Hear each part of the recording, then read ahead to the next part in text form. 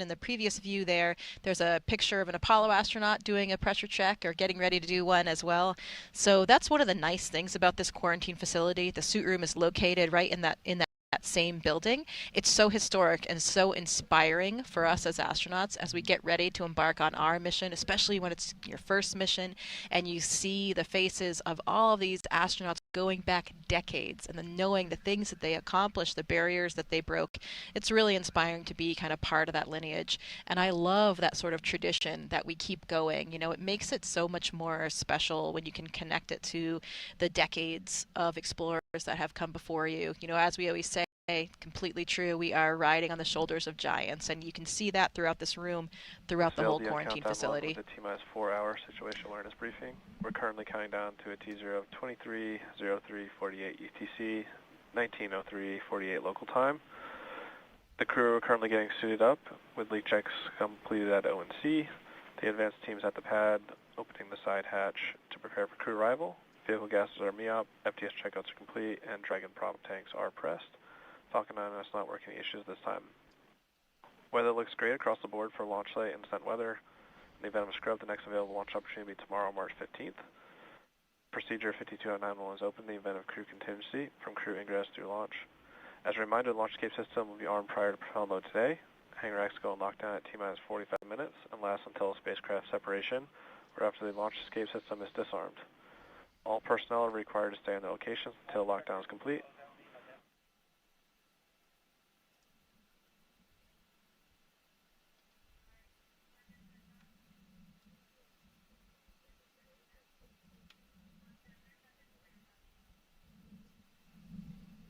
MD on countdown 1, do you have a report on Dragon Health? And there's Dragon is healthy, tracking no issues. There's one of the photos I was talking about, Daryl. You can see the historic suit room. room. Falcon 9 Health? Falcon 9 is healthy, not tracking any issues. All right, this will conclude the T-minus 4-hour situation awareness briefing unless there are any other questions. And Daryl, just over Talk's head, you can see one of those photos that I was talking about. Countdown, suit donning and checkouts complete, on schedule. The chairs have changed a little bit. You see some pretty comfortable lazy boy type chairs, though, in that photo. And it looks like Bob Crippen and John Young. Maybe their first shuttle flight. I mean, it would have to be. Yep, looks like a shuttle suit. And I think we saw an Apollo. There was an Apollo image over the other side of the room. And before it runs out, it is 3:14 p.m. Eastern Daylight Time, and it's Pi time and Pi Day at the same time. Just want to note that for all of our Pi fans out there. Happy Pi Day, everybody. 3:14. Well, it's kind of perfect. This is the image you were talking about.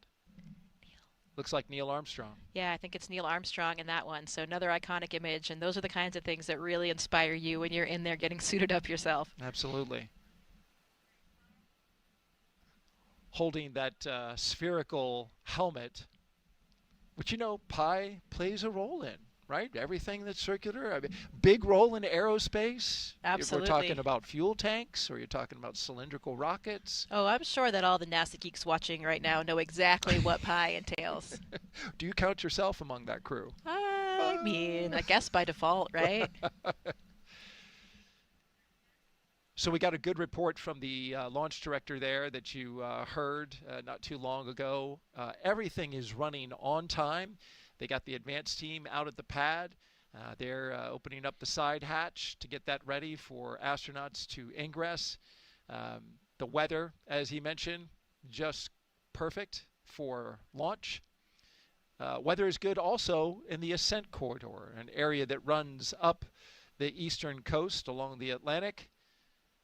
Conditions are good as there in case the Dragon needed to come off the top of the rocket in the case of an emergency and then splash down along that ascent corridor trajectory.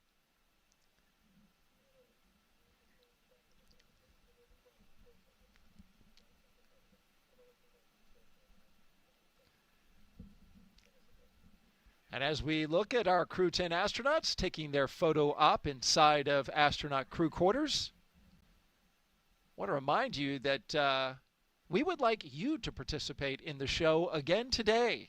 And if you want to do so, just ask your question over the next 4.5 hours, and you can get it in on X, Facebook, YouTube, or Twitch. Send your question with the hashtag AskNASA, and we look forward to looking at all those questions and funneling them in to Jessica Meir, who has a rich experience in spaceflight, along with her current training as an astronaut. Okay, time now for the traditional card game.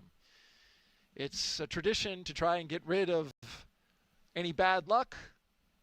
Yesterday, they played what appeared to me to look like high-low, just a simple card game dealt out to the astronauts, and the chief astronaut, Joe Acaba, on the left, plays it with the crew. Yeah, I believe it was high card that they played last time. I haven't heard that they were going to change the game, but we're never quite sure because they do change it for different crews. And the history here, there are a few different versions of it, but the one that I think is probably most correct is that they play until the commander loses. That way we make sure that this crew gets all their bad luck out of the way. You can see Joe Acaba is dealing out the cards here to the crew. There's another version that the commander is supposed to win, I guess, to ensure more good luck, but I think it's the first version. And this is nice, just like we were talking about earlier, the traditions that we keep up in the astronaut office to make it a little bit more special, provide that real human touch that we can all connect to, and you can see lots of smiles going on right now. The shuttle astronauts used to play these games all the time, and I'm assuming this tradition maybe goes back even to the Apollo times, but I'm not certain about that one, at least shuttle. Fist bumps all around from the chief. My guess would be that Anne had a 4 of hearts, and she gave that up, and that's a pretty low card, so sounds like a loss to me. It sounds like a loss, yeah. Time to go fly. Well, you could really see it in that shot, and seeing all their faces, that moment of levity, a break from, hitting these milestones at specified times. You have a little time that's literally on the schedule to relax a little bit and have a moment of levity with your crew and with the chief. Core on countdown, LIO seals removed, and installation complete. On schedule.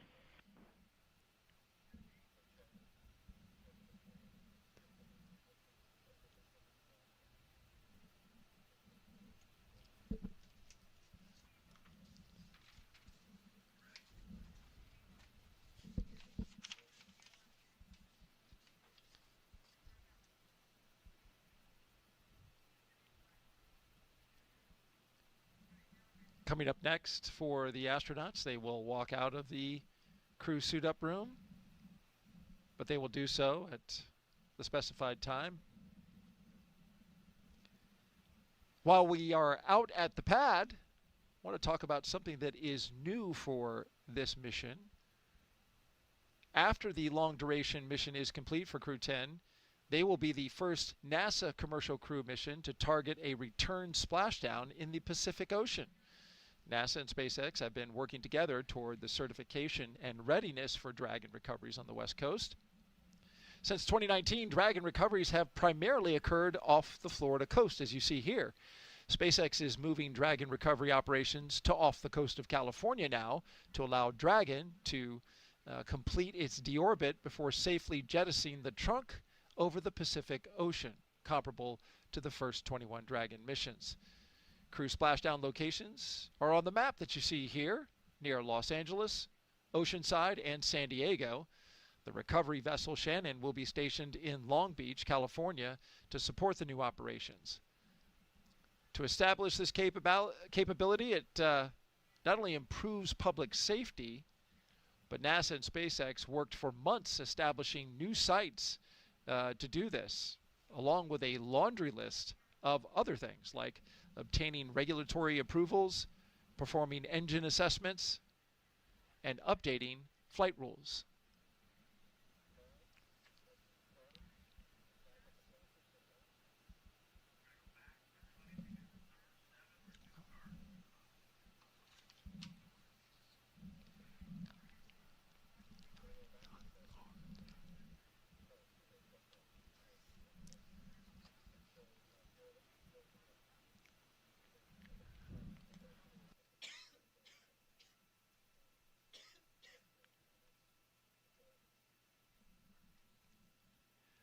While we have a moment as we orbit Launch Complex 39A with the Falcon 9 rocket and Endurance spacecraft on top, let's take a closer look at today's crew.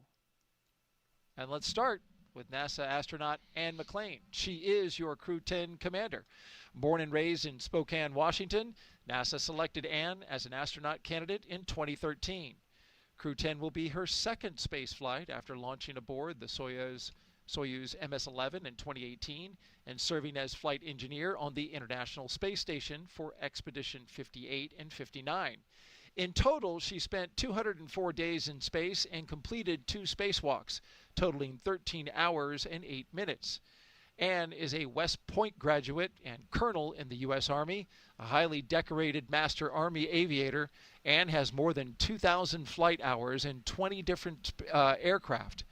Anne is also an avid rugby player and former member of the USA Rugby Women's National Team. She currently lives in Houston, Texas, with the rest of the astronauts.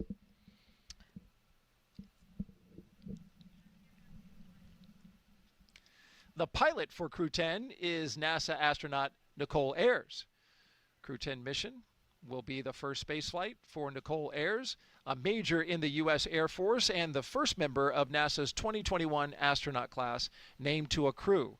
A graduate of the U.S. Air Force Academy in Colorado Springs, Colorado, Nichole served as an instructor pilot and mission commander in the T-38 and the F-22 Raptor, leading multinational and multi-service missions worldwide. She has more than 1,400 total flight hours, including more than 200 in combat. Nichole has a twin and was born in San Diego, California.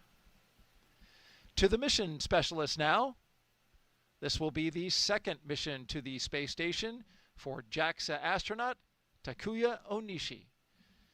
After launching aboard the Soyuz MS-01 mission in 2016 and spending 113 days in space as a flight engineer for Expeditions 48 and 49, Onishi received a Bachelor of Engineering degree in Aeronautical and Space Engineering from the University of Tokyo, and soon embarked on a career in aviation with All Nippon Airways in Tokyo. He was selected as an astronaut candidate by JAXA in 2009, and during his stay on the space station, he became the first Japanese astronaut to capture the Cygnus spacecraft in space. When he's not training, Onishi enjoys flying, playing the saxophone, movies, and hiking. And last but certainly not least, this is mission specialist and Roscosmos cosmonaut Kirill Peskov. It is his first trip to space. Before his selection as a cosmonaut in 2018, he was a co-pilot on the Boeing 757 and 767 aircraft for Russian Airlines. Assigned to a test cosmonaut in 2020, he has additional experience in skydiving, zero-gravity training, scuba diving, and wilderness survival. And as you probably noted by me reading their bios there, that all 4, we mentioned this on Wednesday, are certified pilots, military pilots, and pilots in private aviation. And that is impressive for a crew these days. Yeah, it certainly is that we have all 4 pilots, and I like how you highlighted that. You know, we have 2 military pilots, 2 commercial pilots. It's something that the crew talks a lot about. I think it really helps them in their communications. You know, they all already speak the same language, and a lot of them, each of them have really remarked upon that. It kind of gives them this really synchronous way of communicating, and they're all in lockstep with each other. I think that helps them operate very efficiently together as a team. I know it has throughout their training, and I know that will carry over into their vehicle and on the International Space Station as well.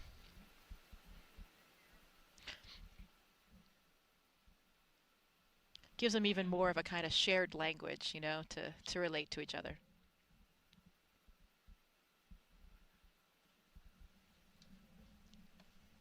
And so for these 4 pilots, how long have they trained together for launch, and how much training does that involve? Well, typically we get assigned about a year and a half to 2 years before the mission. Sometimes that's a little bit variable. Sometimes the commander and pilot will get assigned first and start a little bit earlier because they have a little bit of additional training for the vehicle. But about that amount of time, and that is when, we're doing everything from vehicle to space station training.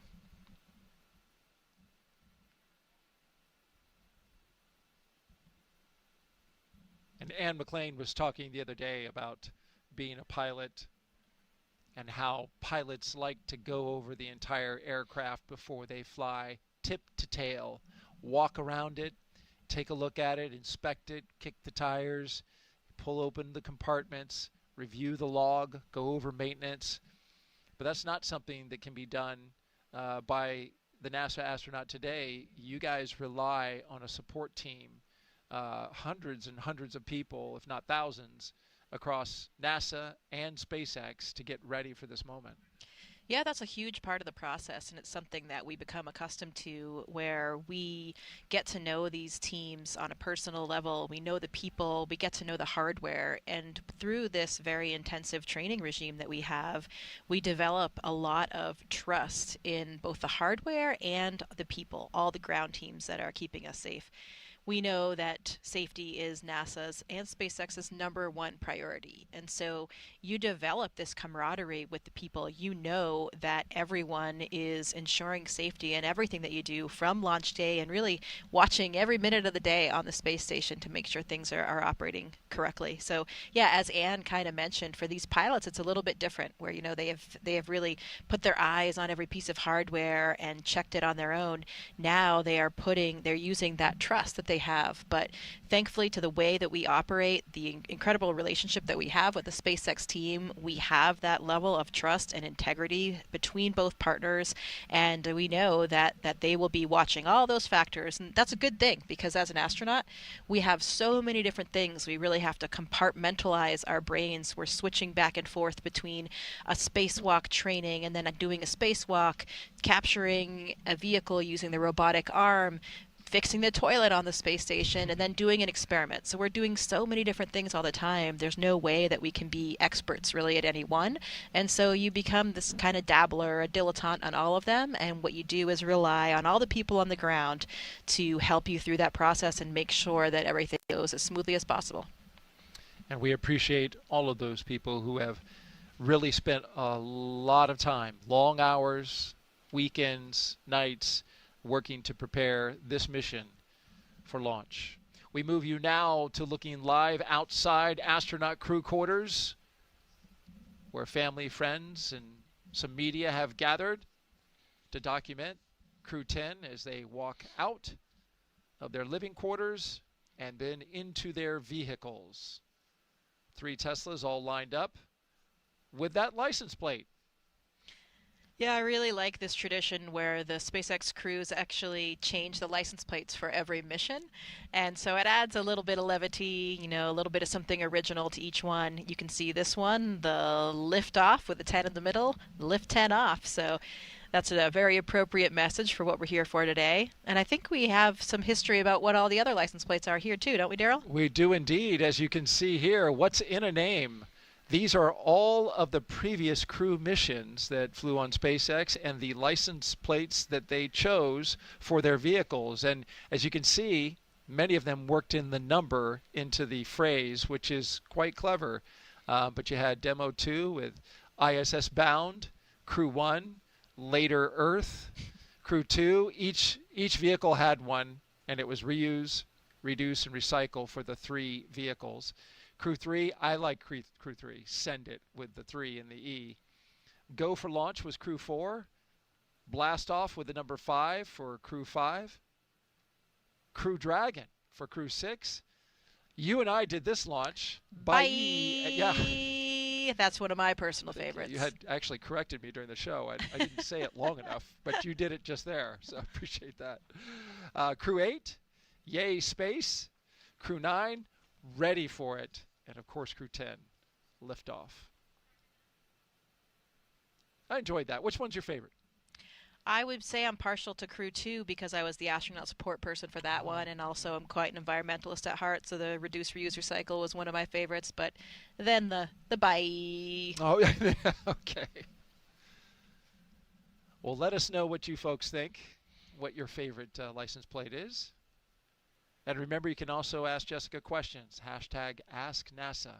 Send it into our platforms on Twitch, Facebook, YouTube, and X.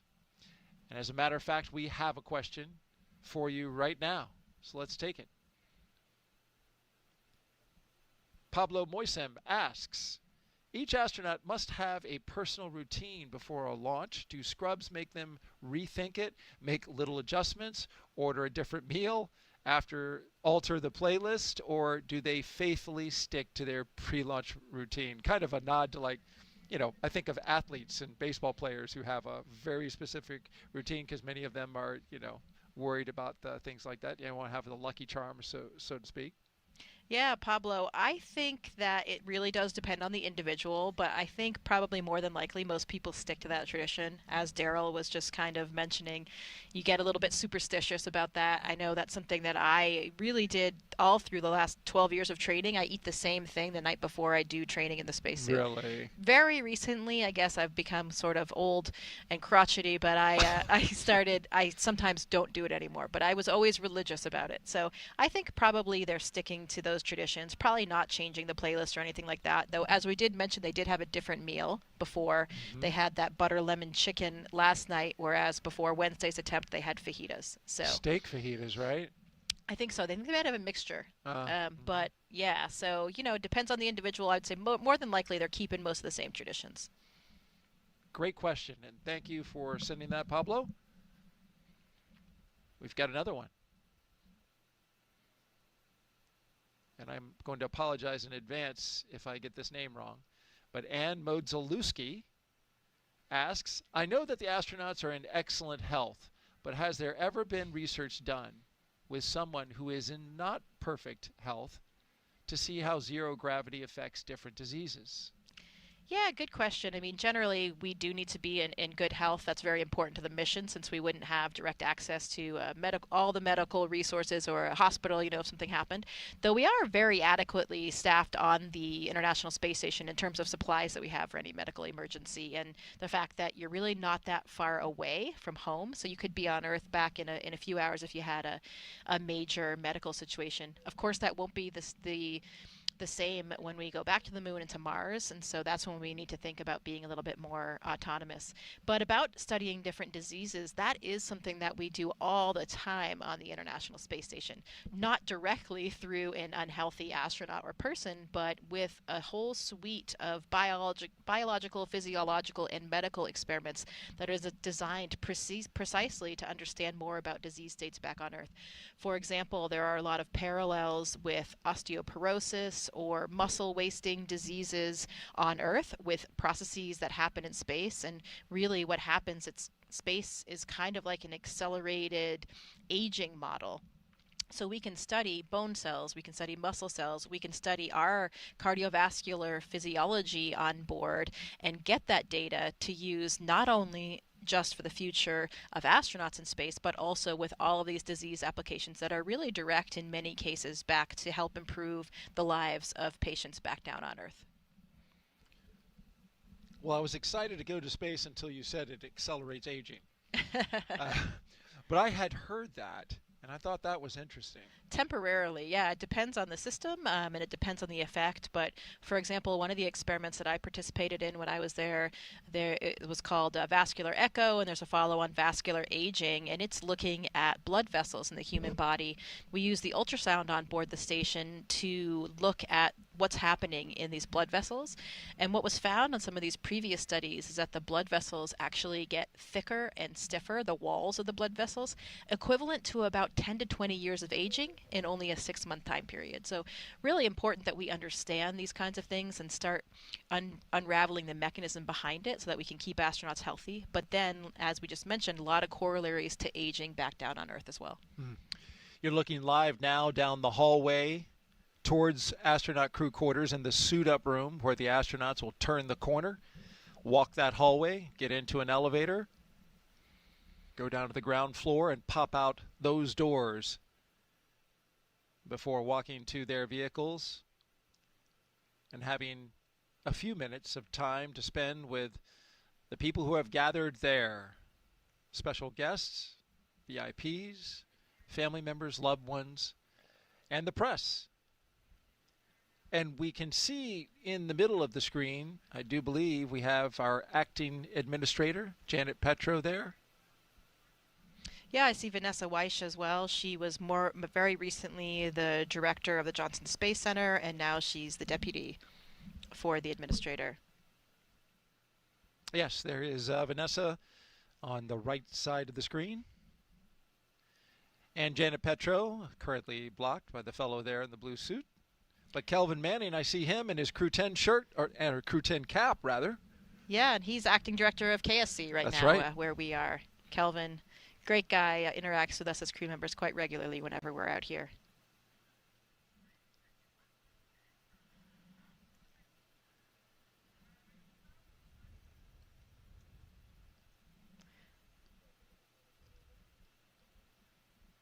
I think we saw Casey Swales there as well. She's a NASA Deputy Associate Administrator. And they are all right down there. That's a wider view outside the U-shaped ONC, as we call it, Operations and Checkout Building. The caravan departs from this location. You can see towards the back and at the top of your screen the SWAT vehicles, the 3 astronaut vehicles, and then at the front, security gives them an escort across the Kennedy Space Center. It's about a 20-minute drive to the launch pad. We've got some folks also here visiting as part of NASA's social program. And there they are waving. I think they turned around and waved. But a great group of folks here who are social influencers who have come to document what's Core on happening. countdown, advanced team work complete, ready for crew arrival. Commencing crew walkout and ONC departure. And here they On come, schedule. walking down the hallway. Crew-10,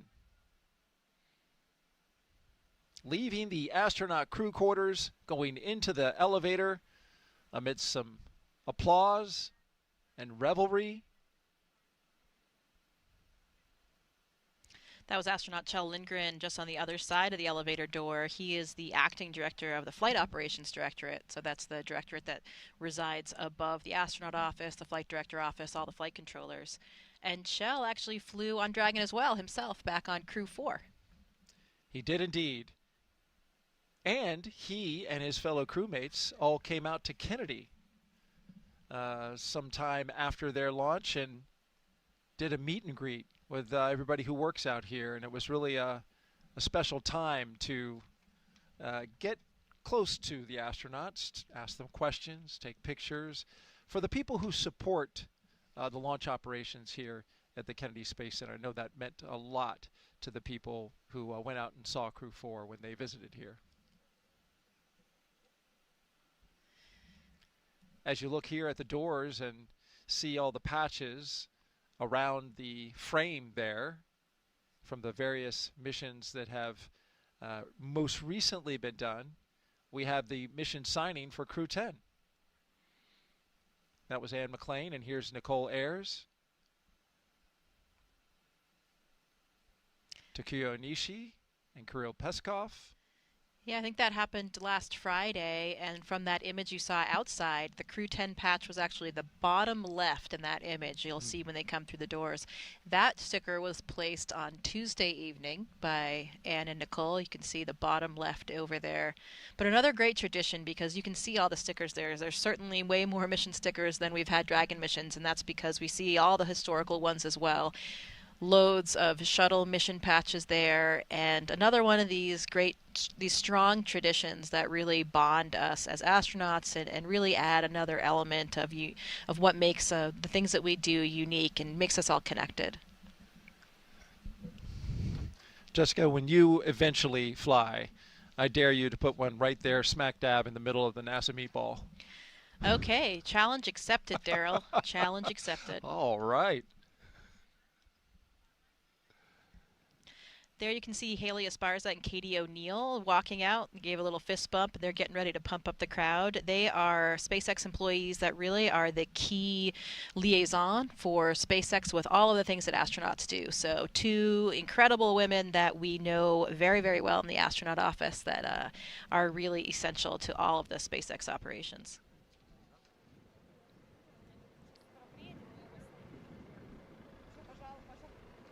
And we are getting close, less than 90 seconds before walkout. Officially happens at T-minus 3 hours and 20 minutes.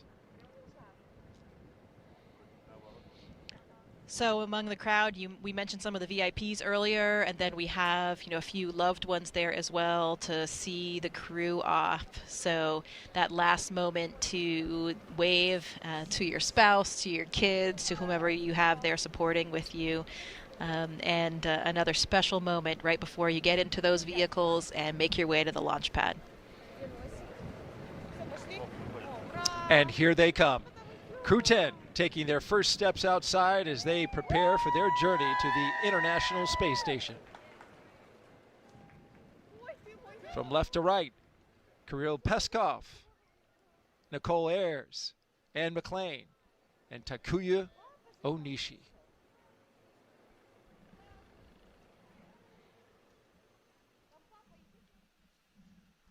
Well, this is the second time they've done this, so when you do something a second time, does it have the same feeling? Yeah, I think it's actually probably a little bit better for them because some of those nerves are gone. They've kind of gone through it already the first time, and so I think they're probably a little bit more relaxed, but still feeling all of that excitement and exhilaration for launch day. So I'd say it's probably the best of all worlds to, really combine those things. Once you've been through something before, you have a little bit less anxiety about it, right? Like you know what to expect, and it just makes you a little bit more calm and at ease. So my guess is that's what they're feeling today. Well, a relaxed crew is the kind of crew you want to have on launch day. Absolutely. You can see the big smiles on all of their faces as they're looking out toward their loved ones, their families, friends, colleagues. I imagine the conversation is a little different than it was on Wednesday, right? Because you said your favorite goodbye words, and now goodbye again. Yeah.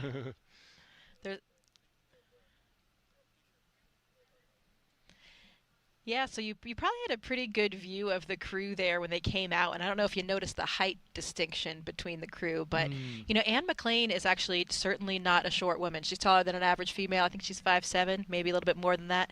But in her crew, she's actually the short one. If you noticed, her crew is exceptionally tall. So they actually made an unofficial logo, which I love, and it has all the 3 crew members as giraffes and the 4th crew member of Anne as the panda on the crew. Here's a picture of that shirt, actually modeled by my husband. And with your daughter watching and Yes, observing. yeah, she was observing. I think her Sweet favorite's girl. the panda as well because that's a childhood favorite of mine. Perfect for my classmate, Anne. Oh, there it is. The 4 crew members and there, the panda with her call sign Animal. Animal. Yeah, that call sign was bestowed on her from her old rugby team, the Atlanta Harlequins. She played with them when she was in flight school.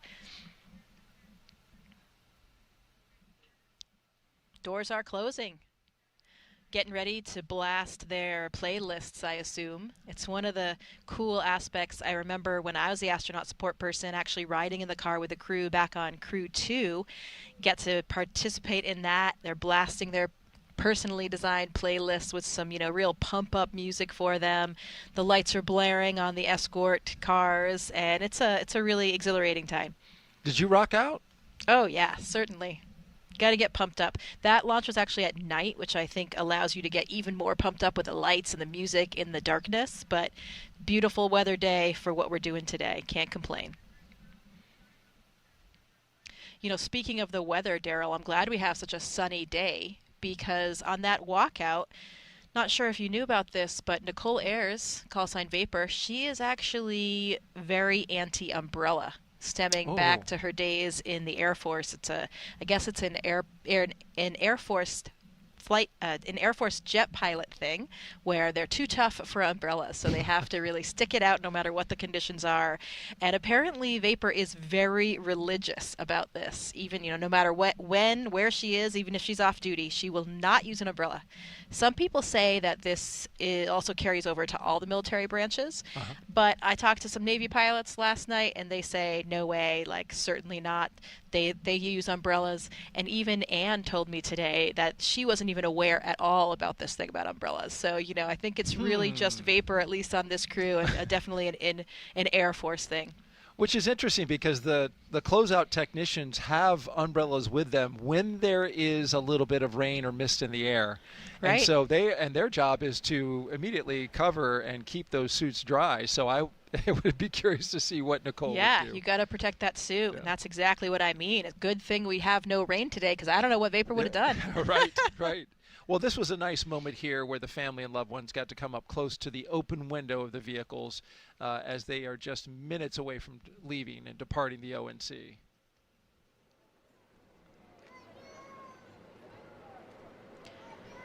In the first vehicle, you've got the closeout lead and 2 suit technicians. In the second one, the commander and pilot, along with a flight surgeon.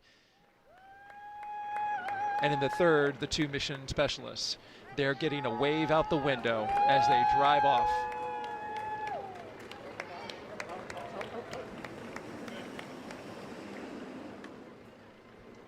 Here they go. Core on countdown. Crew have left the ONC on the way to the pad. We're on schedule. And we are off. The crew on their way to Space Launch Pad 39A. Driving away from the Neil A. Armstrong Operations and Checkout Building. This begins the 20-minute drive with a full security escort across NASA's Kennedy Space Center, including, they'll get ready to do a drive-by the VAB, as we all know. I think once we see them get going on the other road here, they're going to get up to like 65 miles per hour or so, which I think they're cruising along in pretty close proximity of each other. That's more than the posted speed limit. I just want to let you know. Special day, absolutely. I know we don't really speed when we drive here at KSC, right? You're too No, afraid you don't of want getting to do pulled that. over, but this is a special day You'll see for that it. guy on your tail. I'm sure Anne loves the helicopter escort as well. She's a helicopter pilot, so sweet sounds of home. And as they get up to speed here, I bet she's really jamming out. Anne's mom told me that back in high school, Anne accumulated so many speeding tickets that she almost had to do some defensive driving courses. So she has a need for speed. Spilling the tea on the commander. I like it. Speaking of Anne, let's find out more about her in her own words. Here now, Commander Anne McClain.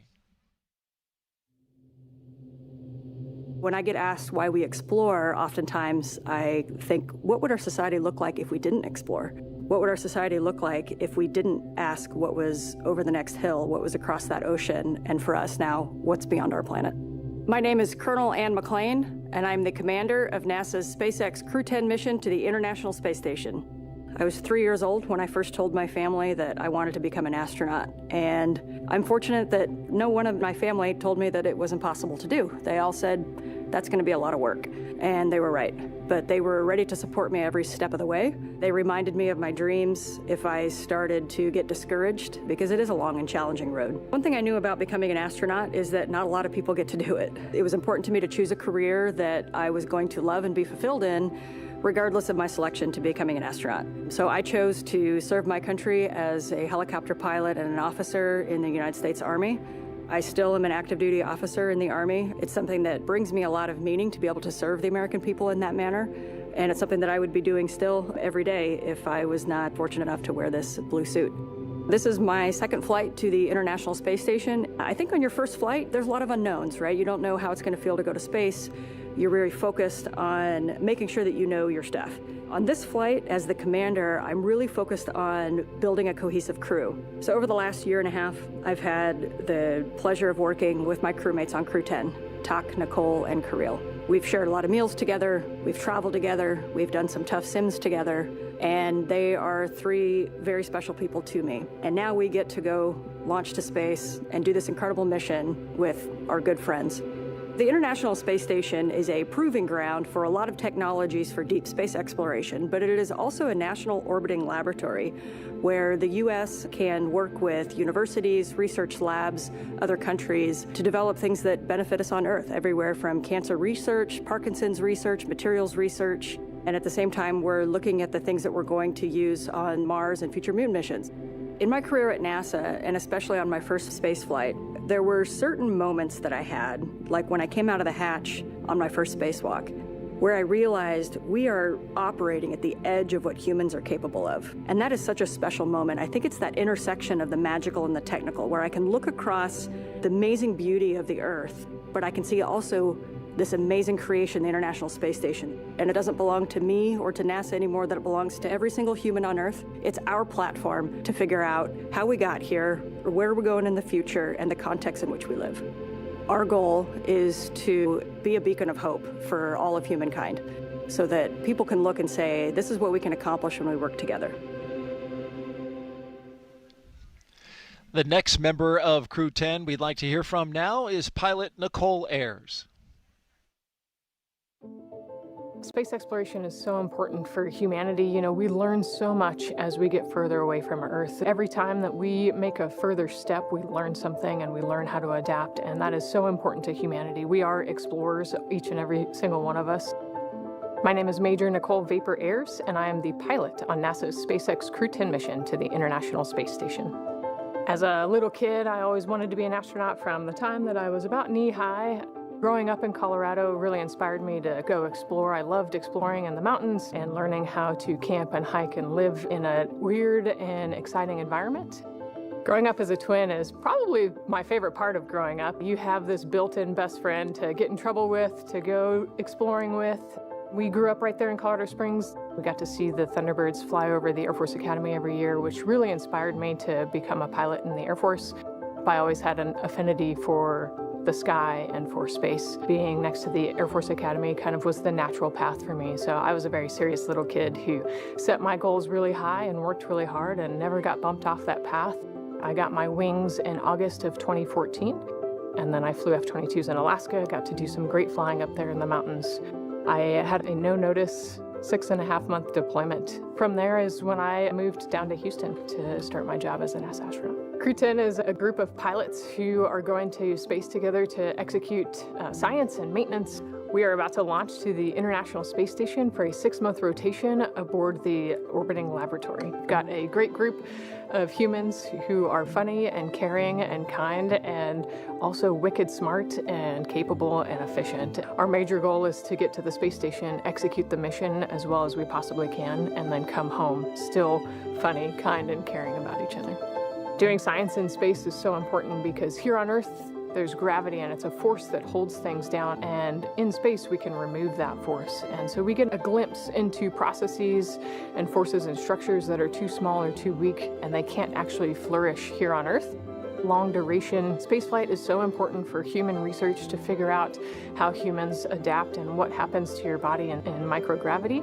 We get to learn how hardware and plants react in space, and we get to put them in this environment that's pretty harsh. You know, we're outside of the atmosphere, and now we don't have the protection of the atmosphere. What happens to those things, and how do we fix them, and how do we better prepare our people, our hardware, our food, our water systems for that deep space exploration? Throughout all of our training, it's been apparent to me that there is a massive humanity that gets us to space. It takes a village to get us there. The International Space Station wouldn't be where it is today without the international cooperation, and it's just blown me away with how many people it takes to get to space. From Crew-10, we just want to say thank you. And you see them passing the VAB now, where we just had a big major milestone in the NASA Artemis program. Engineers finished stacking the twin solid rocket boosters on the inside of that very building that you see there for Artemis 2. The big rocket doors there. And there you have the view of those twin solid rocket boosters, 177 foot tall. They provide most of the 8.8 million pounds of thrust needed to launch 4 astronauts on a 10-day lunar journey. Since November, crews have used a massive crane to lift and assemble 10 booster segments, each packed with avionics and motors that will safely detach after launch. With the boosters now complete, the focus shifts to integrating the SLS core stage in the coming weeks. Artemis II will carry NASA astronauts Reed Wiseman, Victor Glover, and Christina Cook, along with Canadian astronaut Jeremy Hansen, on a mission around the moon. And now here is Jeremy, there in the back, with an update about a recent training mission for him and his fellow Artemis II crewmates.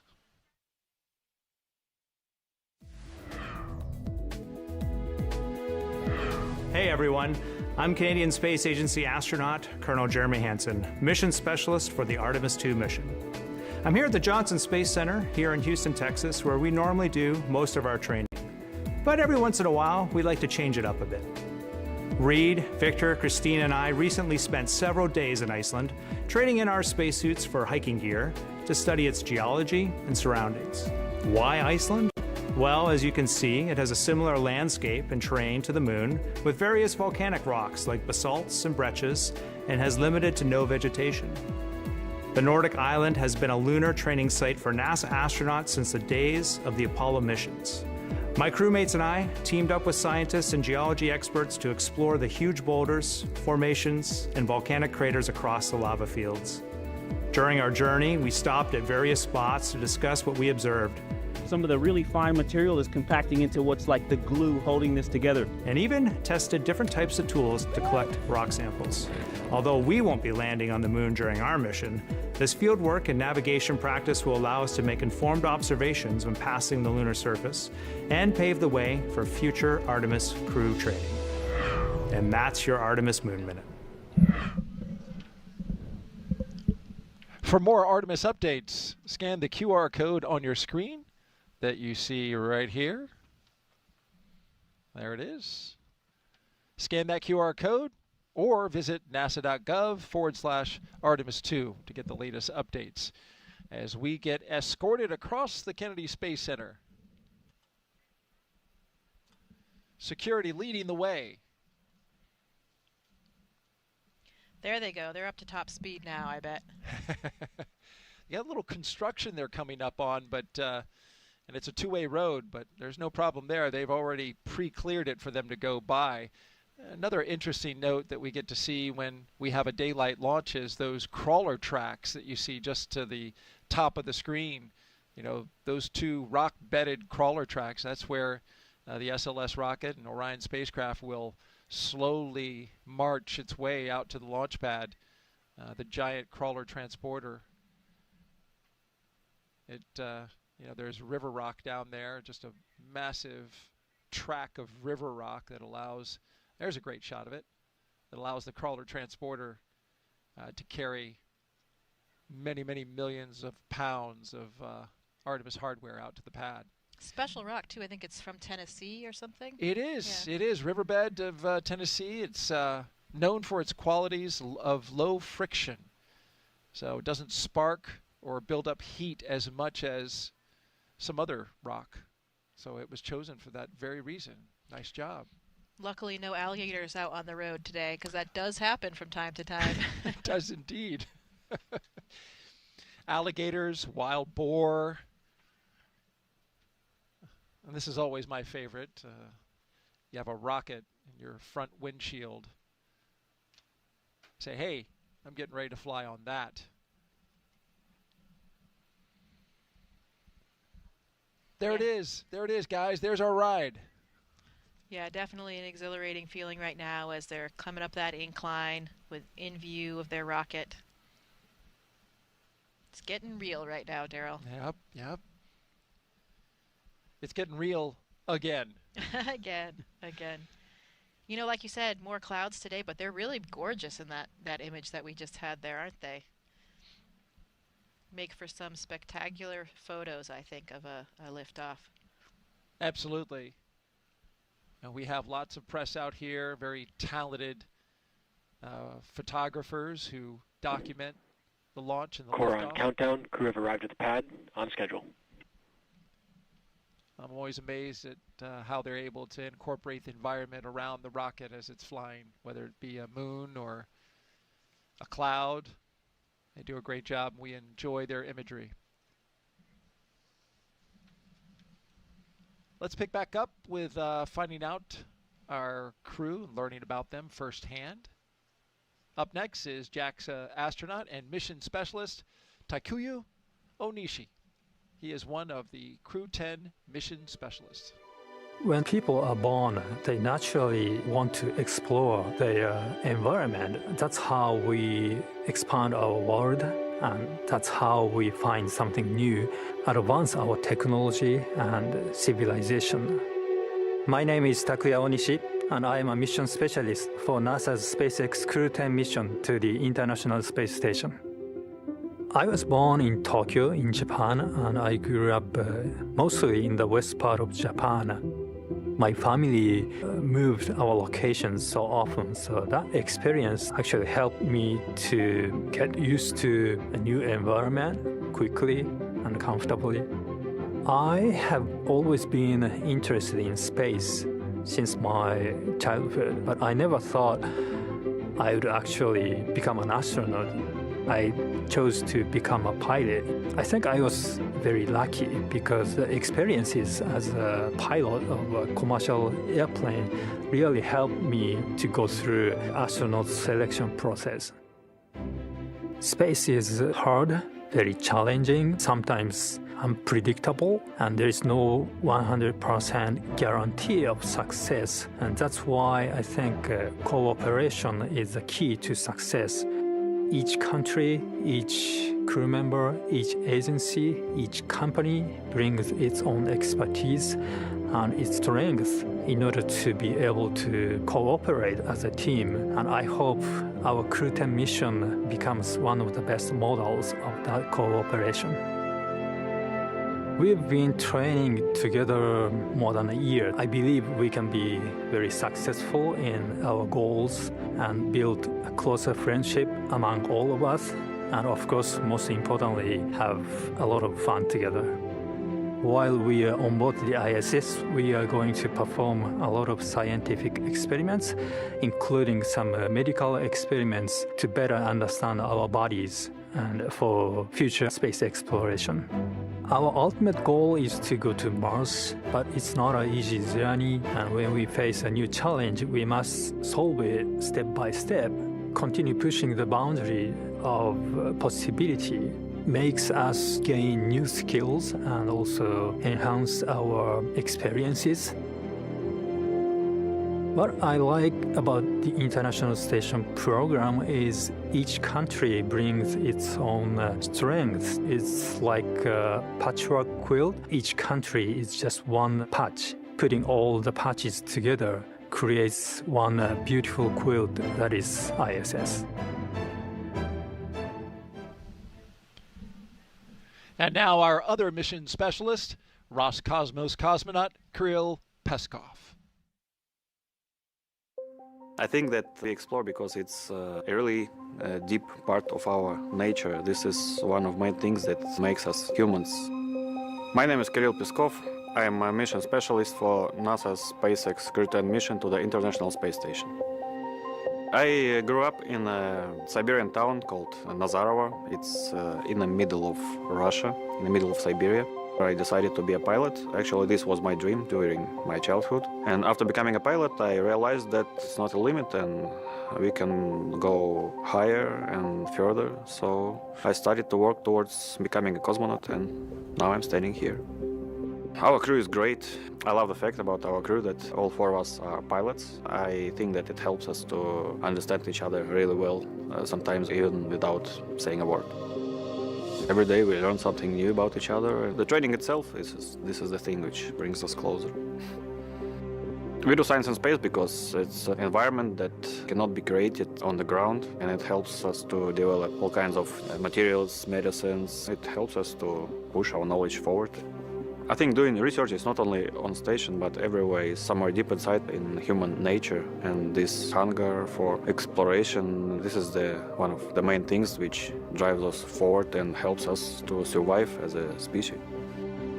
I think it's hard to overestimate the value of international cooperation in space exploration because it takes much time and effort represented by how much money spent to space exploration. So like more people and more ideas we have, faster the exploration goes and safer and better our life on Earth becomes. I love the space exploration because it's the endless process.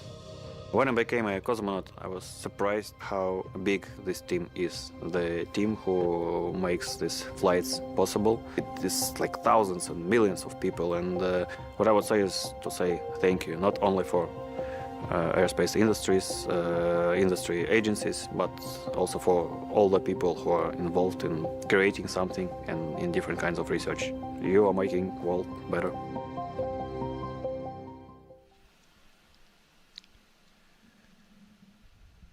Back live now at the launch pad as your commander and pilot walk towards the elevator after taking a look at their rocket for the second time. Heading up the launch tower. Getting into that special elevator, and I'm not sure, I'm guessing maybe Anne will get to push that button, but it's the best button in the elevator because it says space. No floor number, just space. And today, she means it. Yeah. I always love that image of the crew members leaning back and looking up at their rocket, really appreciating the gravity of what they're about to do and how tremendously powerful that rocket is there in front of them. The elevator will take them almost several hundred feet up the launch tower, and they'll pop out right there. And then they'll have to walk a couple flights of stairs to get to the very top where the crew access are. Of course, this is historic hardware here, this launch infrastructure, as the elevator doors open. That was a fast ride. There they are. A little wave from Anne McClain. Almost at the rocket. Still some stairs to climb. That's right. The last climb.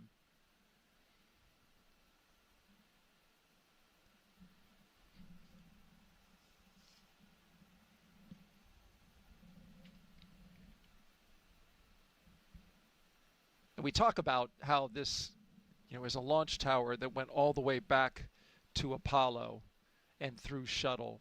So that's why this, slight modification where the elevator doesn't quite go to the spot of this taller rocket where the spacecraft is and where the door and the hatch are. But a lot of history at these pads, both 39A and 39B,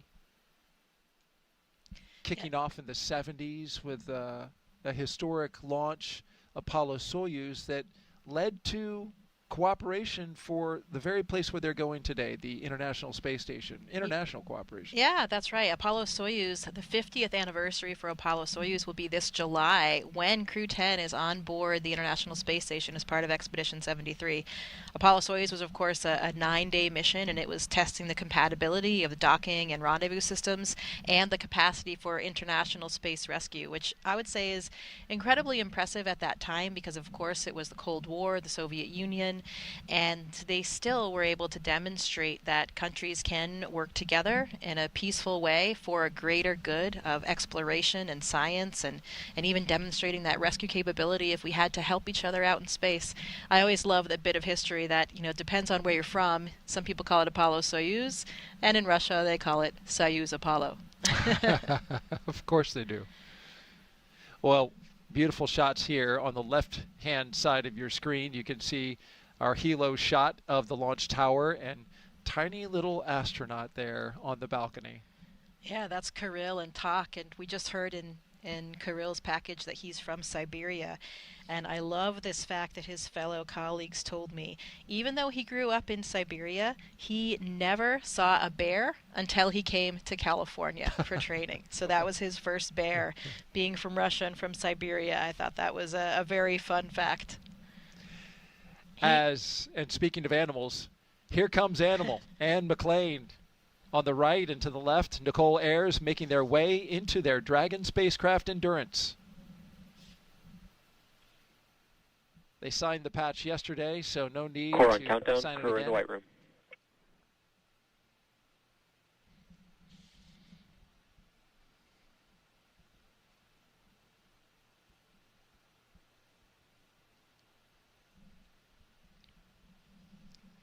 Our 2 mission specialists now ascending the stairs, right behind the commander and pilot.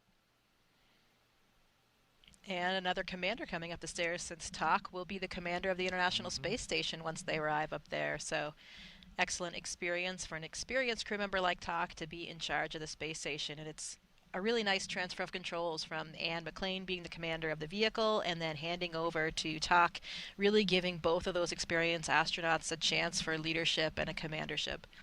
And how can you not do what they're doing right now? Take in that view. Look out over the railing and just see what a beautiful Florida day it is. It's an incredible view from up there. Usually a little bit windy, but man, every time I've been up there looking out, you can see the whole coastline, all the other launch pads, the VAB, really the entire Space Center, and it is simply gorgeous. Maybe that wind is why one of them is standing a little off from the rail. Yeah. You know, Kirill is actually no stranger to the U.S. either. He actually he was an exchange student in high school in Texas, actually. And there was a great story there. He went to the Johnson Space Center when he was here in high school, and he had some photos, some memorabilia from JSC that he had hanging up in his room when he was a high school student. And his host family in Texas is actually, I think they're still here. I know they were here on Wednesday for the launch. I'm assuming they stayed as well. So really cool connection for him. That is very cool. Core on countdown. Crew ingress started. On schedule. And they'll ingress the crew one at a time, being very careful when they step over that seal that surrounds the hatch. Very important to keep the environment inside. And here come our mission specialists down the crew access arm. Takuya Onishi and Kirill Peskov.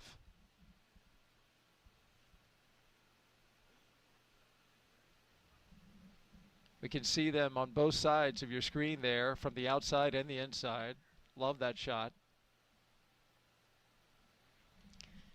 Yeah, that seal that you were talking about, of course, incredibly important to the integrity of the vehicle. And, you know, there have been instances where even a hair or something can get in the seal and prevent the pressure integrity. But luckily they will do a pressure check to make sure it's all situated before liftoff. They can control for that. And this hatch actually won't be opened again until splashdown and recovery of the crew. So it'll remain closed for their entire mission. Yeah, that's a great note there, because it's such a big deal when they close that hatch to know that door is going to be shut for months before it's opened again.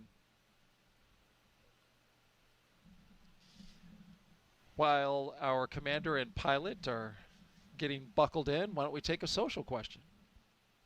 We've been taking them throughout the show. We thank you for submitting them.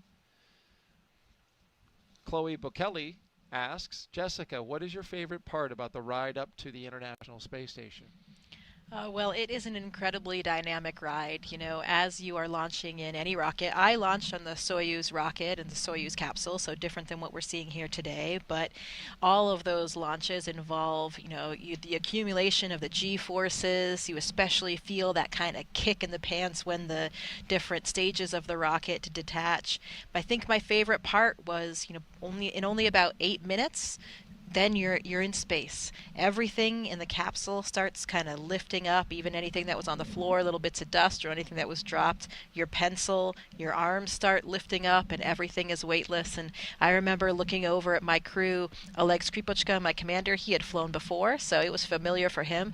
But Hazza Ali Al-Mansouri, the very first astronaut from the United Arab Emirates, it was his first flight, just like mine. And I remember looking at him, and his eyes were enormous, and both of us were just thinking, wow, like, this is it. We made it to space. Wow. My journey to space was only 6 hours, or to the space station was only 6 hours. Now the Soyuz actually often does what's called a 2-orbit rendezvous, and they're there in only 3 hours. Today, these astronauts will actually be in this capsule for 28.5 hours, so much different, considerably longer than the flight profile if they had launched on Wednesday. And that's just simply orbital mechanics. Depends on the time that you're launching, where the space station is relative to you, and all of these factors. So it could be a very short flight and could be longer. really that just kind of showing they'll have quite a bit more time to acclimatize to weightlessness. They'll probably have some really incredible views to look at, whereas, for me, it was all very, very fast. I never even got out of my seat. How about that? But they'll actually have a sleep period up there. They'll get out of their seats and suits pretty soon after they're in space. They'll go to bed for a while, and then they'll try to, get some rest and then wake up refreshed for the next day when they will be docking to the space station.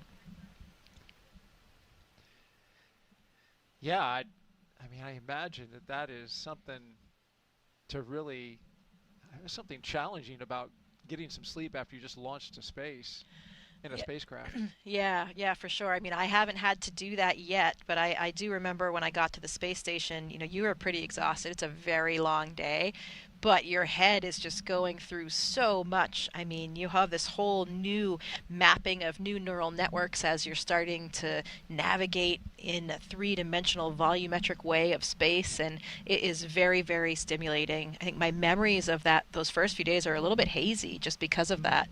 So it'll be interesting to see. I know we talked about that a little bit on Wednesday with Anne and Tak, both experienced astronauts. Generally we see the veteran astronauts emerge and they look a little bit more graceful. I think because they've already had those neural networks formed. Even if they haven't used them in many years, they're already there. Whereas the rookie astronauts, Nichole and Kirill, they'll probably be a little bit less graceful as they kind of navigate and all of those mechanisms start coming into fruition. That 28.5-hour transit to the International Space Station will put this crew on course to arrive at the International Space Station at 11:30 p.m. Eastern Daylight Time tomorrow, Saturday, March 15th.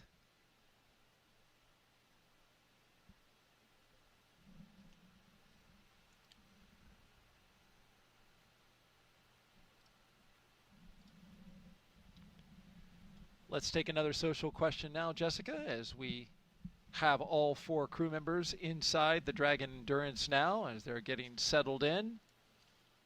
Joe asks, what happens if the astronauts get direct sunlight through a window in the space capsule or on the ISS when they don't have spacesuits on regarding radiation exposure?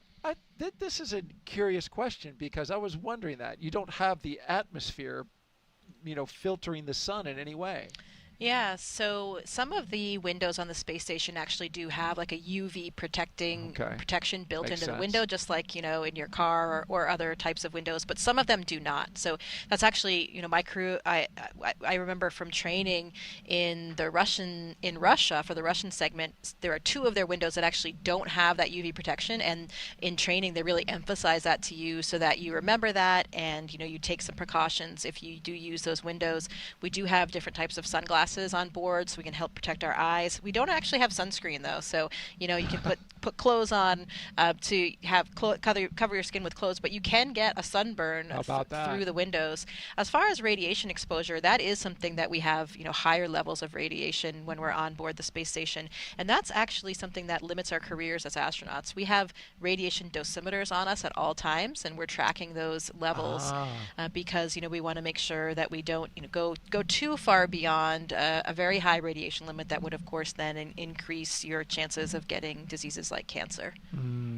That makes sense, and they use, I think, a metric, comparatively speaking, for how much radiation you get for like how many dental x-rays you could get in a lifetime. Like it's a fair amount of radiation, so that's why they keep track of it. Yeah, and the limit basically just is a certain threshold beyond which your chances of getting cancer are increased by a certain % over the general population. So it's pretty conservative, but it is something that we track regularly because it is a concern. Of course, it'll be a much larger concern when we go back to the moon and eventually onto Mars. There we will be experiencing, on those journeys, we'll have much higher radiation levels than we do have in the low Earth orbit of the space station. So that is a very big topic of research in terms of human health and physiology and how to protect the astronauts. So, engineers are looking at what type of materials can you use to protect astronauts. Things like lead are the best protection, but of course launching lead would be sort of prohibitive. But you can use things like water, for example. example. So engineers have been pretty creative in thinking, can you line a spacecraft with water that will then be consumed throughout the mission and then replace it with any human waste instead to get that same level of protection. Definitely a big concern for those exploration missions further in the future. That's pretty interesting. Thank you for that answer, Jessica. Really, really interesting. We got another question here queued up. MKO asks, what happens if a crew member gets sick at the ISS? I'm sure it's happened. Yeah, we talked a little bit about that earlier. So we actually have pretty extensive medical supplies on the International Space Station, a lot of different medicines that we would need in any type of unanticipated situation. We have a defibrillator, and if anyone needed that in terms of if we had to do CPR, jumpstart somebody's heart. And, we don't always fly with a medical doctor. So, for example, no medical doctors on this crew right here. They will actually be joined by a medical doctor for Expedition 73. Johnny Kim will be a part of the Soyuz launch on April 8th, and he is a medical doctor. During my mission, I had Drew Morgan, so I had a medical doctor on board throughout my mission, but that's certainly not a requirement. It was something that made my mom happy to know that I was flying with a doctor, but not a requirement for us at NASA. And so what we do is we have pretty extensive medical training. We have CMOs, crew medical officers, at least one, but usually several on board throughout the mission, and we're trained for a medical emergency type situation so that we would know what to do. We would have a lot of support from the ground if we had anything happen. We would have flight surgeons on the ground that would be talking us through everything. And if we had a major emergency that we couldn't really take care of ourselves on the space station and was really urgent, we would just deorbit the person. We would be able to put them in the vehicle. This Dragon will remain docked for the entire mission. It's their lifeboat if anything happened, whether it be an emergency on the space station or a medical emergency. We could bring a crew member home and they would be back on Earth in a few hours. So that is a kind of luxury that the space station affords. But again, when we talk about going back to the moon and to Mars, we will need to be a lot more autonomous in terms of how we take care of things, because we won't have that option of being back on Earth and being back in a hospital setting within a few hours. So a lot of stuff to think about there. As astronauts, we even do something now called field medical training, which is an incredible opportunity. I did this a couple years ago. We actually go into the active emergency rooms and operating rooms of some of the major hospitals in downtown Houston, and we get to ride along with the team and actually help participate in some of these medical procedures so that it gives us more of that real hands-on training where we're doing blood draws, possibly even intubating a patient, catheterizing a patient. So it's a really exceptional opportunity for us to get those hands-on training skills, because sometimes, in order to really have that confidence that you can do something like that, you have to do it. You have to have that muscle memory and that exposure. So just a testament to some of the different unique kinds of training that we receive as astronauts that can really help us throughout the mission.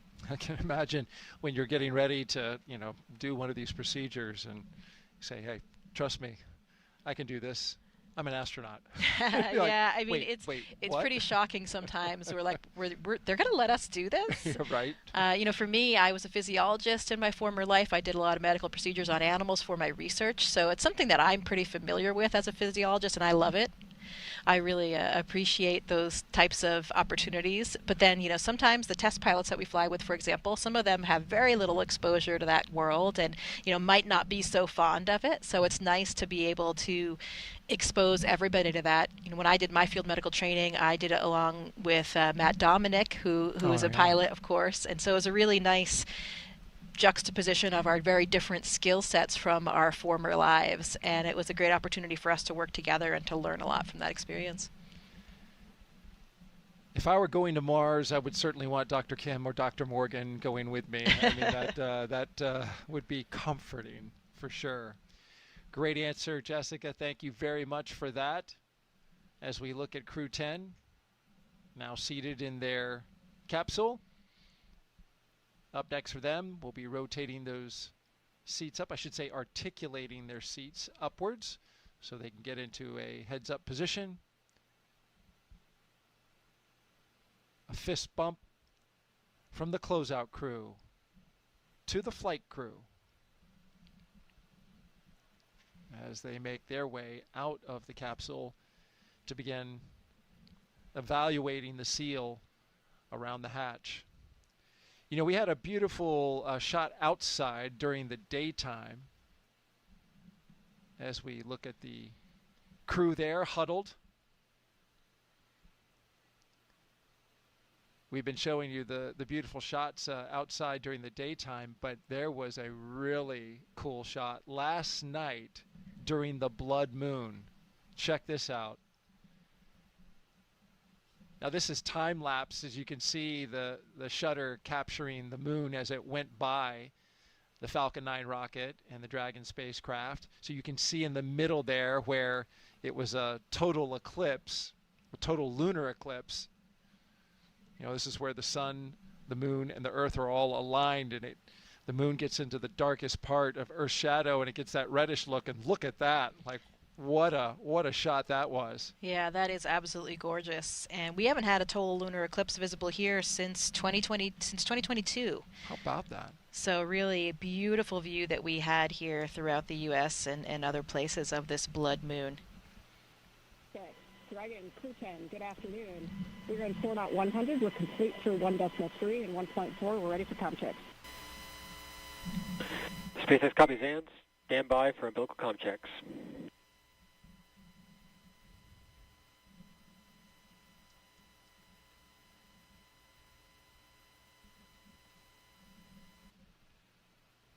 Each one of the crew members will now do a series of communication checks with the ground team.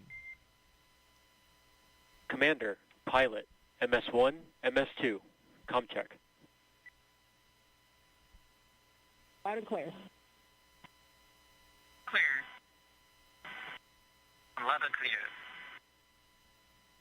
Loud and clear. And core, loud and clear. Umbilical comm check is complete. Report when ready for seat rotation.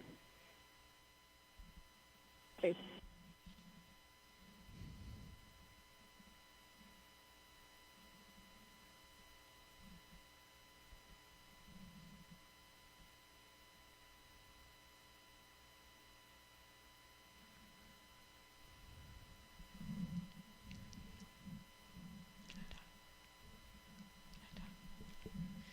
So you can see Nichole Ayers is reaching up there to the displays above her, and once their seats rotate back, Dragon, step 1.7, ready for seat rotation. SpaceX copies will report when initiating.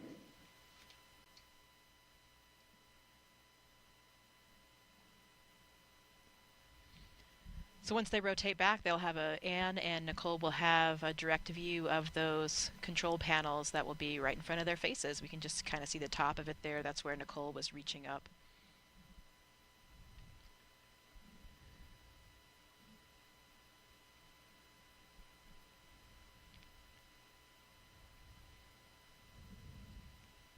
So they're all strapped in there with their seat belts and their 5-point harnesses, and even their boots have a little, kind of like a guide that they can slide onto. Slot. Yeah, it's a little slot, exactly. That, yeah, it slides onto the corresponding part on the little footrest. So that helps keep their feet in place.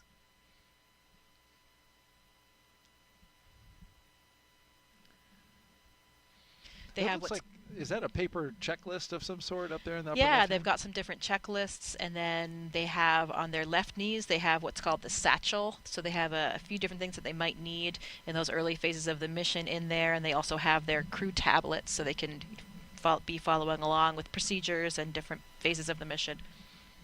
Just like a pilot to have a paper backup, though. Always, always. Redundancy is key. Yeah. I think that's...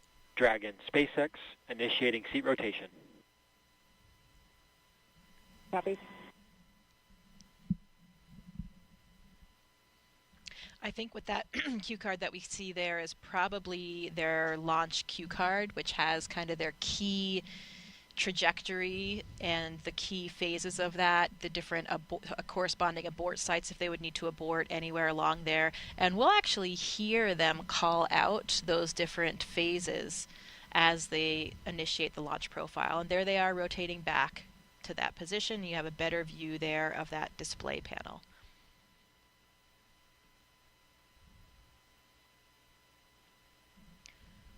Three sets of giraffe legs coming up there and one set of panda legs. Good view.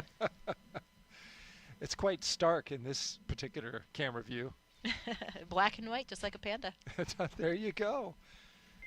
Dragon SpaceX, seats are in the launch position. And the two mission specialists, they have a better view of their window, looks like to me.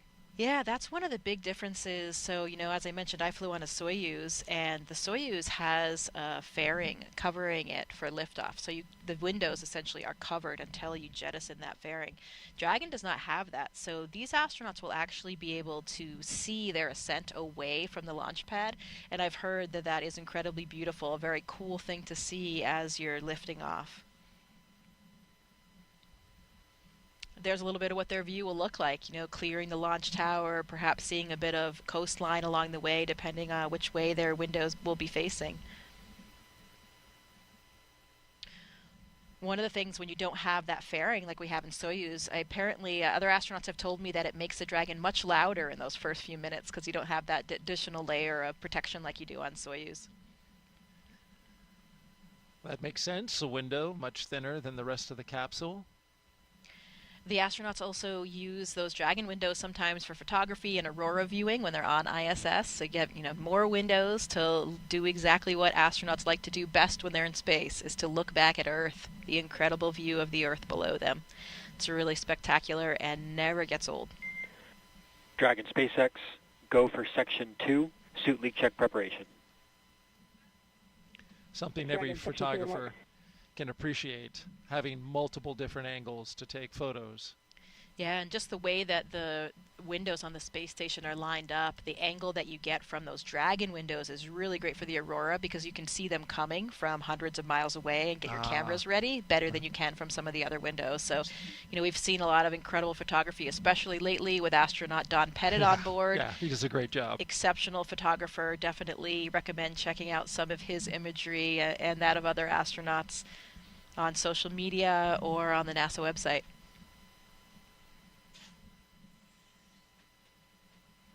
The cupola, does that look straight down?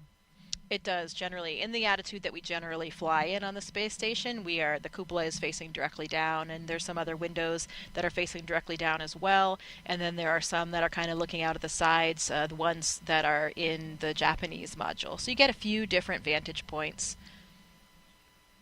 You also have some windows in some of the Russian modules that are not facing directly down as well.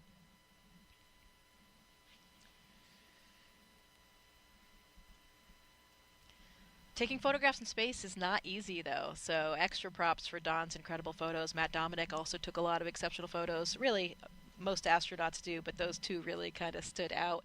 But it is difficult, especially because of the lighting. The lighting is changing all the time when you're in your orbit, going around the Earth every 90 minutes, 16 sunrises and sunsets every day. Changing quickly. Yeah, changing all the time. So you think you have your settings perfect, and then suddenly the light changes.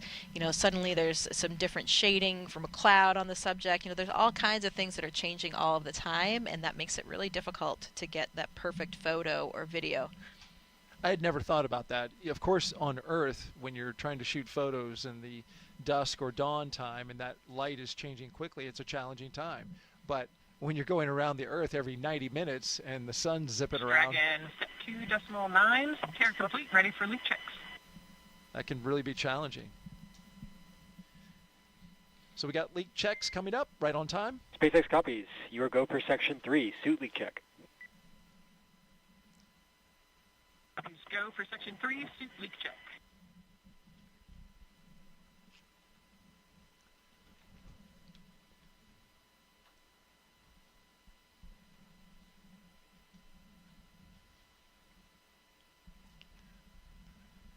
So we saw those leak checks earlier. Now one more round just to make sure things are good, their integrity is good now that they're strapped into their seats, because of course these suits are the things that will protect us if we had any depressurization of the vehicle for any reason. Throughout most of the mission, you're comfortably unpressurized in this suit, but the only reason why we wear the suits is, of course, to protect for that contingency case. If we did have an emergency, these suits would provide you with the pressurization you need in order to stay alive. So pretty important through all phases of the launch profile and also for landing.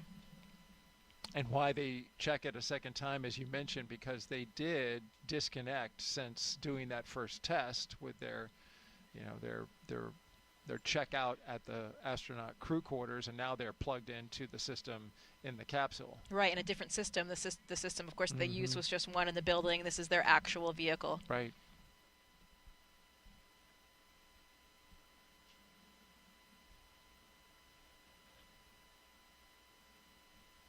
If you're just joining us, it is T-minus 2 hours and 27 minutes and counting until Crew-10 launches to the International Space Station as part of NASA's Commercial Crew Program. As you can see there, Crew-10 is strapped into their seats inside Dragon Endurance, waiting for their seats to lift off and take them spaceward.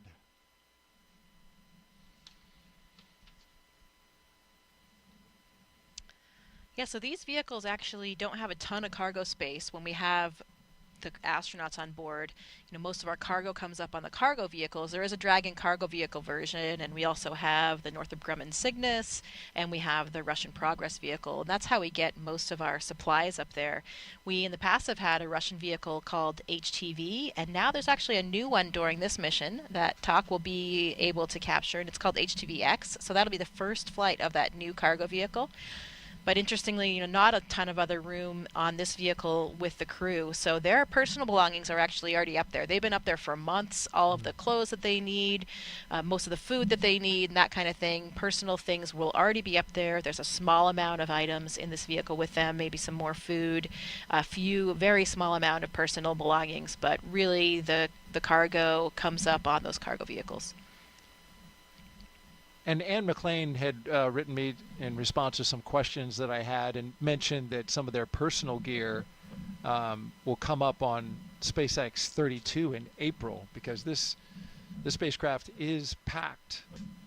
One of the heavier spacecrafts recently in the history of the Commercial Crew Program, packed with lots of food. One thing that's very important and needed up on the ISS is food and water. And so they had to make room for some extra food. And so some of those things will come a little bit later. She mentioned that some of those things were like personal gear. Suit leak check complete. 4 nominal seats. SpaceX copies and concurs. Closeout team will now perform final closeout steps next to the capsule. Proceed to Section 4, side hatch close, and report when ready to close the hatch. Copies will proceed to Section 4 and report ready for side hatch closure.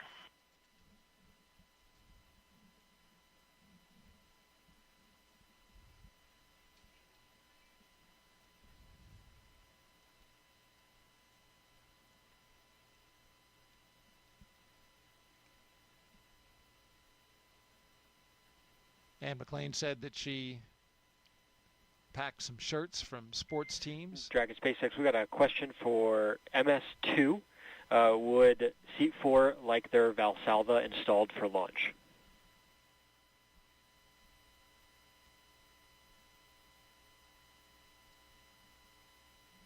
Dragon, affirmative. We would like that Valsalva, thanks. Copy the affirmative. Stand by 1. So that Valsalva that they're talking about is a small device or small really block of foam that they will put into the helmet, and that just helps you if you can't clear your ears when you're changing pressures in the suit. Sometimes you can do that. Like I can just do that by swallowing, for example, kind of like when you're scuba diving. Sometimes you have to do a Valsalva maneuver where you plug your nose and create a little bit of pressure in order to clear your ears. So that's what they're talking about in spacesuits. In all types of pressure suits and spacesuits, we often have these Valsalva devices. So you can lean your nose up against that device in order to block it and then get that pressurization that you might need to clear your ears. Ah, interesting.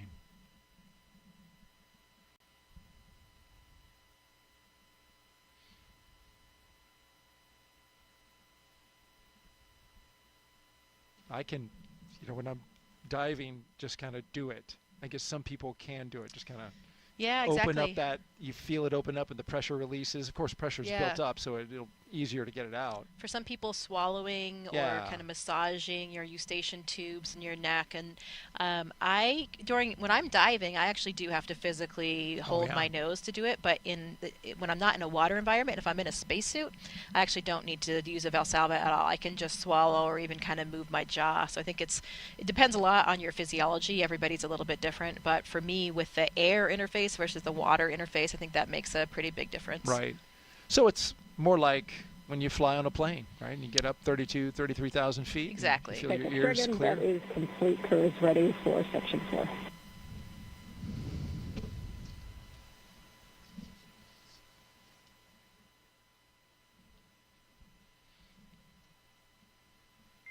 Core copies will be with you in Section 4.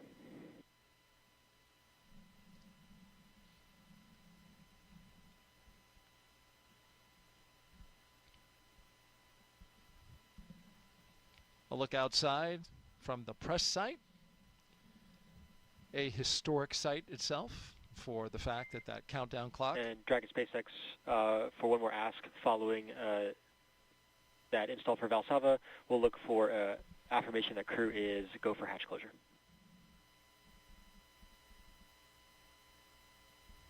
Dragon Crew is go for hatch closure. SpaceX copies. The closeout team is taking final steps in preparation for side hatch closure. Stand by for some state transitions before we get into pad hatch closed. A reminder at this time, ensure all items remain secure from now through launch. Copy.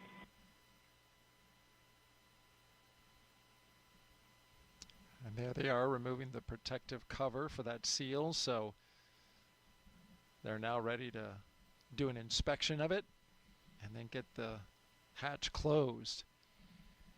This is the second launch attempt for Crew-10. There was a launch opportunity on Wednesday, but we stood down from that one due to some ground equipment. In the interim, though, between that attempt and this attempt, the astronauts had some extra time on their hands, and we were talking earlier about them going out to the beach house and, of course, having a variety of experiences for the crew.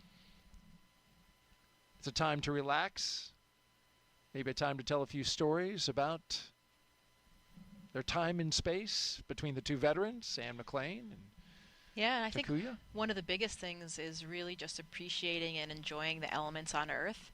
And it may be something that Anne and Tak thought more about than Nichole and Kirill, because sometimes you don't really think about it until you've experienced it. But, in space, one of the things that you miss the most is just the feeling of the breeze on your cheeks, the sound of the wind as it rustles through the leaves, the feeling of the warm sun on your skin. Those kinds of things you don't experience with like you do down here on Earth, and you suddenly realize how much you miss them. Mm-hmm. So hopefully out there yesterday at the beach house, they were taking that time. Certainly was a beautiful sunny day, and it was breezy on the beach as well. Yes. So hopefully they were thinking about that. It's not something that really occurs to you until you don't have it anymore. I remember from my mission, or even from when I used to do research in the Antarctic, when I would come home, there's also this very distinct smell of life on Earth.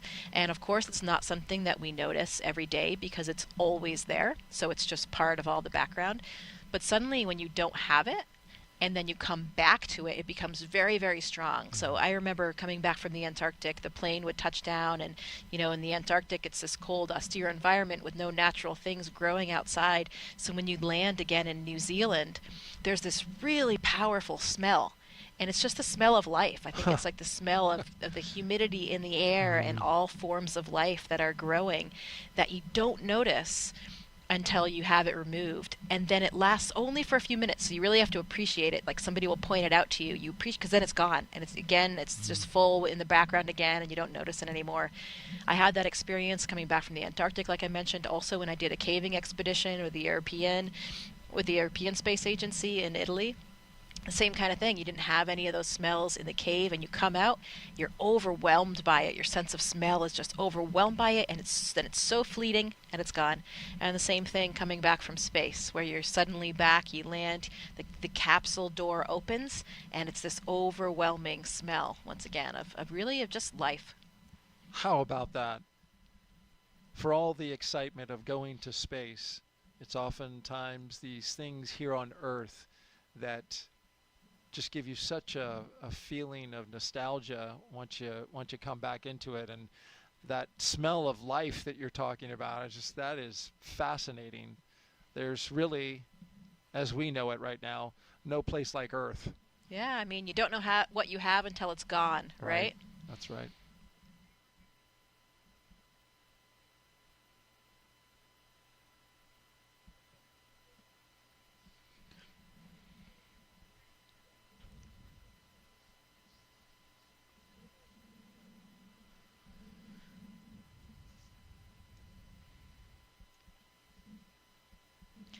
I'm thinking about the crew in there and what are they thinking about right now, and maybe they're taking some time to think about their family members and loved ones that are friends and family that are here today for the launch. And there's a lot of special people here today that I know for all of these crew members.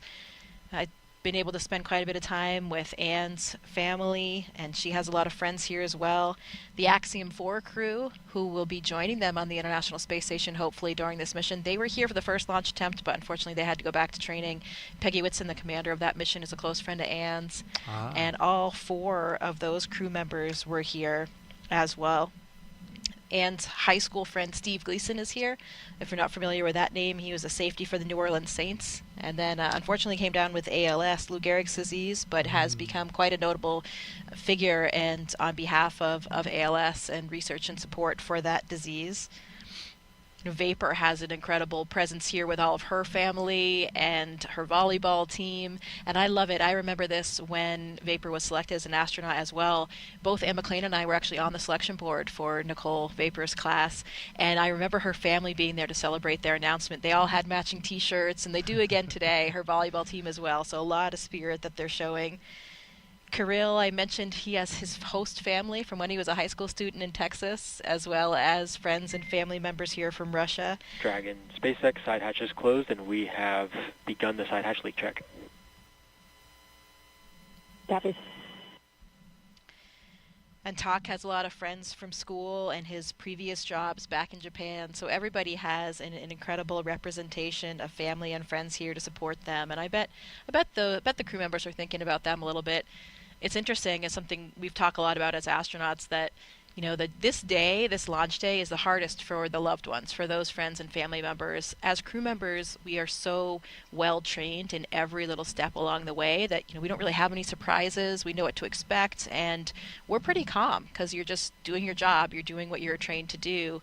But it's the family members that really this is the most difficult on, because they don't have that same level of training. They don't necessarily understand all the nuances, and it's their loved one sitting on the top of that rocket. So it's an interesting dichotomy, though, where I think the astronauts are quite calm, but they're probably more worried about their family members and how they're feeling than they are really about themselves right now. And to draw the connection between you and Anne McClain, you two were in the same astronaut class, and that's how you became close friends. Yeah, we were selected as part of the 8 Pauls class back in 2013. So 11 and a half years we've been astronauts together, and we have become incredibly close. So this is a very special launch for me to see Anne embark on this second mission, especially because it's just watching her exactly where she should be. Anne is one of those natural born leaders. She just has this aptitude and ability to relate to and lead people in such a powerful way. So seeing her today as the commander of this crew, knowing that her crew is in such good hands, it is a really wonderful thing to see. Those leadership attributes come out even in the broadcast, as I've observed her just checking in on her teammates, seeing how they're doing. And when she answers questions in press conferences, she has a strong command of how to communicate, and she communicates really well. And that's a key to being a good leader, is to be able to have strong communication skills. Yeah, she absolutely does. And when we talk about the crew maybe thinking about their family members, I bet Anne right now is thinking about her 3 other crew members and making sure that they are comfortable and safe and have everything that they need. I have seen her do that all throughout the training profile and throughout her time here at KSC leading up to launch as well. She's really taking care of that crew.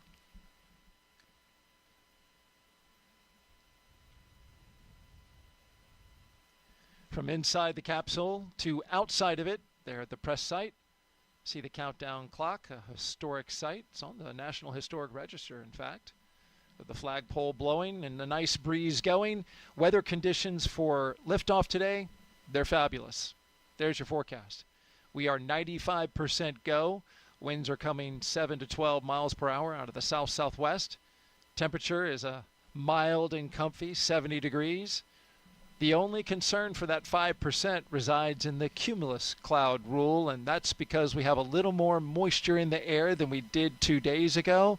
But really, as you can see outside, not a lot of cumulus clouds. You've got those high stratus clouds, but there you see some off in the distance over top of the ocean, but those seem to be pretty thin. Not expecting a lot of moisture in those, so that all bodes well. There's a beautiful shot. The sky is open and clear for this liftoff right now. It's green, of course. We'll be looking again at the weather, as, in fact, even more closely as we get closer to launch. Dragon SpaceX, ComCheck.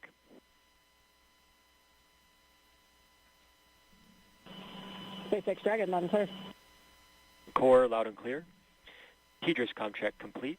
Stand by for ComChecks with DC, MD, and LD in the launch configuration.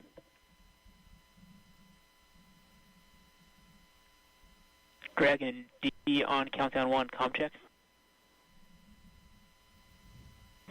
DC Dragon, loud and clear. DC loud and clear. Stand by for ComChecks with MD. Dragon MD on countdown 1, ComCheck. MD Dragon, loud and clear. MD loud and clear. Stand by for ComCheck over Dragon to ground. Dragon MD on Dragon to ground, ComCheck. MD Dragon, loud and clear. MD loud and clear. Stand by for ComChecks with LD. Dragon LD on countdown 1, ComCheck. LD Dragon has you loud and clear. LD loud and clear. Stand by for ComCheck over Dragon to ground. Dragon LD on Dragon to ground, ComCheck. LD Dragon, loud and clear. LD loud and clear.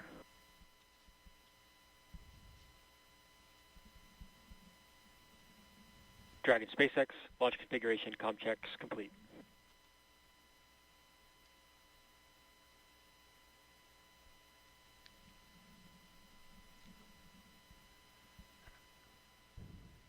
All right, with the communication checks complete, that's a good milestone that we are passing now. Able to communicate with the crew both on the ground and through the air. We're now T-minus 2 hours and 9 minutes from launch. The ISS is an incredible orbiting lab and, of course, Crew-10's final destination. Here's a closer look now at how we're getting help here on Earth from all of that revolutionary science research being done up in low Earth orbit.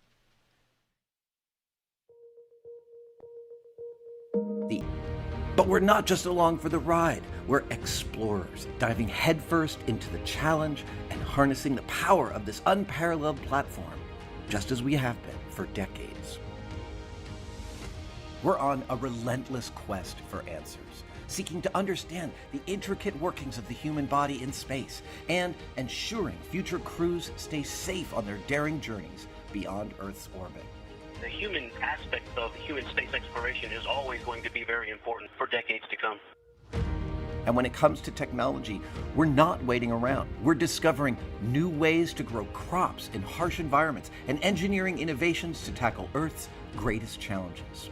We have amazing technology that allows us to recycle water and create water for us to drink. It's delicious. Microgravity isn't just a curiosity, it's a game changer in the fight against...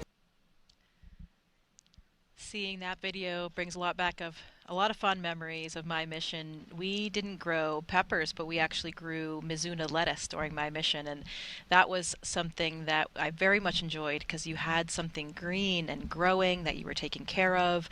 You were giving it water every day and monitoring the growth. And then the best part was at the end of the experiment, we processed the lettuce, and some of it, of course, had to go back down for science, but then we were able to enjoy a fresh salad. So that was a big moment for me. And we have so much incredible science going on the International Space Station during all increments. And there are some specific experiments I can highlight today for what this crew specifically will be doing. There are kind of two areas. We're actually gotten into the time now where we even do some science on board the Dragon before the crew docks to the International Space Station. Some of those experiments that they'll be doing in Dragon, they have an experiment called Space Health, which is a Canadian Space Agency experiment.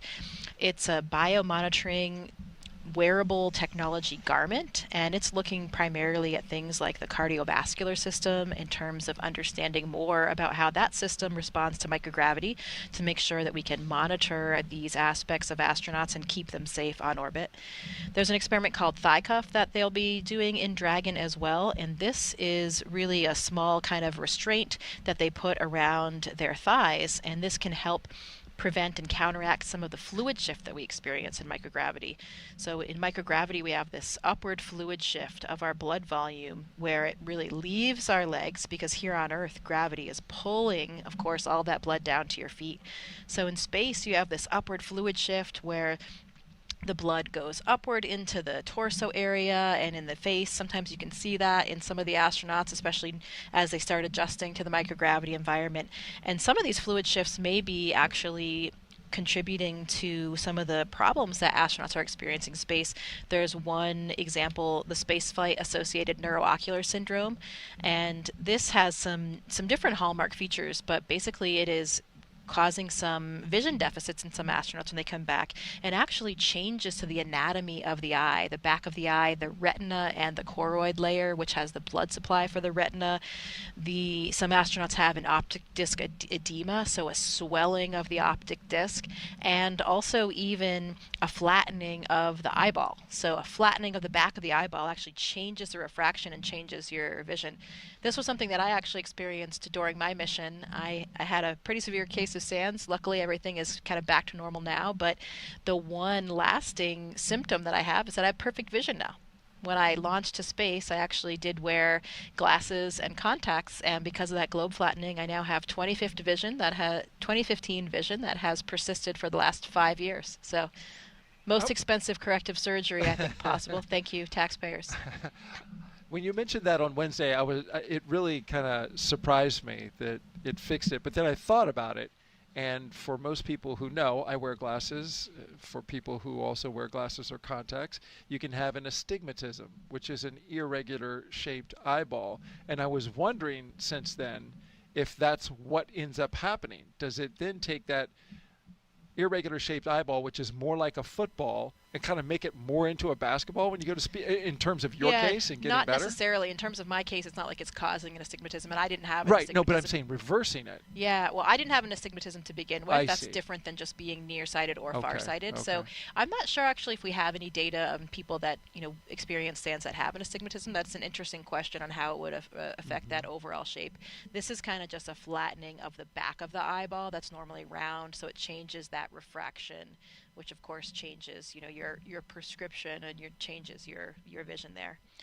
This crew on board Dragon will also participate in an experiment called Immunity Assay, and this is a new way to monitor health and immune function with a blood sample. So most of the time, historically in space, we take blood samples and we have to send them back down on Earth to be studied by scientists to evaluate them for all these different parameters, for example, immune system parameters. This is actually an in-flight assay that would allow the data to be collected in flight without going back down to the ground. So could be really important in terms of physiology and medical research, and also direct health of the astronauts as well. Yeah, because when the blood comes back down to Earth, instantly gravity is then a factor. So studying it in that microgravity environment while it's up there, Yeah, right? the blood sample itself, the parameters that they're looking at, they won't be changing anymore because it's not in the human body anymore. But you're right, now, we are keeping the experiment a little bit more clean since we're never exposing anything back to that 1G environment. When the crew is on the space station, a few of the experiments they'll be participating in, one is the CIPHER study, which is a really large, comprehensive physiological study that has been kicked off in recent years here at NASA, and it's really a multidisciplinary study looking at both physiology and psychological components, and it's comparing different duration missions as well, and will be really important for that comprehensive physiology. For example, applications to SANS, like we talked about. There's an experiment called Drain Brain 2.0 that's really looking at blood flow between the heart and the brain in space and how that changes with microgravity. It involves a special neck collar that the astronauts will wear. And there are some particular flammability experiments, combustion experiments, one called Sophie Mist that the astronauts will be participating in. This is something that we do quite frequently, combustion experiments in space, because if you think about it, of course, even flames burn differently when we don't have this natural air motion and convection caused by gravity. This particular experiment is looking at different models for flammability that can be used on future space missions and has terrestrial applications for combustion models as well. So lots of different types of science, really engaging and really important, not just for the future of astronauts and future space exploration, but direct applications to disease states and other factors back down here on Earth. The burning stuff in space sounds like fun. It is fun. Don't worry. It's very well contained. Oh, you're just not taking a match. Yeah, definitely. We have a special facility where it's a very contained environment in a glove box where we do these types of experiments, so we can make sure that we keep the astronauts in the space station safe. Oh, that's important. We are at T-minus 1 hour and 59 minutes and counting from liftoff of the Falcon 9 rocket and Endurance Dragon spacecraft from Launchpad 39A here at the Kennedy Space Center.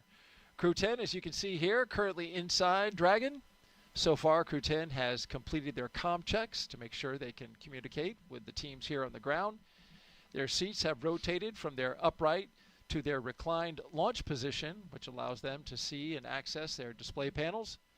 They have also completed their suit leak checks to make sure that their spacesuits are working properly. We also heard verification that we have a good side hatch leak check, so that's good.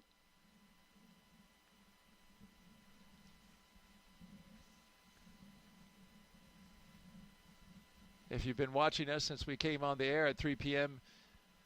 Eastern Time,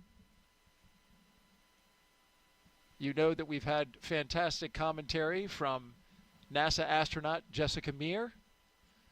My name's Daryl Nail. I get the pleasure and the honor to sit next to her and help document this journey to the launch pad with all of you.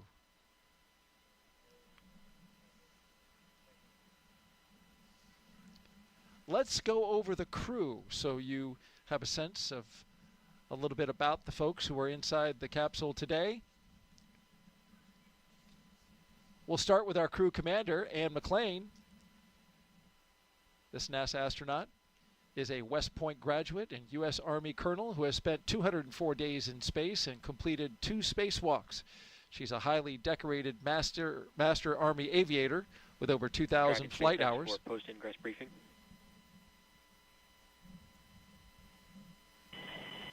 SpaceX Dragon, go ahead. Good news. At this time, we are tracking no issues with Dragon or Falcon proceeding with launch today at this time. So I have no updates for you, but we'll continue to keep you up to date if anything happens. Otherwise, the closeout team is performing their final steps in the White Room before they depart the pad. How copy? SpaceX Dragon, copy, no issues. Great work to the team.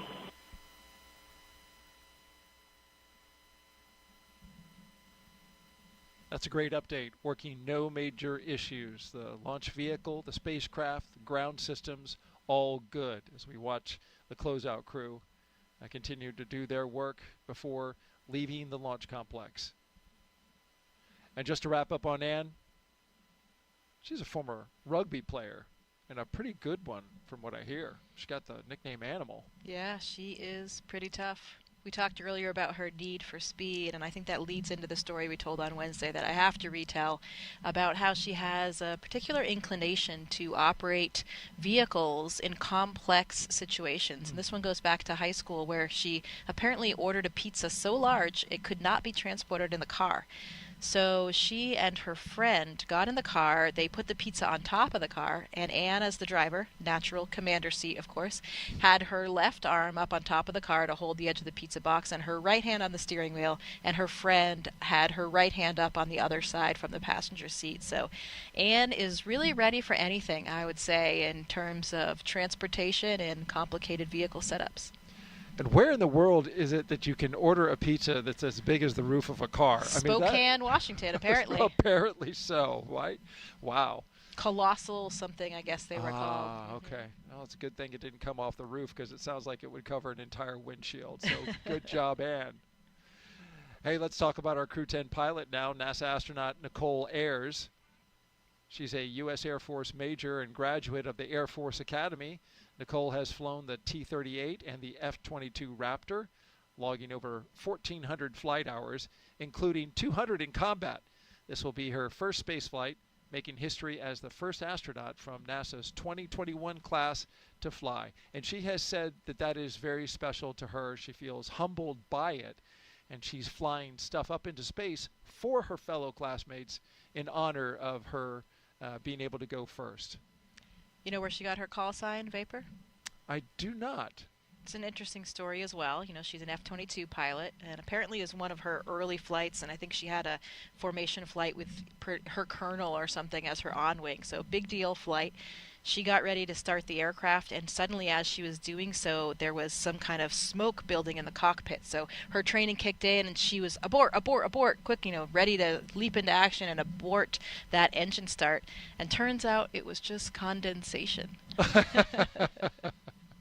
So that's how she became known as Vapor. The vapor that condensated onto her glass inside the cockpit. Well, it's as good a nickname as any. I thought you were going to say that she pulls really hard G's and creates a vapor trail, and that's what I thought you were going well, with. That too. Oh, that works as well. She is a jet pilot. Yes, she is indeed. Let's move on to our mission specialist now, Takuya Onishi. He's our JAXA astronaut on board. He's returning to space for his second mission. A former commercial pilot, he spent 113 days aboard the space station in 2016 and then became the first Japanese astronaut to capture the Cygnus spacecraft. When he's not training as an astronaut, he enjoys flying, hiking, movies, and playing the saxophone. Also serving as a flight director. You know, he, after his second flight, got certified as a flight director and was actually acting as a flight director on the ground in the Mission Control Center in Japan for even up during his training flow until his last trip to Japan. So really exceptional experience for him, because it really gives you that kind of perspective that's so vital as an astronaut, to understand the ground really intimately.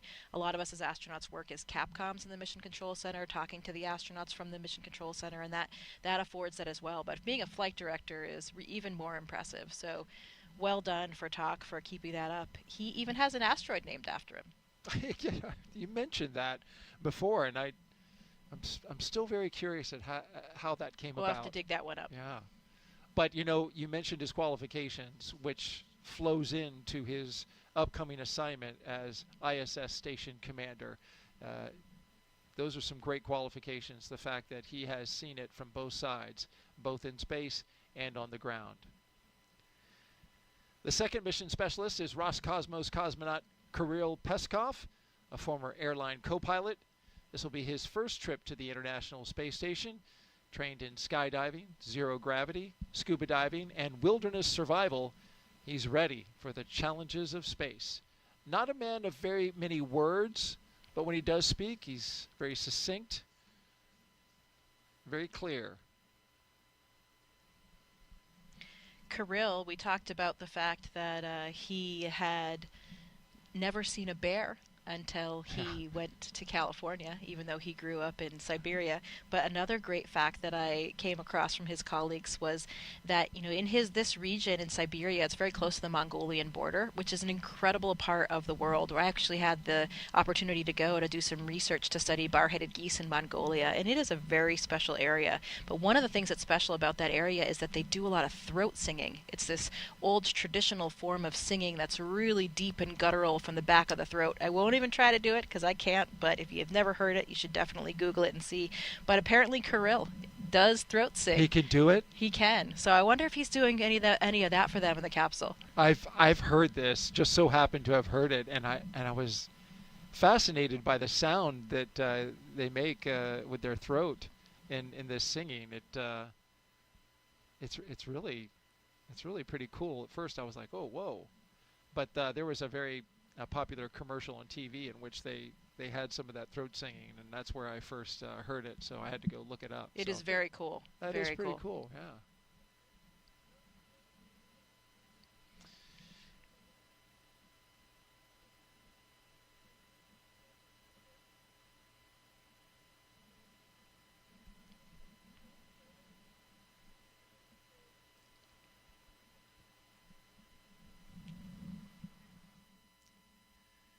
We are T-minus 1 hour and 49 minutes until the liftoff of NASA's SpaceX Crew-10 mission. We have 3 astronauts and 1 cosmonaut inside of Dragon Endurance atop a Falcon 9 rocket. They're at Launch Pad 39A. They are headed to the International Space Station to help maintain the orbiting lab. Once on board the International Space Station, Crew-10 will become members very briefly of Expedition 72 for a few days. And there you see the members they'll be joining, Crew-9. And then they will become part of Expedition 73. They will conduct research to understand material flammability, contributing to the future spacecraft design, and study how spaceflight affects human physiology and psychology. And that's their patch. Yeah, this is an interesting one, Daryl. The Expedition 73 patch was designed to honor the science and scientists that make space exploration possible. And if you look at some of the elements on the patch here, the number 73 is a prime number and a binary palindrome. There's a good one for Pi Day for all the NASA geeks watching today. And that's represented at the base of the patch. 73 is also a star number, represented by the hexagonal shape of the patch, accented by white stars, and symbolize the crew's dedication to space exploration. The grid lines illustrate our earthly perspective from the cosmos, and finally the ISS, the International Space Station, symbolizing humanity's continued collaboration across space and time. Those grid lines to me look like something out of an 80s video game. Yeah, or the Matrix. I believe Johnny Kim was the mastermind behind this mission.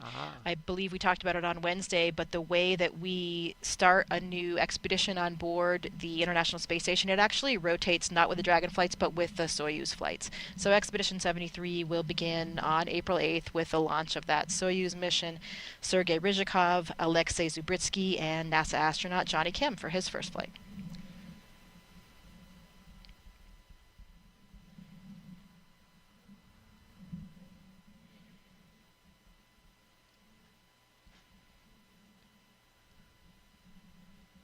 While we have a moment, let's take another social question.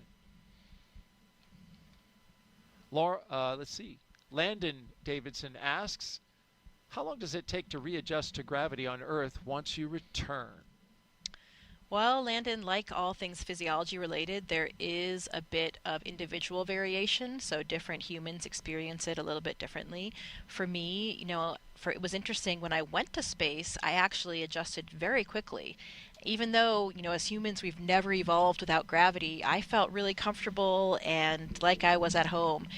Some astronauts do experience space motion sickness, though, for those first few days, where they may feel a little bit queasy, even a little bit nauseous, maybe even vomiting a little bit. But that's normal and usually resolves in the first few days. And most of that most of these effects are really due to your neurovestibular system. So your inner ear, we have these semicircular canals and some other organs that are actually gravity dependent in terms of how they work for your neurovestibular system, which is of course responsible for spatial awareness and balance and those types of things. So that system goes a little bit haywire when you first experience microgravity, and then once again after you've adapted to that and you come back down to Earth. So when you come back down to Earth, you don't feel great. You literally feel gravity, kind of like the bully on the playground that has their hand on your head and is pushing you down. You feel the weight of gravity when you're sitting down, like you just feel heavy. You go to get up from sitting on the couch. I remember having some lower back pain that actually persisted for many months. I just felt really stiff, like I was suddenly 80 or 90 years old and I couldn't, quite straighten out my back. But overall, astronauts generally adjust pretty quickly. In those first few minutes and even hours, you're a little bit like a drunken sailor when that neurovestibular system is really kind of readjusting. Some people have a little bit of motion sickness in those first few days. I didn't really have that. I was pretty fortunate. And then, you readapt to things like walking kind of quickly because your body just, gets used to it. You'd been doing it for so many years before flight. It takes a little bit longer to adapt to running because it's this more complex motor neuron connection for running than it is walking. And I remember that very well. I was in the gym with my trainer and, she's like, okay, go ahead, run across the gym. And it felt so strange as I took kind of that upstroke of one foot. It felt normal, but then when I landed my foot, I felt like I was an elephant crashing down to the ground. Wow. And, we run in space on the treadmill every day, every other day. And so you're used to running, but you're not really used to running at your full body weight because in weightlessness, we have a harness that we use to hold us down on the treadmill, but we usually only run at about 75% of our body weight. And of course, it's so different when you're not under the full effect of gravity. So running takes a lot longer to kind of get normal again. So depending on what exactly you're talking about, the first days, even weeks, you feel pretty tired, but then you adapt fairly quickly after that, and maybe some lingering effects for some people, back pain and that kind of thing, but really a lot of individual variation there. And you touched on it. It's not like you're not working out on station. Your exercise is part of your daily regimen, and you're staying as fit as you possibly can. So it's really interesting that when you come back down, that neurovestibular system, that's the thing that's not used to it and is throwing everything off. Yeah, because your cardiovascular system, you are running and bicycling every day pretty much up there to maintain your cardiovascular system. But of course, the rest of the time, your cardiovascular system is not acting against the force of gravity like it is here on the ground all the time. So there's some level of deconditioning that just happens where, on the space station, I'm up there, I loved running on the treadmill. You kind of feel like a gazelle since you're a little bit offloaded. I feel fast. And yeah, even your gait changes, your stride changes a little bit because of the mechanics of running are just different up there when you're not under your full body weight and you're kind of, you're being held down by this harness. But I really, really enjoyed it. But you're running for miles, every day. So Sonny Williams did and a few other people have actually done marathons. Dragon SpaceX closeout team has departed the crew arm. SpaceX Dragon copies.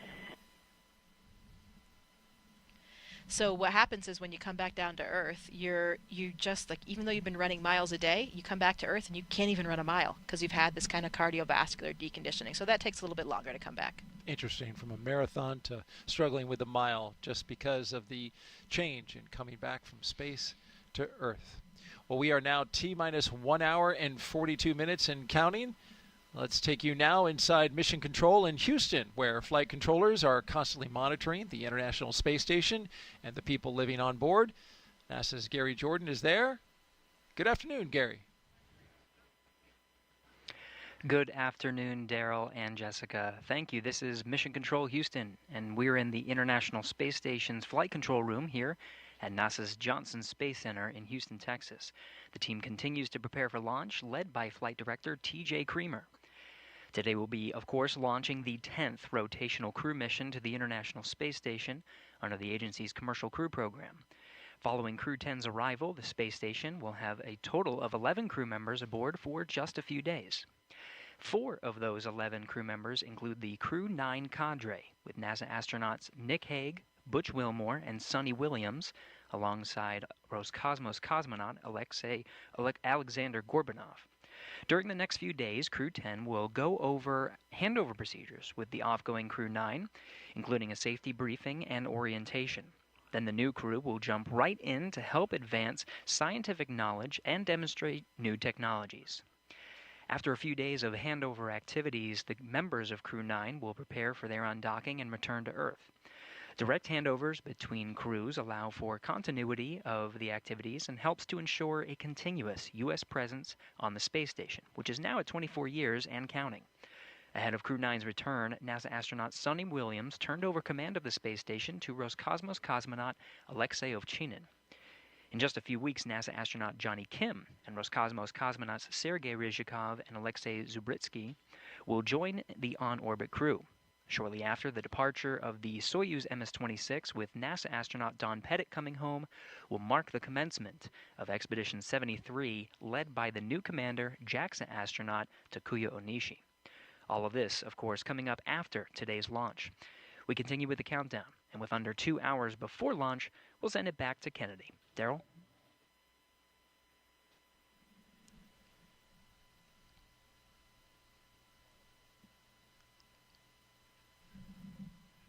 If you're just joining us, this is live coverage of NASA and SpaceX's Crew-10 mission to the International Space Station. We're now T-minus 1 hour and 40 minutes until liftoff, and so far we've had a smooth countdown. No issues with the rocket or spacecraft, and ground systems are looking good for launch. You're looking now at the crew inside their capsule, Crew-10. And one of the first tasks Crew-10 did as a team was design and create their mission patch. There it is on your screen. And here's their description. The SpaceX Crew-10 patch was thoughtfully designed by the 4-person crew. They used AI for the initial inspiration, and then a human artist perfected the design. So as you can see, as you're looking at there, it's a 10-sided patch with the Roman numeral X boldly in the center, representing the ascent and descent that they will do. It's also representing the 10th operational flight of the Dragon spacecraft. Notice the Dragon with its wings fully out in full flight. That's a nod to the 4 crew members who are all professional pilots. The stars are red, white, and blue for the flag colors of each crew member's home country, and the brightest stars represent the crew's closest family members and support system. It's a lovely patch.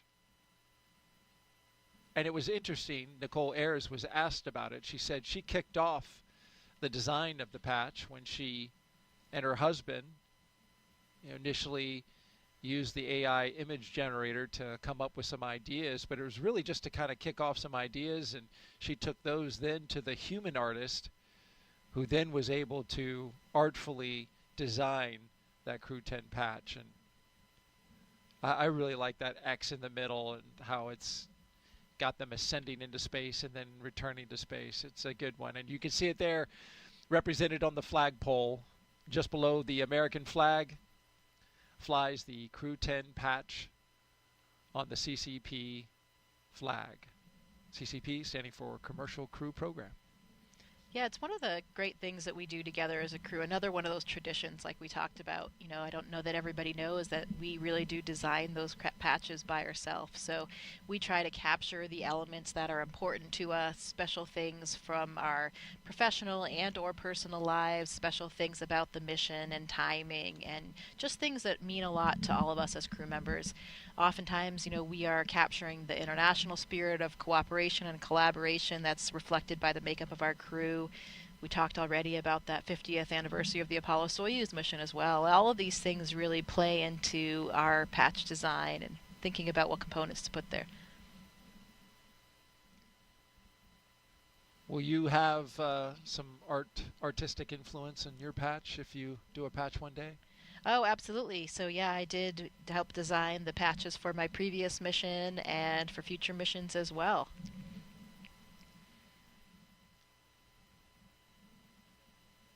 Crew-10 is also allowed to have some personal items, as you well know, Jessica. Jessica Meir, astronaut with NASA, joined us here on the broadcast. They get to take them with them for their stay, their extended stay in space. And for this crew, here's a few things that they will be taking up.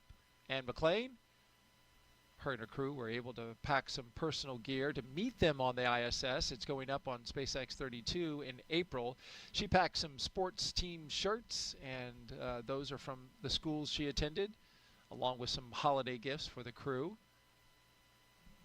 Commander McClain said, most importantly, she was able to pack a memento for multiple people who worked on this flight to support her either personally or the mission as a whole.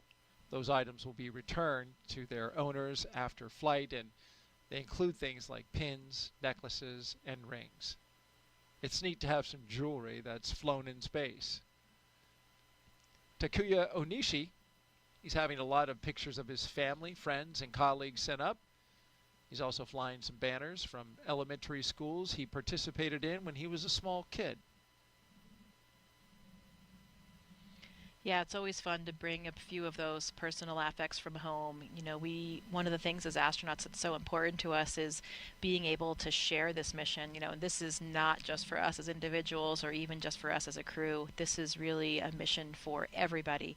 Everybody at NASA and all of our partner agencies, all of the people of our countries, really all of the citizens of the world. So we try to bring up things to represent that, whether they're from, you know, universities that we attended, different organizations we belong to, things that really represent all of the different people who helped us get where we were and where we currently are on the International Space Station, and to really bring it back to them, to tie it to them as well, to share the mission and remind everyone that this is truly for them and for all of humanity.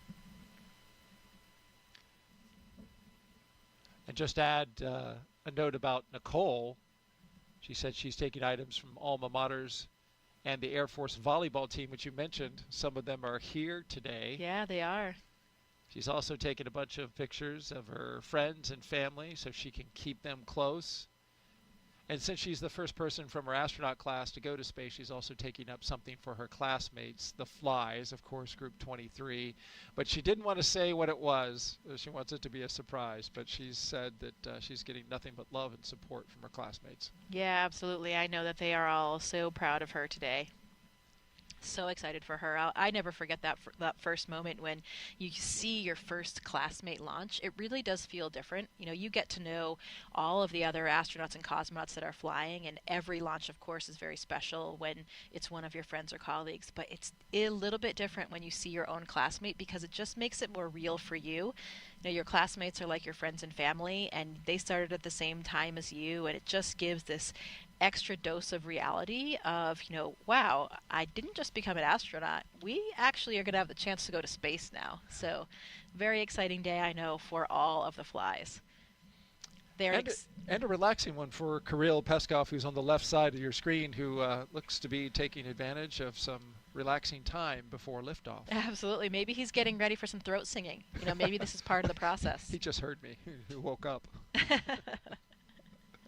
Yeah, he's going to let me clear my throat. Well, as Crew-10 launches, that means that Crew-9 will return home soon.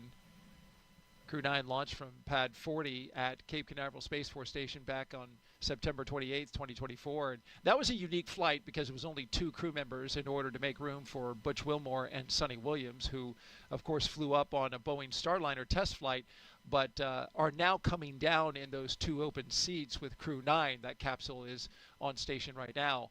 Wilmore and Williams have been living and working on the space station now for over 9 months, the other 2 for a little over 5 months. Once Crew-10 arrives, there will be what's called a direct handover for 4 days, which is going to be shorter than usual. And then, of course, Crew-9 will undock and come back home. And so that's going to be a quick handover period that they're going to have, a little different than the longer week or so that they have. Yeah, it depends on what's going on, with comings and goings of different spacecraft. So those handover periods can be variable. Also because, we never know exactly when the Dragon's going to leave because we have to have good weather prediction for landing. So you never know exactly how long they'll be, but we do have to plan for something. This one is called a 2+2 handover. So we'll have 2 days of dedicated handover activities where the crew members that are up there, the experienced crew members, will be handing over all the important information, how they do things. Of course, this new crew is well trained on all the systems and everything up there, but there is just something to understanding exactly the lay of the land when you see it in person. Little nuances that you can really only get from the crew members that are up there, you can't necessarily get from the ground teams. So we take that time to really hand over all of that really important information.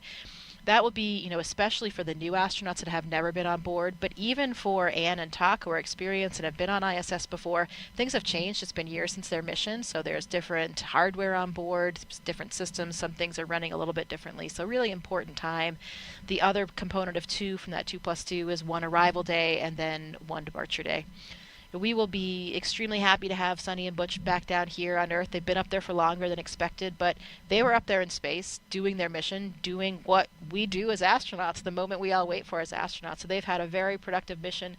I love that we saw that image of Sunny running on the treadmill. We talked about how she ran a marathon in a previous missions. I'm not sure if she did it again on this one or not, but I'll have to ask her about that.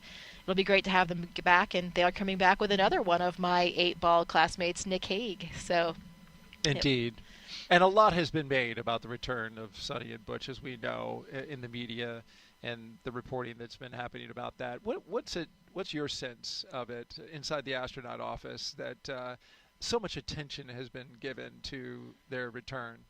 Yeah, definitely a lot of attention. But as I was saying, they are up there doing what astronauts are supposed to do. That is what we live for, and that's really our main intent of being astronauts, is to go to space and to do science and to do maintenance and do all the work that you do on the International Space Station. So it's really no big deal that Butch and Sunny are up there, again, longer than expected, but they're contributing to all the science and all the maintenance on board, just like every other crew member.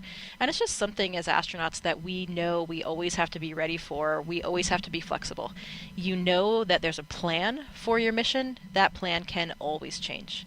As you've seen in recent years, there are so many different things that can happen, not just with vehicles, but all different aspects of the space station program. And so, we accept the mission, knowing what the plan is, but knowing full well that there's a very good chance that it can change. And that's just something that, a lot of us are used to from our previous careers as well, that flexibility and adaptability. And I think it's one of our most important skills as an astronaut. And that's what Sunny and Butch have been doing. You're absolutely right. They went up on a test flight that was supposed to last 8 days, but they were ready to become part of the team up at the International Space Station, working, maintaining. They did spacewalks. They have done it all. Yeah, they're both very experienced astronauts. They've done International Space Station missions before, so it's not something foreign to them, and they were incredibly productive during their time. All right, quick social question. We want to get another one up. We had a question come in from Swamp Smoke, who asks, what's one thing about living in space that no amount of training on Earth can fully prepare you for? Yeah, that one, we get asked that one quite a lot. And what I usually answer, I think, is true. We have so much extensive training that we've talked about today. We know all of these things. We have all this muscle memory for the spacesuit and all the things that we do up there. But what nothing can train you for is how it feels to live and work in microgravity all the time. Just the simple things, like the fact that you can't put your drink down on the table, you can't put your pen down, we've got Velcro on everything, and it's this really, if you see the photos and video of the International Space Station, there's stuff everywhere, on all the walls, on the ceiling, on the floor, cables everywhere. So if you take your drink bag and you Velcro it to a wall because you're up on the ceiling working for one moment, and then you go to a different location, you're on the floor or one of the walls, suddenly you're like, wait a minute, where did I put that drink bag? Because everything blends in this three-dimensional space, and your brain just isn't used to that. Here on Earth, look at us right now. Everything that we're using or looking at is really right down on this desk. We just put everything down, it stays there. We are not using any of this three-dimensional space above our heads or behind us or on the walls. And in space, you utilize all of that. And so it takes your brain some time to really adapt to that, to understand you lose things a lot in the beginning because you put your drink bag down, you don't know where it went because you've been in all these different orientations and positions, and it's really hard to make those connections on spatial awareness. So I think that's the thing that's really difficult. Nothing can train you for it. You can talk to other astronauts and they can give you tips for dealing with some of these things, but until you experience it yourself, you really can't prepare for it. I lose a lot of stuff on the ground. I can only imagine what I would lose in space. Thank goodness that my wife helps me track it down, along with these little Bluetooth reminders of where my keys and my wallet are. All right, T-minus 1 hour and 26 minutes and counting.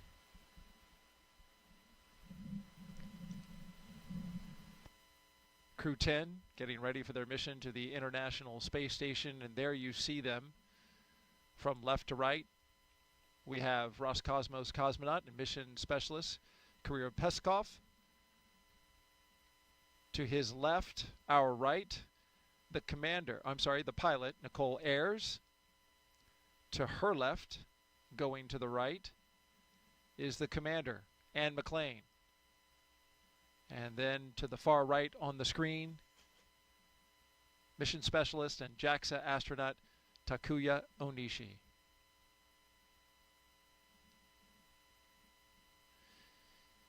Up next,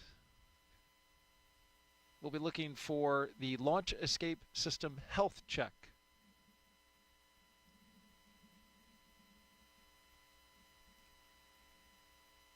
It's been a beautiful day so far here on the Space Coast ahead of liftoff. Currently at 7:03 p.m. Eastern Daylight Time and 48 seconds for those who like to know the detail.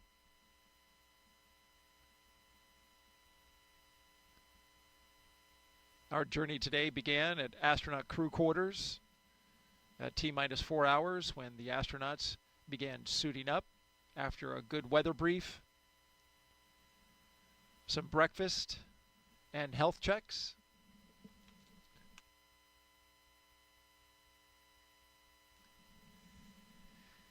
They got into their vehicles and traveled out to the pad. It took about 20 minutes. They ascended the launch tower and then crossed that crew access arm that you see on the right-hand side of the screen. That took them into the white room at the very end of the arm, and they ingressed into the spacecraft where they are now. Got less than 90 minutes until liftoff. They performed this routine exactly as they did today on Wednesday during the first launch attempt. We got down to T-minus 43 minutes until we had an issue with some ground equipment and the hydraulics, where there was a trapped pocket of air inside the system. That was fixed and bled out on Thursday, and now the ground support equipment is good to go. The launch vehicle is go, and so is the spacecraft.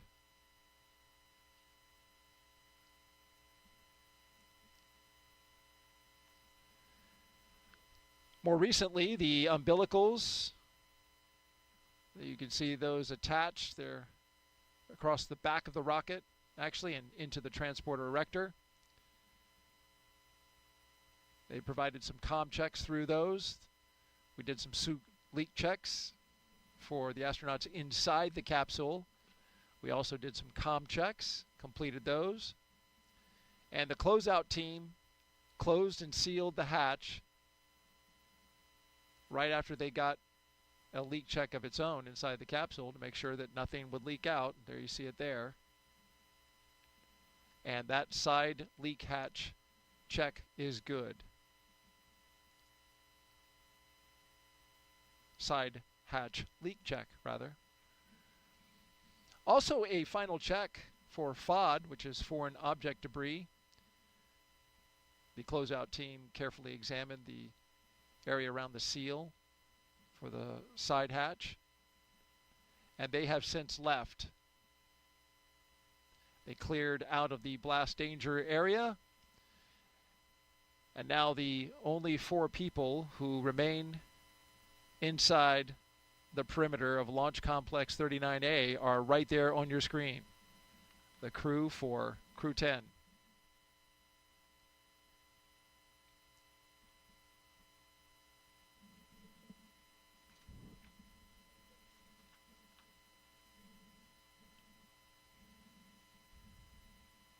This Dragon Endurance spacecraft is a special one for NASA. It's also special to Jessica, as you noted so well, and talking about the name of Endurance, and a historic ship that helped Shackleton cross the Antarctic. The Dragon spacecraft Endurance will take Crew-10 to space today in its 4th spaceflight. Since its first flight in 2021 for Crew-3, SpaceX's Endurance Dragon has been a workhorse for NASA's Commercial Crew program, flying mission after mission. It has safely carried astronauts to the International Space Station. With Crew-7, Endurance proved its reliability yet again, marking its 3rd journey to orbit. In all, Endurance has flown 10 astronauts and 2 cosmonauts to and from the International Space Station.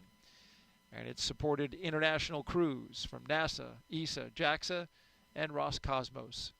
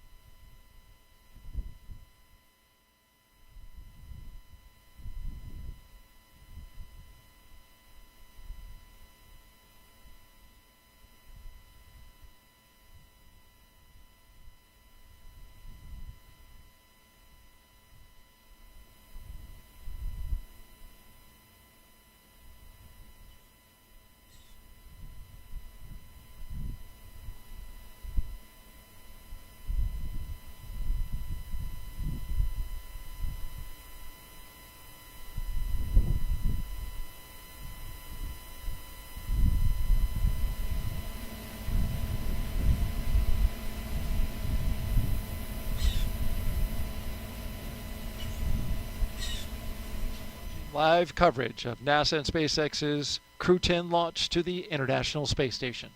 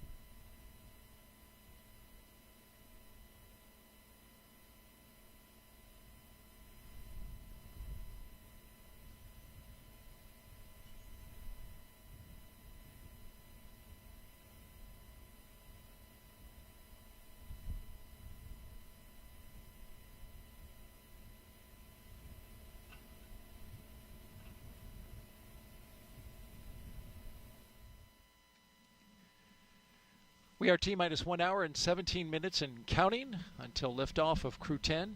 on a Falcon 9 rocket to the International Space Station. Crew-10 will be the latest crew to fly as part of NASA's Commercial Crew Program, which uses private companies to transport people to and from the orbiting lab from right here on U.S. soil. We've had a great countdown so far. What a beautiful shot. The Indian River Lagoon in the foreground. In the background, the Falcon 9 rocket and Endurance spacecraft with Crew-10 on board. Weather is 95% go. The only tiny concern is the formation of cumulus clouds, but as you can see from this view, we don't have many of those around here, and that's a good thing.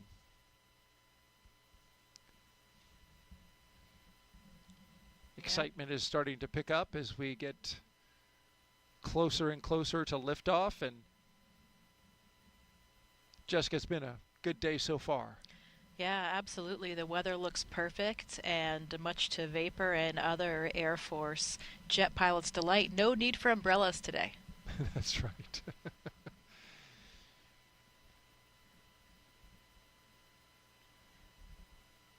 Crew getting comfortable, getting closer and closer. They're getting excited.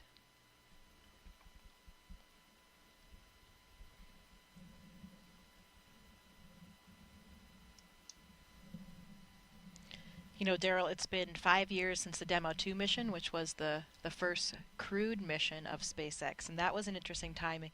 That was actually just after I left the ISS. I left in April of 2020, and Demo 2 occurred in May, and since then, we've had 11 crewed flights. This will be the 11th crewed flight, so this will be the 10th rotational flight for crew members after that Demo 2 flight. So pretty impressive that all of that has happened in that 5-year period. And another fun fact, the Demo 1 mission, which was of course the mission without a crew for that very first test of the Dragon and docking to the space station, that was when Anne McClain was on board for her first mission in 2019. So she played a very crucial role of getting in Dragon and doing all of those checkouts after that vehicle had docked to the space station. So pretty cool full circle story here of Anne being up there for that first uncrewed mission, and now in Crew-10, the 11th crewed mission in the last 5 years. So pretty impressive. How about that? She saw the first Dragon come up, and now she's on board the 11th. And for you too, right there at the beginning, you know, we're on our 10th operational mission, as you mentioned, and now when you look back, you think about just being right there at the beginning of the commercial crew program when that Dragon docked at the ISS. It was really exciting for, you know, the entire country was so thrilled to have the ability to fly to space from American soil again. Yeah, it was really wonderful to resume that aptitude to send rockets and with crew members on board from American soil again from here in Florida, and of course still trading off regularly with our Russian counterparts with Soyuz flights. So we're still continuing to fly American astronauts on the Soyuz, and as you see, we have a Russian cosmonaut on the Dragon today. So really nice that we maintain this spirit of international cooperation on board the International Space Station.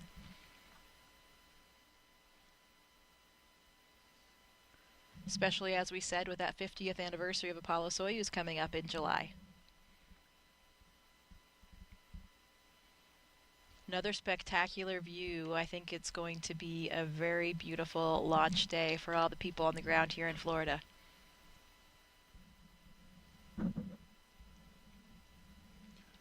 Absolutely, we are headed in that direction.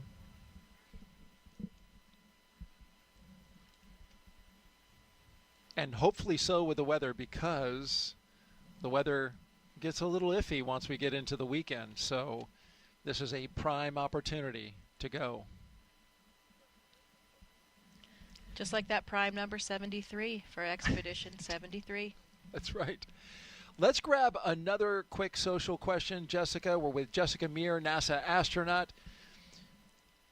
Mohammed Therick asks, apologies if I didn't get your name correctly, what lessons from the Crew-10 mission will influence future astronaut rescue and contingency planning for the ISS and beyond? You know, I think for that one, there isn't really And this is Launch something... Control on countdown for crew readiness. We'll be commencing with fuel bleed in approximately 2 minutes. Expect some pressing and venting from the vehicle. And we can see the venting and that fuel bleed that's happening right now as it comes off the transporter erector. Sorry, go ahead. Yeah, so we talked a little bit earlier about how whatever vehicle you launch on, that vehicle remains docked to the International Space Station as your lifeboat, essentially as your rescue vehicle.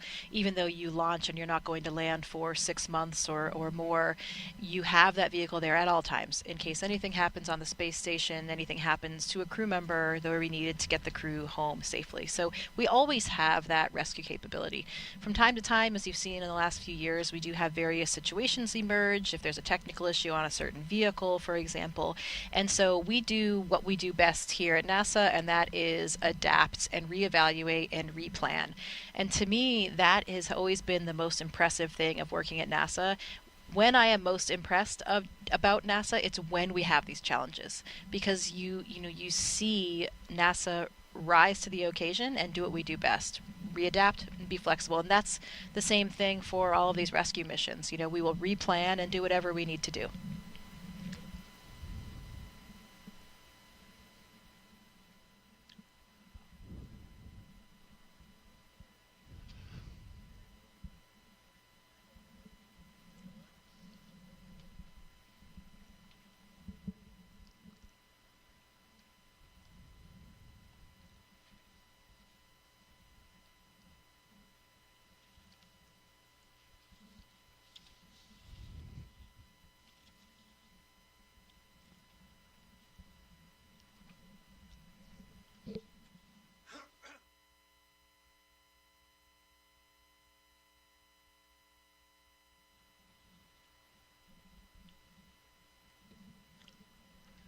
Good afternoon. You're watching live launch coverage of NASA and SpaceX's 10th rotational flight to the International Space Station. I'm NASA's Daryl Nail, and with us again today is NASA astronaut Jessica Meir. It's great to have you back again. Thanks, Daryl. It is wonderful to be here. Sending your friends and colleagues up to space is always the best thing that you can do as an astronaut here on the ground. So I'm so excited to be here playing a role in all of it. And a big reason that you're here, to see your good friend Anne McClain off to space. Liftoff for her and the rest of the crew is at 7:03 p.m. Eastern Time from here at Launch Pad 39A. But before we continue our coverage, a quick reminder about Jessica's experience in space. Take a look back to 2019. Jessica Meir and Christina Cook made history with the first all-women spacewalk, the 221st for space station assembly. 2 years later, Jessica served as astronaut support person for Crew-10, or Crew-2 rather. There you see her, number 38, helping the team all the way to the pad. Then she went over to pad 39B, where she rehearsed with the Artemis II crew. A great time with the astronauts was had, but this time this crew was practicing to go to the moon. You know, I really like this video because it shows the enthusiasm that we all bring to the roles, whether it's a support role or whether it's a crew itself. You know, there is nothing better than helping sending your friends off to space, as I just said. So one of the most interesting things about our job as astronauts is doing different things all the time. It is an incredible time to be an astronaut right now, where we have so many different vehicles we can launch on. The Soyuz, like I launched on, the SpaceX Dragon that you're watching here today. Soon, hopefully, coming up next year, the Artemis II vehicle will launch and send our first astronauts to an orbit around the moon. So it's a very exciting time for us. We certainly have a lot to look forward here on the Space Coast and for the United States space program. Some background, though, on today's launch attempt. It is the second launch attempt for Crew-10. On Wednesday, NASA and SpaceX stood down from the first attempt after teams discovered a suspected pocket of air trapped in the ground support hydraulic system used for the clamp arm that you can see there on your screen. It is wrapped around the Falcon 9 rocket and holds it to the launch arm. Yesterday, ground support teams successfully flushed that hydraulic system, and now it is ready to go for today's launch. The crew had a little bit of break while they worked on that. Yeah, they did. The crew was able to relax yesterday. I think it was a very fortuitous opportunity because, you know, the day before you launch, they're still probably doing all of these things that are giving them a little bit of stress, dealing with last-minute issues. And then yesterday, they had already done all those things for the previous launch. So they had yesterday to really relax and had just a chance to be outside at the beach house and just take it all in, appreciate some of the sights and sounds and feels of the Earth before they go to their new home on the ISS. Crew-10 will be launching from pad 39A that you see there. Big props to our flight operations crew right here at the Kennedy Space Center for those beautiful views. You see the helicopter on the left part of your screen orbiting around the pad, going in circles, and appropriately so, here on Pi Day. Once the crew, sorry? I'm sure making Anne McClain feel right at home, too, the sweet sounds of the helicopter in the distance. Absolutely. A helicopter pilot herself, and all of them pilots inside the capsule today. In a little over an hour, this spacecraft and rocket will lift off. So let's take you through the rest of their launch day previously leading up to this moment. After waking up and having a bite to eat, SpaceX helped Crew-10 into their suits, as you can see here inside the historic crew quarters suit-up room. They also played a card game, a tradition to use to get their bad luck out of there, losing for the commander and the chief winning. Then we saw them walk out, Crew-10 waving, taking the same footsteps as every NASA astronaut since Apollo 7 in 1968, walking out, greeting the crowd, getting into their vehicles, and then joining a security escorted caravan for a 20-minute ride to launch pad 39A. And then there they are, looking up and looking out as they walk down the crew access arm into their spacecraft on top of the rocket, and now they are locked and loaded inside the spacecraft. And we are watching them live while they await the next big milestones, the fueling of the Falcon 9 rocket and the arming of the launch escape system. Throughout this broadcast, we've been taking your questions from social media, so keep sending them. Hashtag AskNASA on NASA's YouTube, Facebook, X, and Twitch platforms. Also, for those of you watching on NASA's YouTube channel right now, a reminder to make sure you refresh your player or browser to join our live chat. Now, at this time, we are expanding our coverage and would like to welcome SpaceX and NASA commentators joining us live from Hawthorne, California, where the SpaceX mission team is located. And a great good afternoon and welcome to both of you.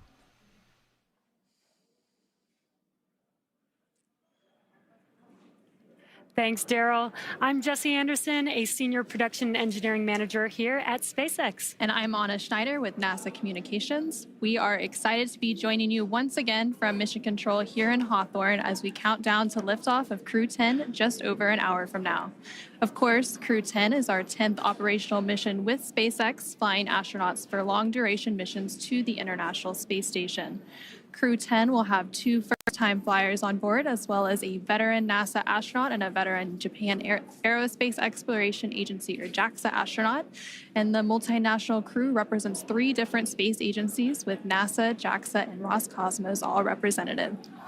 Today's crew will fly aboard the Dragon spacecraft named Endurance, which previously flew the Crew-3, Crew-5, and Crew-7 missions.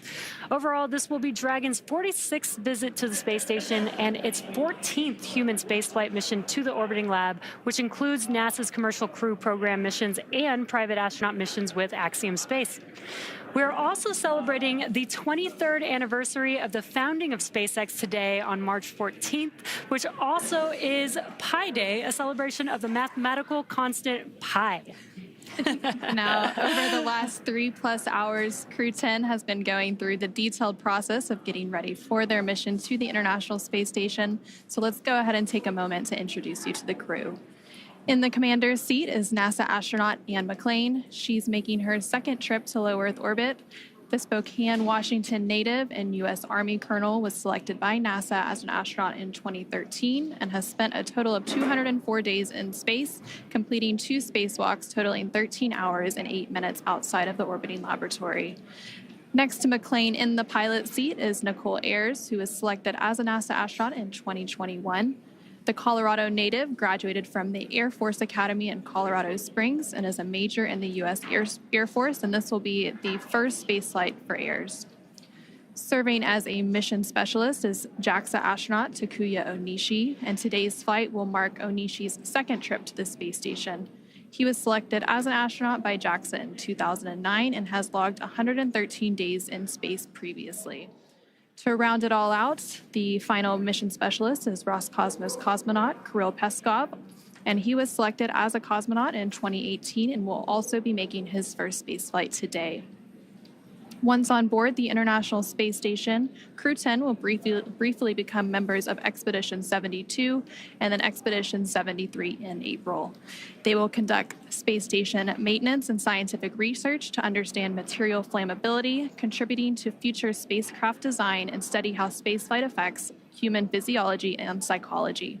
The crew will also engage with students worldwide via ham radio and use its existing hardware with newly integrated software to test a backup lunar navigation solution. To date, SpaceX has flown 56 crew members to space since the Demo 2 mission in May of 2020, which was almost 5 years ago. Coming up here at T-minus 45 minutes, we'll be listening in for the team to report their readiness for propellant load with a final go, no-go poll. And so far, today continues to be a smooth countdown, and we're looking good for an on-time liftoff at 7:03 p.m. Eastern Time from Launch Complex 39A in Florida. Now here on the ground, the teams will be staffed around the clock in mission control just behind us to monitor Dragon and the mission, and not just for today, but throughout the entire mission, from liftoff to the Crew-10's arrival at the space station, all the way through splashdown when the astronauts return back home. And on console or headset in mission control, which you can see there on your screen, there are 6 key positions. The mission director is in charge of the room and tasked with making real-time decisions to ensure mission success. The person that you may hear talking to the astronauts is the crew operations and resources engineer. You'll hear us refer to them as the core throughout the broadcast. And there are 4 additional team members focused on vehicle systems, including avionics, navigation and control, software, propulsion, life support, and communication with ground support teams. Now, apart from mission control, our Falcon 9 team... Dragon SpaceX, cycling orbit tank isolation valves to equalize low flow pressure. Additionally, I can give you a go to step into Section 5. When ready, report go for launch.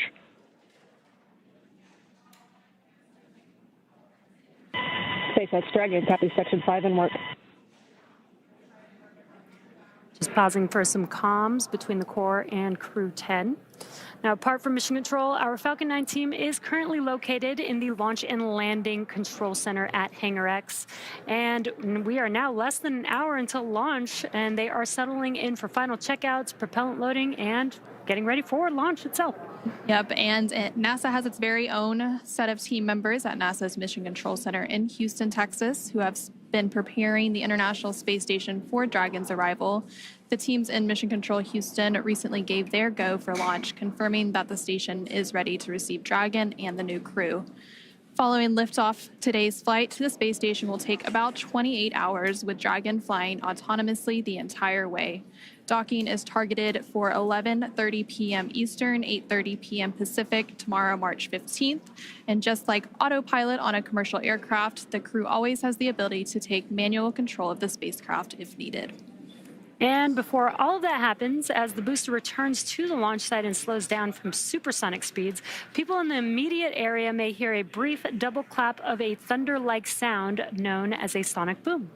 Similar sonic booms like this were heard during the return and landing of the space shuttle, and sonic booms like these are one of the hallmarks of reusable systems like Falcon. Here's what some of these booster returns have looked and sounded like on previous missions. I know a lot of people will be excited when they hear the sonic boom. And these are going to provide quite a show because you're going to hear the sonic booms.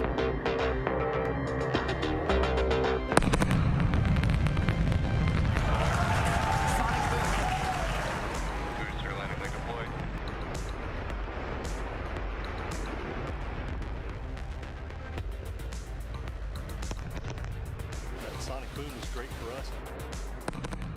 That thunderclap broke the sound barrier.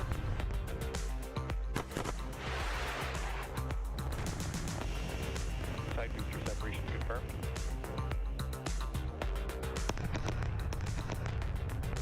Just heard the 2 sonic booms here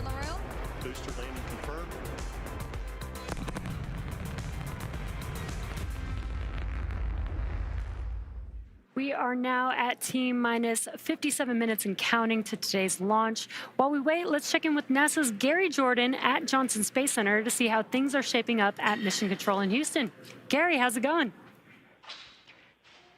Hey, Jesse. Hey, Anna. Thanks for having me. Welcome again to Mission Control here in the Johnson Space Center in Houston, Texas.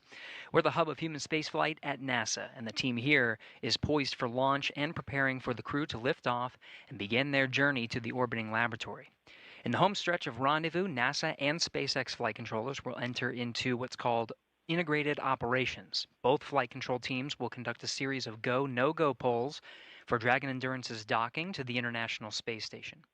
Rotation missions like Crew-10 help NASA continue to maximize the important research and technology demonstrations made possible only in the International Space Station's unique microgravity environment.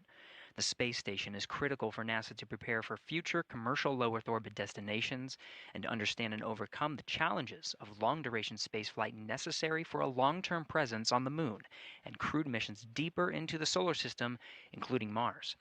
Now here's a closer look at the mission and what Crew-10 will have to look forward to during their stay aboard the International Space Station.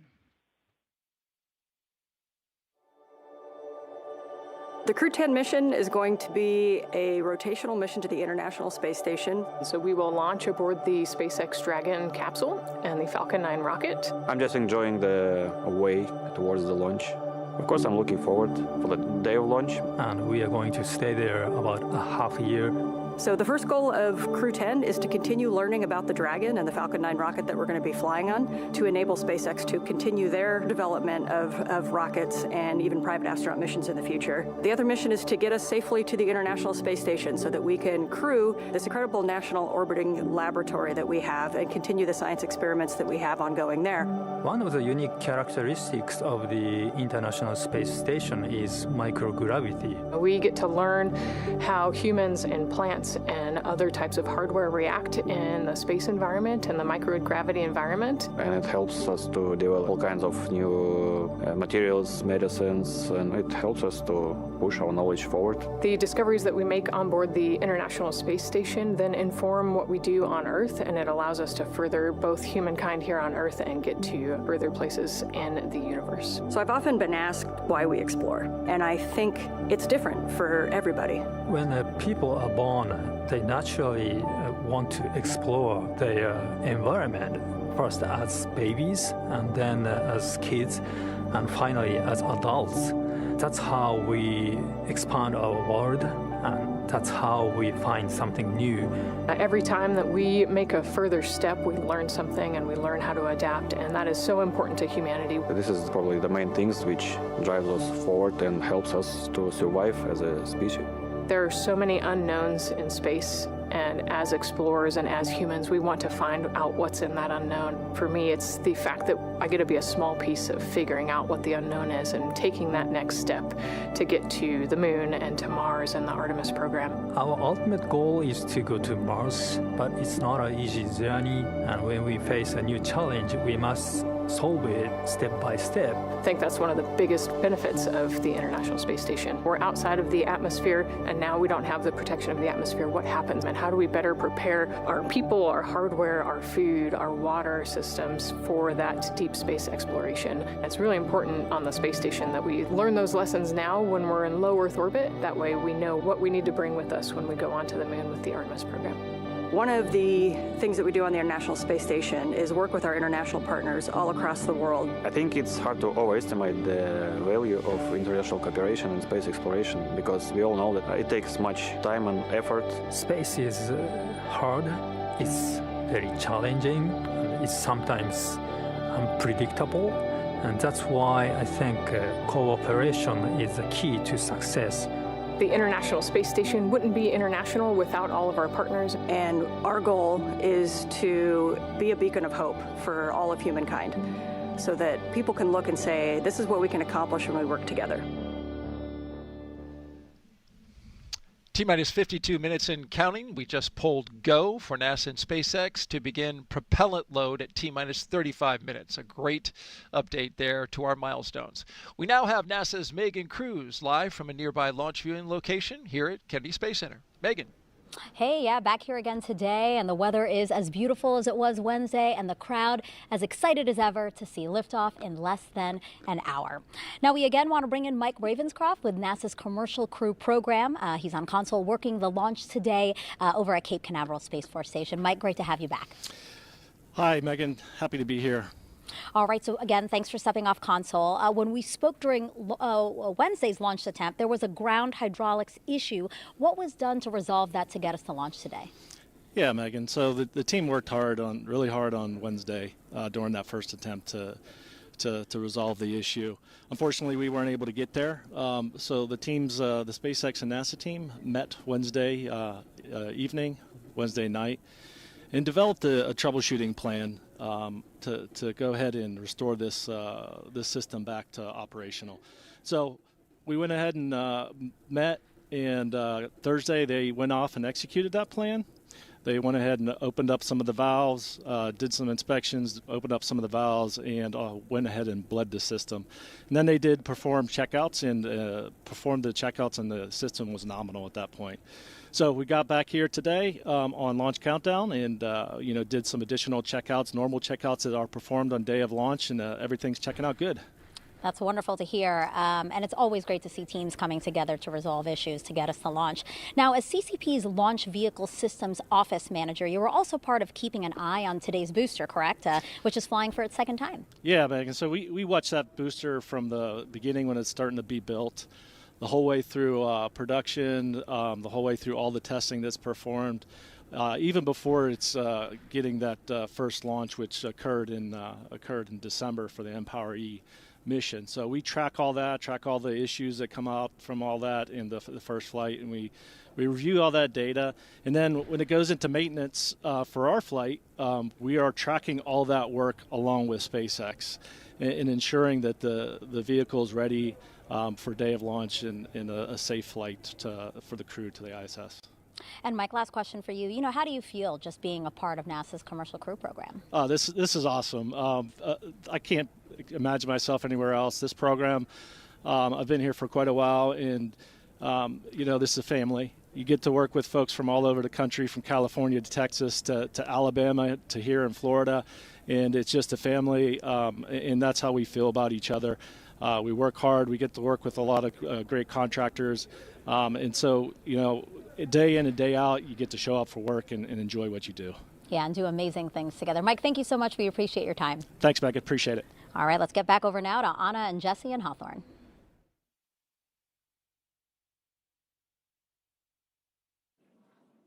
Thanks, Megan. Falcon 9 is the first orbital class rocket capable of reflight. Together, Falcon 9 and Falcon Heavy have completed more than 450 launches and over 380 reflights. And today, the booster will be attempting to land at Landing Zone 1, which is just down the coast from the Kennedy Space Center in Florida. This will be the second flight of the first stage booster supporting the Crew-10 mission. Rapid reusability drastically reduces launch costs, helps increase launch frequency, and enables a wide array of new government, commercial, and scientific opportunities in space. Lowering the cost of access to space is helping take humanity's next steps into the solar system, whether in low Earth orbit, interplanetary, or even deep space. And when costs are lower, government and commercial customers can launch more missions, which helps accelerate development. This also helps commercial satellite and private research customers afford to launch more projects to space, which helps stimulate innovation here on Earth. All of this to say, reusability is the key innovation that is making space more accessible for the industry as a whole. And just like the first stage of Falcon 9, Dragon is also reusable. The reusable Dragon spacecraft has flown people to the International Space Station 13 times. And as we mentioned earlier, today's crew will fly aboard the same Dragon that previously flew the Crew-3, Crew-5, and Crew-7 missions. But back to today's mission. We are coming up on T-minus 48 minutes to launch, and our teams are carefully moving through the pre-flight process. Now, a lot of preparations have brought us to this point, including a dry dress rehearsal, static fire on Sunday, and an initial launch attempt on Wednesday. Now, we did stand down from that attempt due to a hydraulic system issue, but the teams completed inspections of the ground support hydraulic system used for the clamp arm supporting the Falcon 9 rocket and successfully flushed a suspected pocket of trapped air in the system. Now, all of that hard work brings us to today's launch, and next up in our The team has pulled go for LES arm, propellant load, and launch.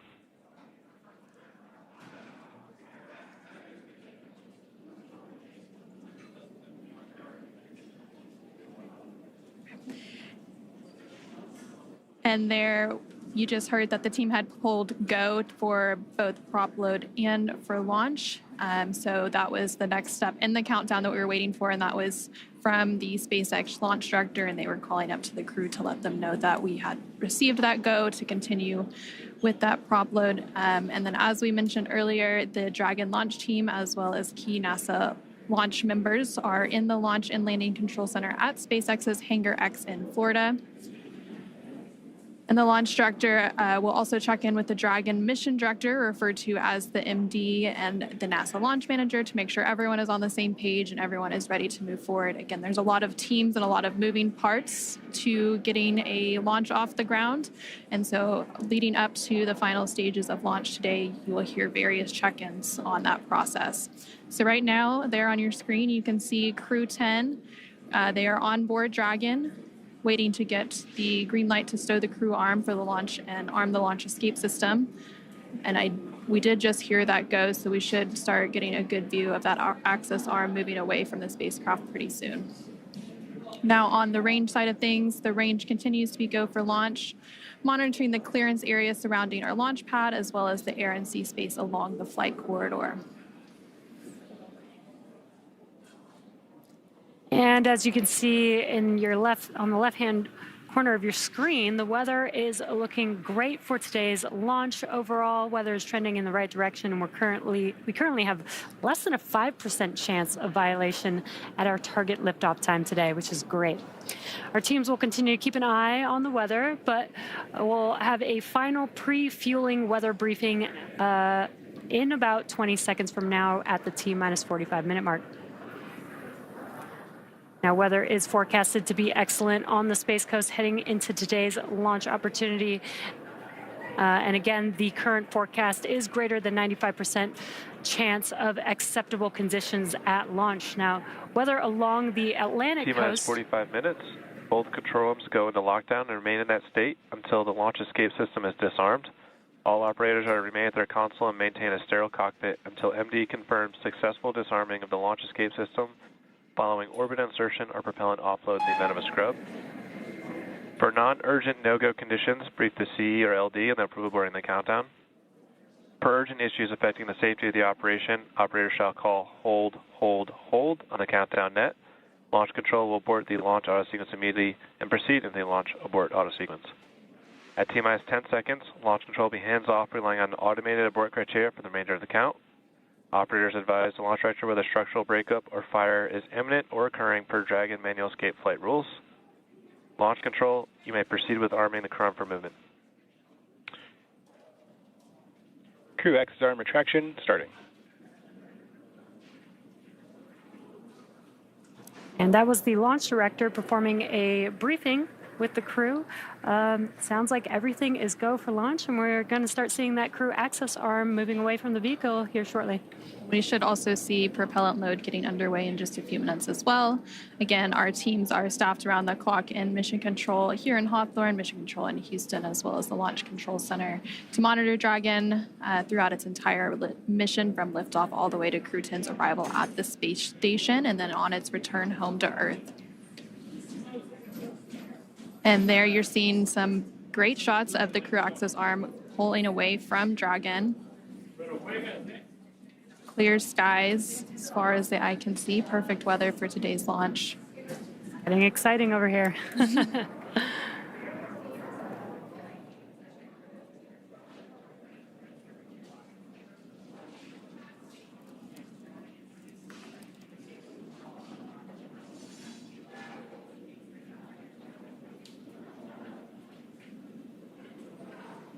Yeah, weather looks amazing over there at pad 39A.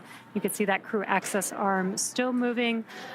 It'll move all the way to that 90 degrees away from the vehicle. Crew access arm retraction complete. And there we just heard confirmation that the crew access arm has been fully retracted. That process is now complete. Again, the next step in our process leading up to today's launch at 7:03 p.m. Eastern, 4:03 p.m. Pacific will be the propellant loading, and that should be getting underway here shortly. In the meantime, let's go ahead and check back in with Daryl at NASA's Kennedy Space Center in Florida.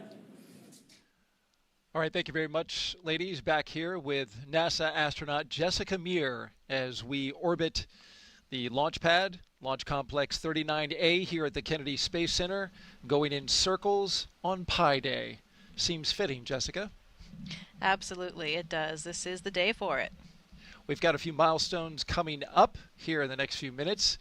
We're going to close our visors at T-minus 39 minutes and then start the process of getting that launch escape system armed. As we just saw, the crew access arm has moved away, so if there were to be an emergency, going through the crew access arm is one option up until the point in which the launch escape system is armed, and then it's off the top of the rocket.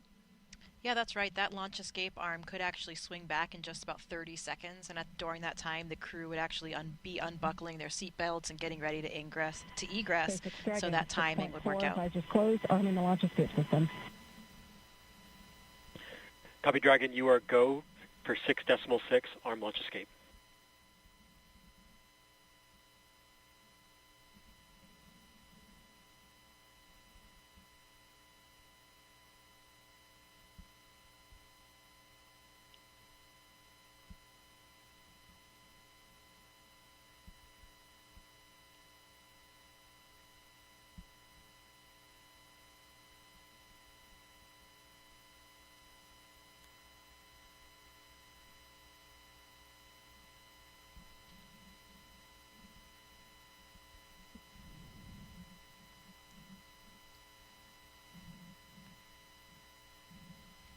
Running these milestones early at this point, which is a good thing. We heard Commander... Launch escape system is verified armed.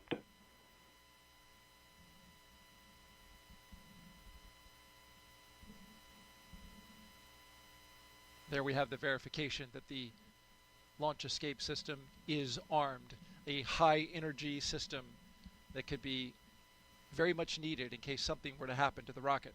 Yeah, that's something that the astronauts on board can actually hear. They can hear it being armed. They get this sort of loud thump that they hear. And of course, that launch escape system, it consists of 8 Super Draco thrusters. It's only used for an abort in this case. And it's armed 2 minutes before the loading of the fuel. And I'm wondering about your thoughts in this moment as you hear Commander Anne McClain get these systems ready. Your friend, your fellow classmate, getting ready to go.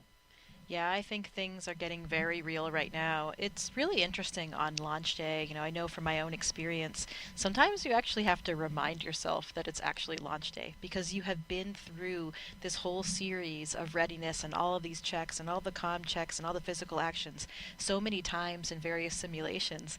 I remember on my launch, I really did have to remind myself, I'm looking at my monitor, I'm going through all of these different cues and the procedures, but then I would hear something, maybe the groan of the fuel in the lines or a slight movement of the rocket, and that was what made me realize, oh, wait a minute. At the end of this one, I'm not going to be going home and going to dinner. I will be in space. So perhaps that realization is kind of setting in for these 3 astronauts and cosmonaut. I'm sure it's a little bit different for Anne and Tak, who have gone through a launch before. Totally new for Nichole and Kirill. So a really nice blend of experience in that Dragon capsule today. And a beautiful scene outside as we head towards sunset. We'll be lifting off just before then at 7:03 p.m. Eastern Daylight Time. Sunset right around 7:30. It should make for a beautiful launch for those who are gathered in the area to watch. The sky will become lit up as the sun dances with the exhaust from the Falcon 9 rocket. These launch escape systems that we're talking about are, of course, a vital component of any vehicle that contains astronauts on board. And it's something that we hope, of course, to never have to use. but the few times historically when we have had to use them also provide such a testament, such a great test of that system. I remember very well Nick Hague and Alexei Ovchinin's abort on the Soyuz that happened in 2018. I was in training at the time in Star City, and that abort happened when they were at about 30 miles up, and they ended up going up to about 50 miles and then landing safely due to the very reliable, highly functioning abort system. Search and rescue teams were there to pull them out in about 10 minutes. And a really stressful day, of course, for everybody. And tanks venting for propellant load.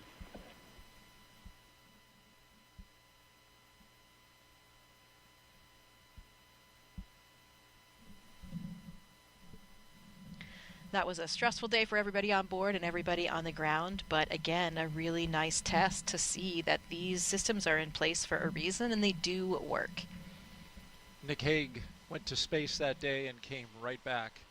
And fortunately, everything went well, and he was able to return to the ISS, and he's up there now. Yeah, he's up there right now waiting for this mission to join him. I know that he's very much looking forward to giving Anne and her crew a big high five, especially for those 8-ball classmates, but really for everybody on board. We joke in our class that, you know, Nick launched 2.5 times so far for his 2 missions to space, but he's got a little bit of extra experience. We have learned so much during your time here, Jessica, spending it with us, giving us your insight and talking about your experiences in space flight. We appreciate it deeply.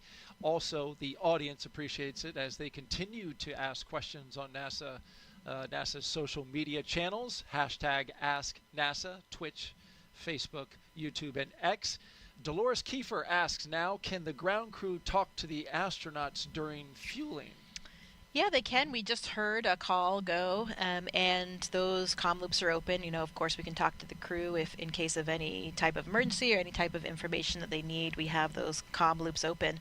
Interestingly, speaking about that, the crew can actually hear the fueling process. So they can hear the valves, they can hear the flow of the fuel as well. So interesting for them to be following along with the process. Can hear it, see it, and feel it. Just a few seconds now before we start propellant load for the Falcon 9 rocket.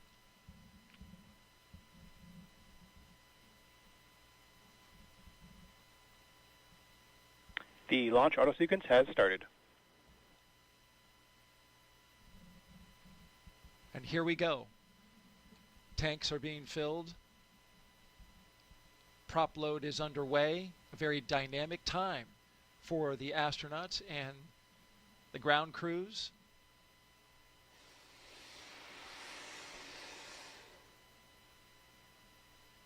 For this countdown today, we got a little further and have gone further than our attempt on Wednesday, which stopped at T-minus 43 minutes. We are now T-minus 34 minutes, and everything is looking good. The vehicle is go, spacecraft is go, ground teams are go, and now we are tanking this rocket.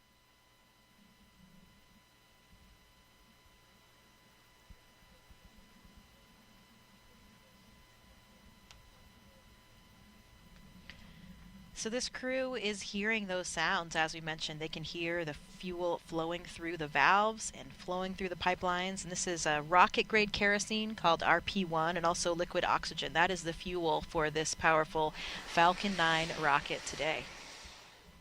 1.8 million pounds of thrust once the rocket takes off. Thanks to our Kennedy Space Center flight operations team for these beautiful helicopter shots. Doing a great job. Let's go back now to Hawthorne, California, and join our commentators there.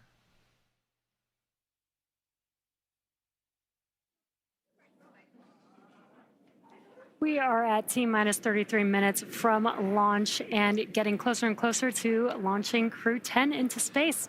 After the long-duration mission is complete, Crew-10 will be the first NASA commercial crew mission to target a return splashdown in the Pacific Ocean. NASA and SpaceX have been working together toward certification and readiness for Dragon recoveries on the West Coast. Since 2019, Dragon recoveries have primarily occurred off the coast of Florida.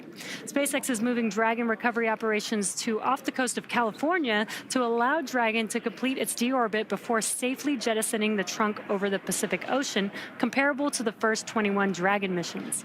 Crew splashdown locations are near Los Angeles, Oceanside, and San Diego. The recovery vessel Shannon will be stationed in Long Beach, California, to support the new operations. And to establish this capability that improves public safety, NASA and SpaceX worked for months establishing new sites, obtaining regulatory approvals, performing engine assignments and software changes, as well as tabletop exercises and flight rule updates. It'll be really exciting to see Crew-10 come home after they're done with their long-duration mission. But Crew-9, who Crew-10 will be handing over once they get docked to the space station, will, of course, still splash down off the coast of Florida in a few days. But back to today's mission, let's go ahead and learn more from the astronauts flying today. You know, I often get asked why we explore. Some people explore because it's exciting to ride on a rocket. They like the boom, they like the flying, they like the electronics, they like to go fast. Some people want to explore to answer questions about the context in which the Earth exists. How old are we? How many galaxies are there? How big are we? Are we like a speck of dust on somebody's sleeve, or are we the biggest thing going out there in the universe? Curiosity is like the main power that moves us forward. Space exploration is important to satisfy this curiosity. As we go on to the moon and Mars and look at what those planetary bodies are made of, we can learn a lot about the Earth itself and how to better humankind. I think it's important for us as a species to expand our boundaries, because that's how we advance our technologies and civilization. We have to continue to explore, continue to push the boundaries. And I think really throughout the history of humankind, we've always explored. And so when people ask why we explore, I would like to ask back, what type of society would we be if we lost that curiosity? Is that somewhere that we'd want to live? Space Center in Florida, I'm Daryl Nail, joined by NASA astronaut Jessica Meir. So good to have you here. Here's more about the crew that's going into space today.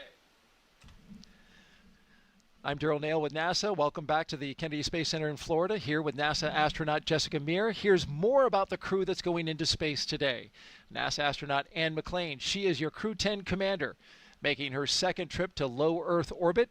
The Spokane, Washington native and U.S. Army colonel was selected by NASA as an astronaut in 2013 and has spent a total of 204 days in space and completed 2 spacewalks totaling 13 hours and 8 minutes.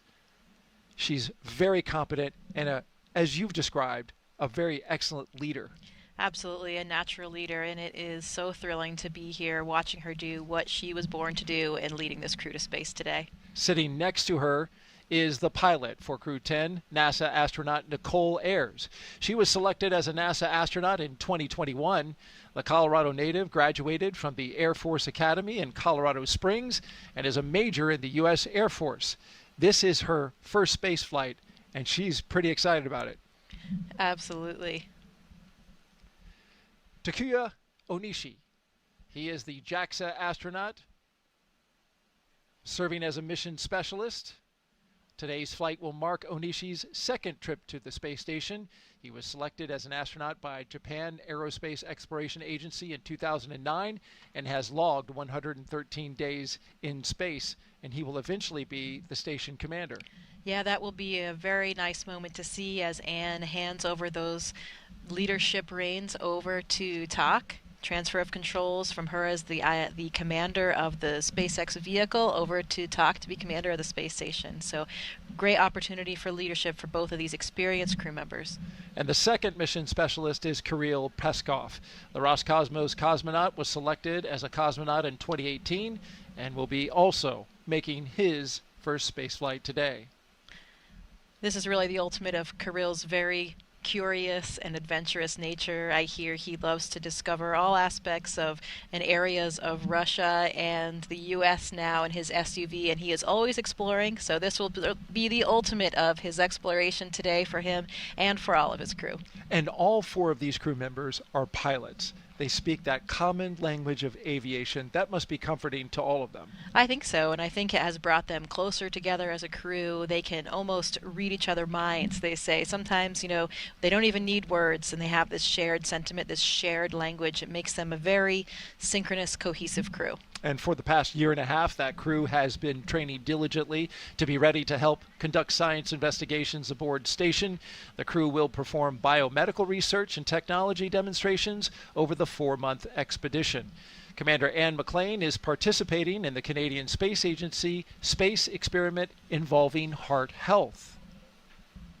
This headband is actually connected to sensors throughout my body, and they are collecting real-time data on my heart rate, oxygen saturation, and my respiratory rate. Imagine the day where you go see your doctor because you're concerned about your heart health, and they give you these sensors to wear, and they get this massive, comprehensive look at your cardiovascular health over multiple days doing multiple activities. Another science investigation on board involves tiny materials inspired by our own DNA that could help be used here on Earth with those people who suffer from arthritis in their knees.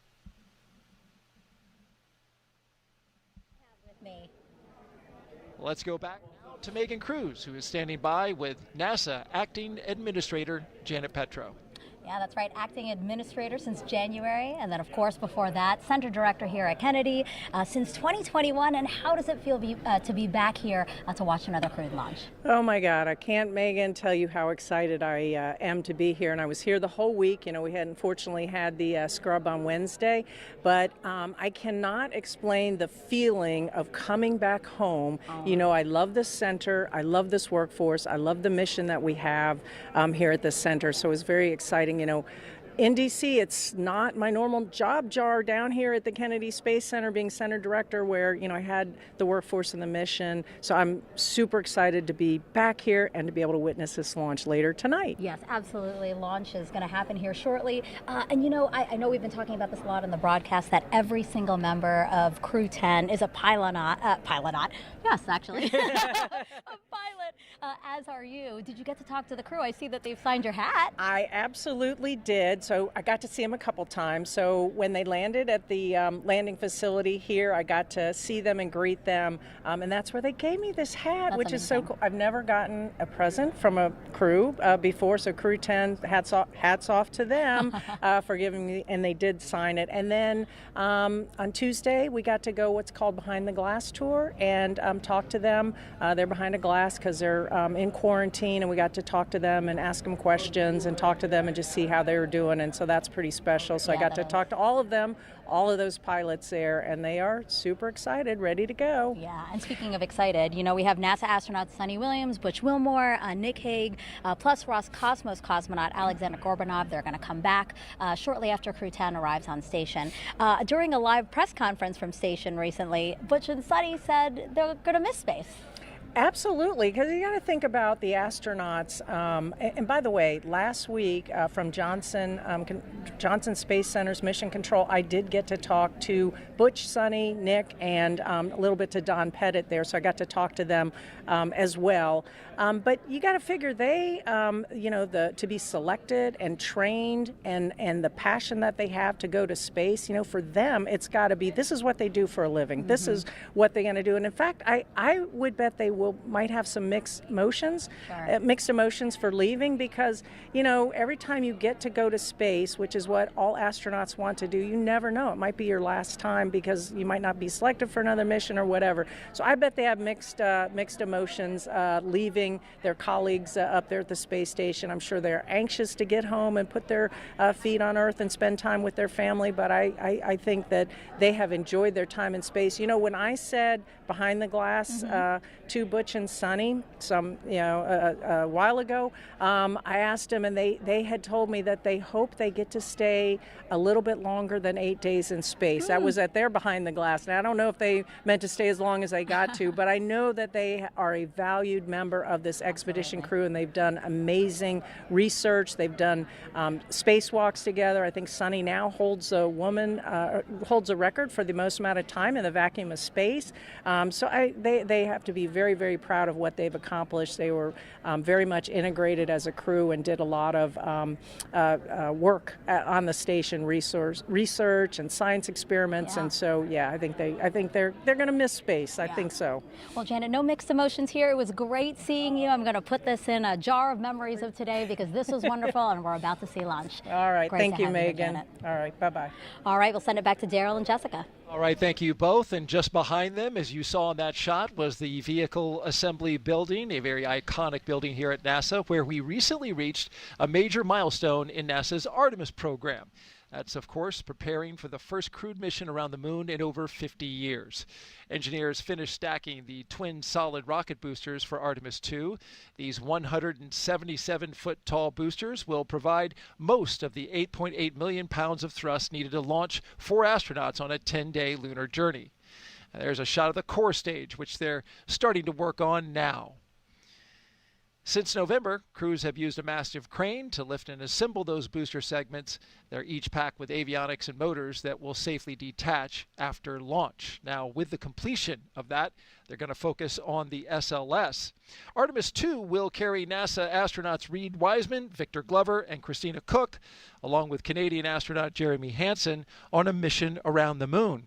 So here's Jeremy now with a little more about that.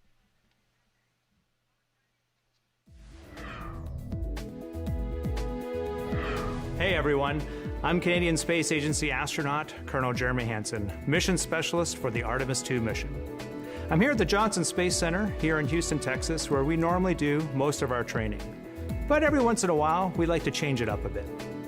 Reid, Victor, Christina, and I recently spent several days in Iceland, trading in our spacesuits for hiking gear to study its geology and surroundings. Why Iceland?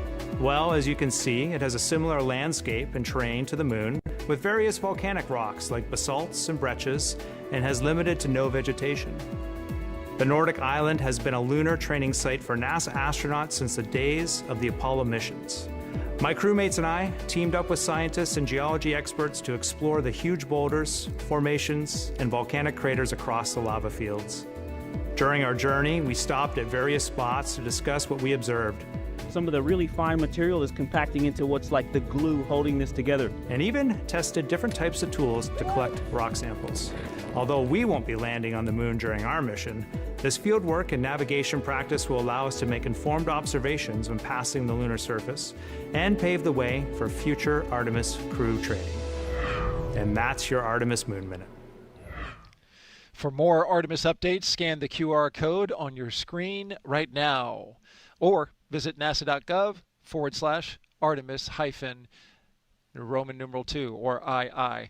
You don't have to worry about getting updates there, though, because, Jessica, you are friends and former classmates with both Victor Glover and Christina Cook. Yeah, that's right. They are my astronaut classmates, like brothers and sisters, and it has been so exciting to see this Artemis journey. I was here for the Artemis 1 launch, and that just made it all so real. We saw the hardware, we saw the vehicle, we saw the launch, and we knew that the next time that vehicle launched, it would be with my friends and colleagues on board. So it was an incredibly exciting moment for all of us as astronauts. That launch coming in February of 2025, currently scheduled on the calendar. Let's go back now to SpaceX in Hawthorne, California.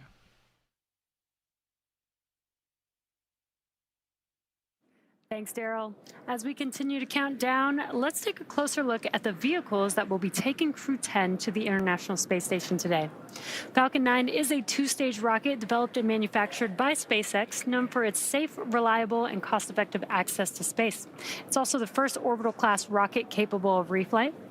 And sitting at the top of Falcon 9, Dragon and its trunk stand over 26 feet tall. There are 2 windows on the spacecraft, plus one underneath the nose cone. The nose cone opens shortly after launch to expose the forward bulkhead thrusters and docking mechanism that will connect with the space station. Dragon's trunk holds solar cells, which power Dragon while it's in free flight, and the trunk can also carry unpressurized cargo. Now, Dragon has played a significant role in advancing our future in space by safely transporting crew to and from the space station. There are currently 4 Dragon spacecraft supporting human spaceflight missions that have docked to the station. There you can see them on your screen. That is Endeavour, Resilience, Endurance, and Freedom. Now, designed to be the safest spacecraft ever flown, Dragon is capable of carrying up to 7 passengers to and from Earth orbit and beyond.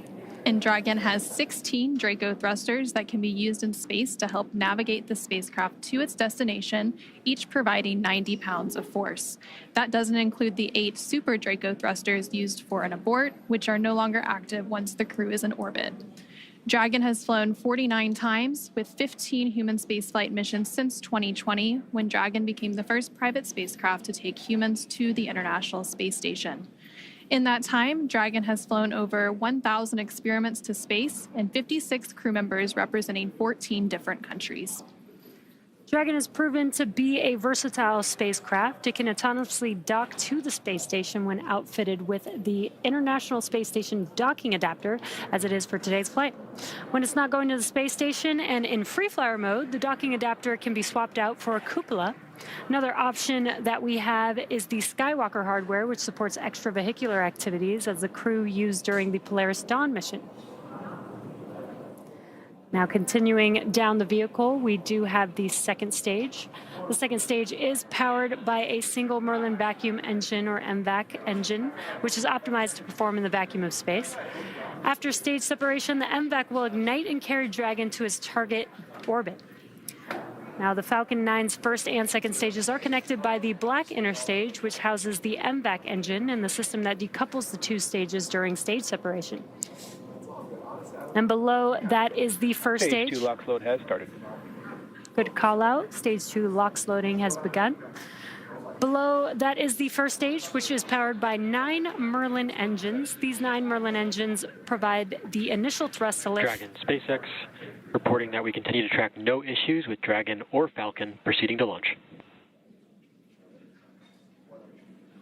SpaceX Dragon, copy. Great news, just calling out that we're tracking no issues. These 9 Merlin engines provide the initial thrust to lift Falcon 9 off of the ground through the lower, thicker parts of the Earth's atmosphere. Now, each of these Merlin 1D engines delivers about 190,000 pounds of thrust at sea level, which gives Falcon 9 a combined 1.7 million pounds of thrust.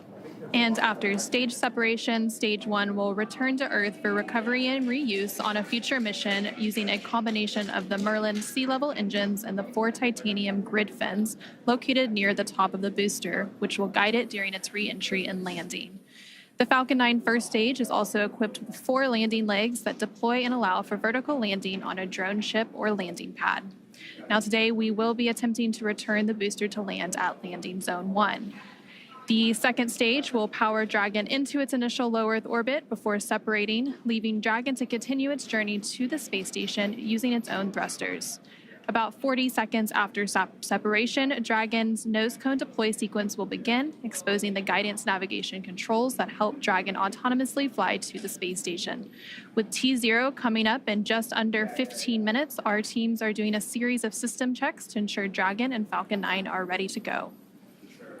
And we are still looking good for an on-time launch today. Both Dragon and Falcon 9 continue to be healthy. As we continue to listen and watch the countdown, our teams are preparing the vehicle for flight. Propellant loading of both RP1 and liquid oxygen began at T-minus 35 minutes. And we also heard the call a few minutes ago that the launch escape system is armed. The launch escape system is designed to propel Dragon away from Falcon 9 in the event of an emergency during launch. Now, the range, which is monitoring the keep-out zones among other key flight requirements, also continues to report no issues, and they are go to support today's launch. And weather also continues to look good. You can see it there on your screen, clear skies. And we are still tracking a roughly less than 5% chance of violation at our target liftoff time of 7:03 p.m. Eastern, 4:03 p.m. Pacific. And as you heard earlier, we're continuing to be optimistic that we're going to maintain these good conditions into launch. And as a reminder, today we have an instantaneous launch window driven by our planned rendezvous point, the point at which Dragon and station will meet in orbit. The station is orbiting the Earth at more than 17,000 miles per hour, and Dragon needs to catch up. That means we have to deliver Dragon to the correct orbit by timing its trajectory relative to the orbiting laboratory so that they are in the same place in orbit at the same time. So precise liftoff time is crucial for hitting that rendezvous point. And at this point, if we hear a hold for any reason, we would have to stand down and target our backup launch opportunity, which is Saturday, March 15th at 6:41 p.m. Eastern, 3:41 p.m. Pacific. But again, everything and all the systems continue to be go. And for now, we're going to go ahead and turn it over to Gary at the Johnson Space Center for a quick status update from Houston. Hey, thank you, Anna. Back here in the International Space Station Flight Control Room at NASA's Johnson Space Center in Houston, teams continue to work around the clock to monitor activities aboard the orbital outpost. Leading the teams inside the room is Flight Director T.J. Creamer. The team in Mission Control Houston, the team in Hawthorne, and the astronauts aboard the space station will track the autonomous docking of Dragon Endurance when they enter joint operations. This will happen when the spacecraft enters the approach ellipsoid, the invisible boundary stretching 4 by 2 by 2 kilometers that helps us monitor all arriving and departing spacecraft, is essentially the neighborhood of the space station.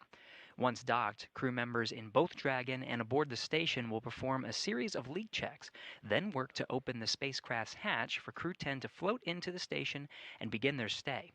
We anticipate that the hatch will be opened about an hour and a half after the docking.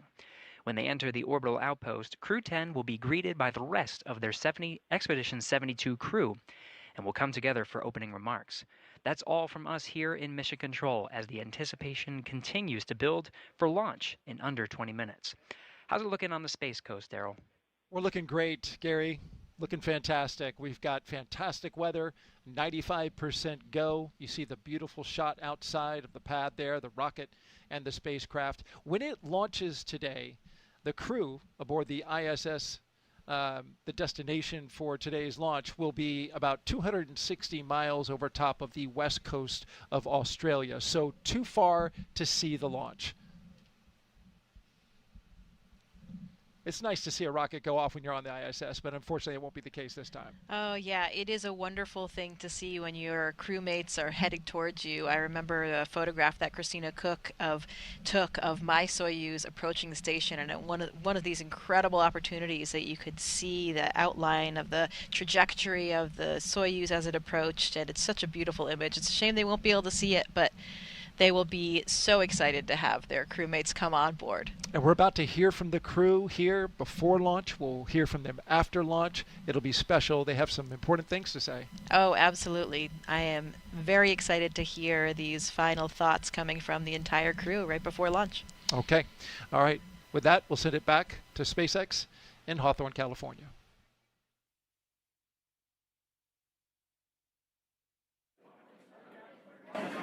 Thanks, Daryl.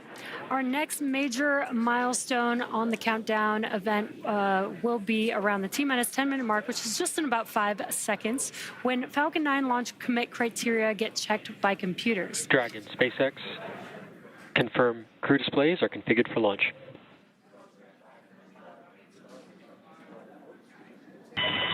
SpaceX Dragon, displays are configured for launch.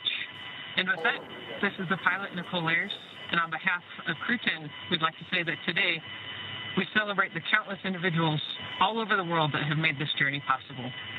To the engineers, instructors, flight controllers, scientists, and leaders who worked tirelessly to get us here, thank you for your dedication to the safety and success of this mission. And a special thank you to our friends and families for your unwavering love and support. This mission is a testament of what humans can achieve when we work together. Go Crew-10!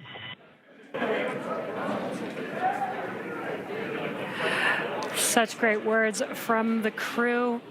Again, and some cheering going on. You can see that on your screen. SpaceX copies. And from the entire SpaceX team here, it's been a pleasure working together to prepare for this mission. And from all of us, good luck, Godspeed, go Crew-10, and enjoy the ride.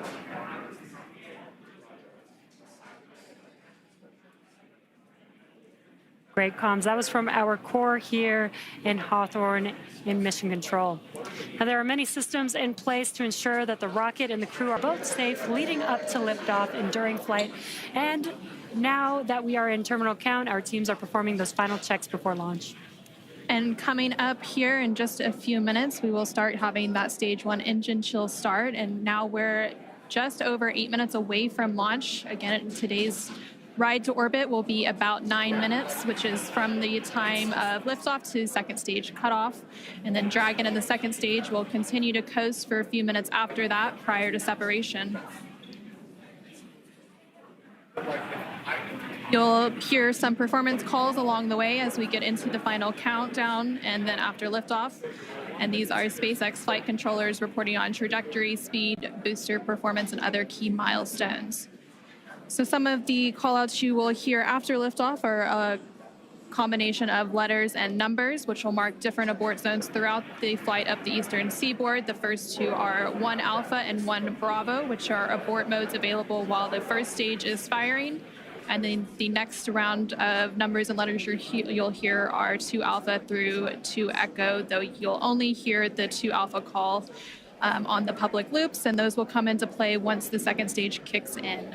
And then diverting a little bit from the other naming system, you will hear the call out Shannon, which refers to Shannon, Ireland. And this call means the crew could target off the coast of Ireland if they needed to abort late in the second stage burn. And you'll continue to hear those different call outs along with key performance call outs from the guidance, navigation, and control officer along with the propulsion lead. We're now just under 7 minutes away from launch. Engines are chilling in for flight.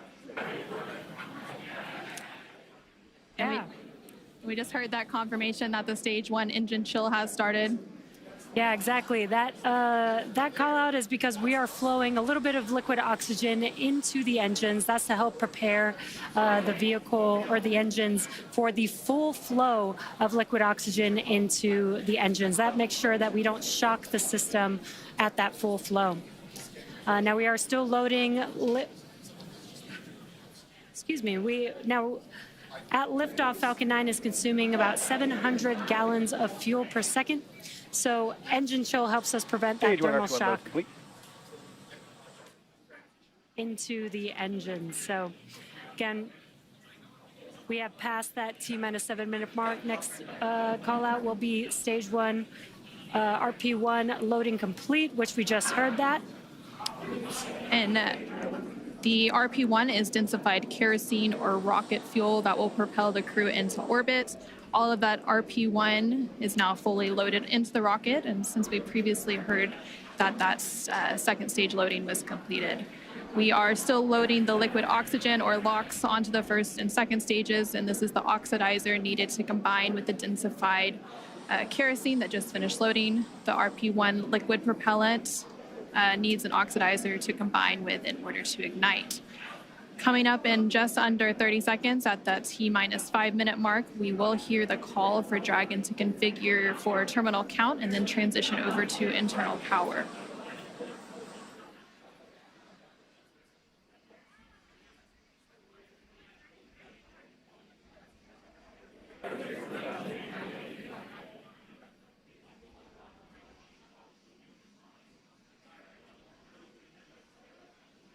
Tanks are pressing for strong back retract. Dragon is in configure for terminal count. And there we just heard that call out for terminal count. So now Dragon onboard computers will take control of the spacecraft. And we also heard that the propellant tanks on Falcon 9 are getting ready to pressurize, adding some additional structural support to the rocket as we get ready for that strong back to retract. And that strong back provides access to Falcon 9's fueling lines. Has started. That strong back lower has now started, and again, that strong back provides access to Falcon 9's fueling lines and umbilicals for both propellant load and the different gases being loaded on board. And what you should see on your screen is there's those clamp arms that are around the second stage just below Dragon. They're going to open up, and once they're fully open, then that strong back or the TE can begin to recline away from the vehicle. Now, initially, we are going to recline that TE just about 2 degrees away from the vehicle, and then we will fully move the TE about 45 degrees away up at T0. And they're maybe a little hard to see on your screen, but the clamp arms are opening up there. There's a better view. Looks like the clamp arms are now fully open, so that TE will begin to move away from the vehicle. Very slow and slight, but just enough to get two degrees away from the vehicle. And then coming up in less than 30 seconds at the T-minus 3 minute mark, the first stage liquid oxygen or LOX load will complete. And we'll continue to check through a couple more fueling milestones, including one around the T-minus 2 minute mark before flight, where we'll hear liquid oxygen loading is complete on the second stage. And now you see all of those white clouds on your screen. Those are clouds of vapor, and they're completely normal, and we'll see them continue to build up as we get closer to launch. This is because liquid oxygen is super chilled, so a little of it will boil off in the warmer Florida air.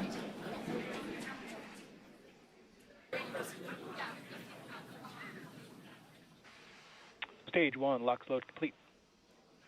Great call out there. Stage 1. Count and on. Putting liquid oxygen onto stage 2, and that'll wrap up here at the T-minus 2 minute mark, just about 20 seconds from now.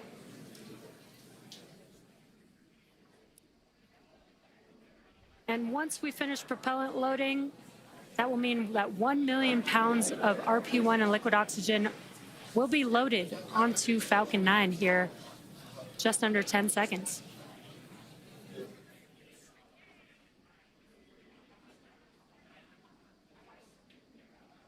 Stage 2, LOX load complete. We just heard confirmation that the stage 2 liquid oxygen loading is now complete. We are under 2 minutes away from launch. Gas closeout has also begun.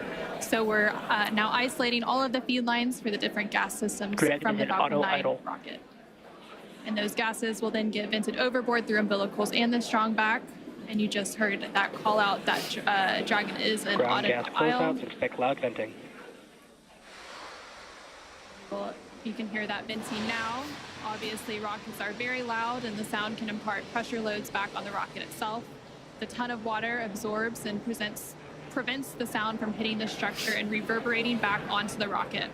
And that call out for auto idle puts the rocket in a state the flight computers understand before it takes over, making sure the transition to final countdown is smooth and all the flight computers on board are in sync and configured for launch. Falcon 9 is in startup. And now we just heard that Falcon 9 is in startup. Ground is in countdown.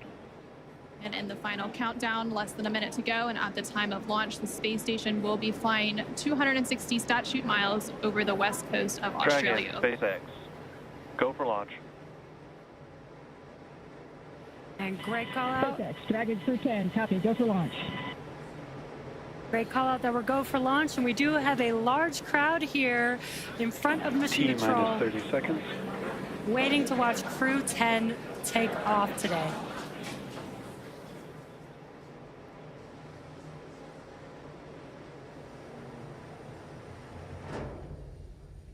T-minus 15.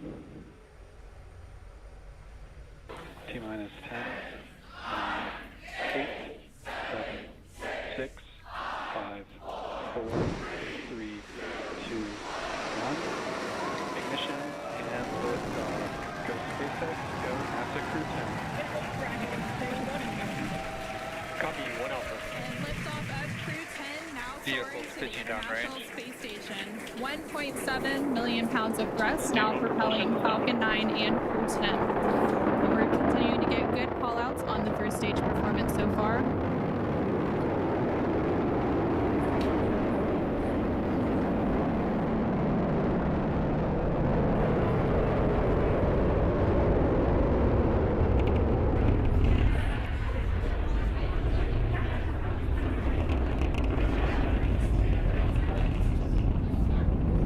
We're now 40 seconds into today's flight. Power and telemetry nominal.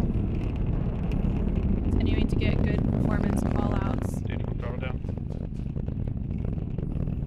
Yeah, we are throttling down the engines in preparation for Max Q. What great timing that was. We just passed through Max Q. That's the largest structural load that the vehicle will see on ascent. Vehicle supersonic. Stage 1, throttle up. We're now just over 1 minute and 10 seconds into today's flight, traveling at more than 1,400 miles per hour. Stage 1 Bravo. And we just heard that call out for 1 Bravo, which means we're in the second and final abort mode for the first stage, continuing to get good performance. And the crew already pulling over 2 Gs. Next up, we'll have a couple of events happening in rapid succession. Back chill started.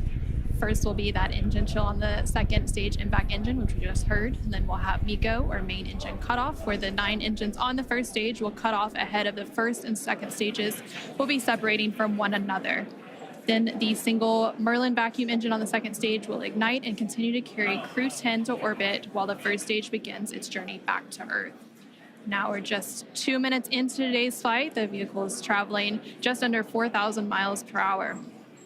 We're just about 20 seconds away from those events that Anna just mentioned.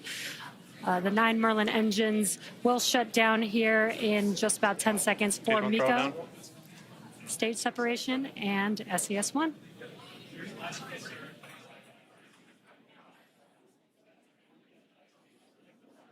Main engine cutoff. SpaceX Dragon, 2 Alpha. Stage separation confirmed. Copy, 2 Alpha. Great call-outs and incredible views there on your left-hand screen. On your left-hand screen, you can see a view from stage 1. And an extremely excited crowd here in Hawthorne. Awesome views of that boost back burn on the first stage, as well as the MVAC engine igniting on the second stage. Great views there. Now the booster is in its boost back burn. This is the first of 3 burns as it makes its way back down to Earth. This will last about 45 seconds. And the Crew-10 crew is still on board Dragon, attached to Falcon 9's second stage, which you can see there on your right-hand screen. And we're now at 3 minutes and 20 seconds into today's flight. The vehicle is traveling about 6,500 miles per hour. They are on their way to the space station. And we did have that confirmation coming up of the boost back shutdown, and then coming up at the T+6 minute mark. And there we have our first images of the crew inside the Dragon spacecraft as they make their way into orbit. And the crew Dragon, SpaceX, nominal trajectory. continuing to get good call-outs. SpaceX Dragon, copy nominal. Stage 2, it continues to be on power with in its firing until we get to that second stage engine cutoff around the 9-minute mark of flight. About 5 minutes of flight to go before Dragon will be flying free.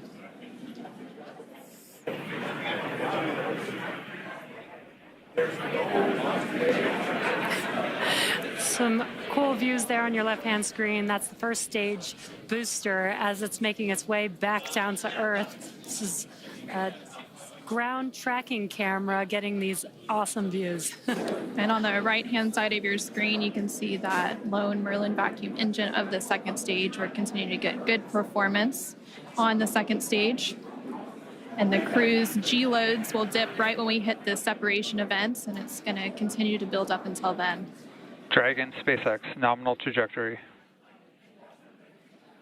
SpaceX Dragon, copy nominal. We're now at 5 minutes into today's flight with a liftoff at 7:03 p.m. Pacific, 7:03 p.m. Eastern, 4:03 p.m. Pacific. Continuing to get good call-outs as Stage 1 makes its way back to Earth, and Stage 2 continues to fire, propelling Dragon into orbit. If you're just now joining us, the 4 members of Crew-10 launched from Launch Complex 39A at Kennedy Space Center in Florida. And they're currently on board Dragon, still attached to Falcon 9's second stage, which you're seeing there on your right-hand screen. On your left-hand screen, the first stage vehicle is making its way back down to Earth. It already completed the first of 3 burns as the boost back burn, and the next event coming up for that vehicle is going to be the entry burn. Dragon, SpaceX, nominal trajectory. Great call-outs there. That entry burn is coming up. SpaceX Dragon, copy nominal. That entry burn is coming up here in just under 20 seconds. We'll reignite 3 of those 9 Merlin 1D engines to help slow the vehicle down as it makes its way back into the Earth's atmosphere.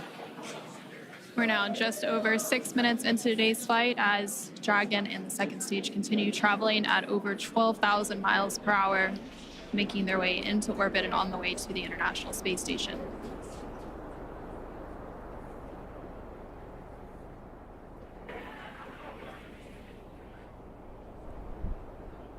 There, we just saw on the screen, it was very quick, but we had the entry burn, which we got some cool views of that from the ground, which is awesome. Now, the next event coming up will be the landing burn for the first stage. That's coming up here in about 30 seconds. Dragon SpaceX, nominal trajectory. Again, great call-outs for SpaceX Dragon, copy nominal. Confirmation there from the crew as they continue to make their way into orbit. Now 7 minutes into today's flight, the first stage making its way back down to Earth and the second stage continuing to fire. This is an awesome view. Let's see if we can see the center engine relight for that landing burn here in a few seconds.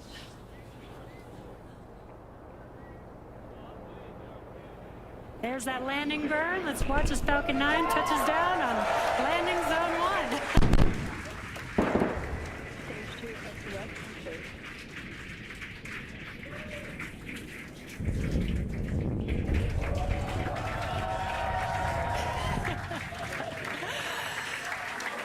And the crowd here is excited to see Falcon 9 touch down on landing zone 1.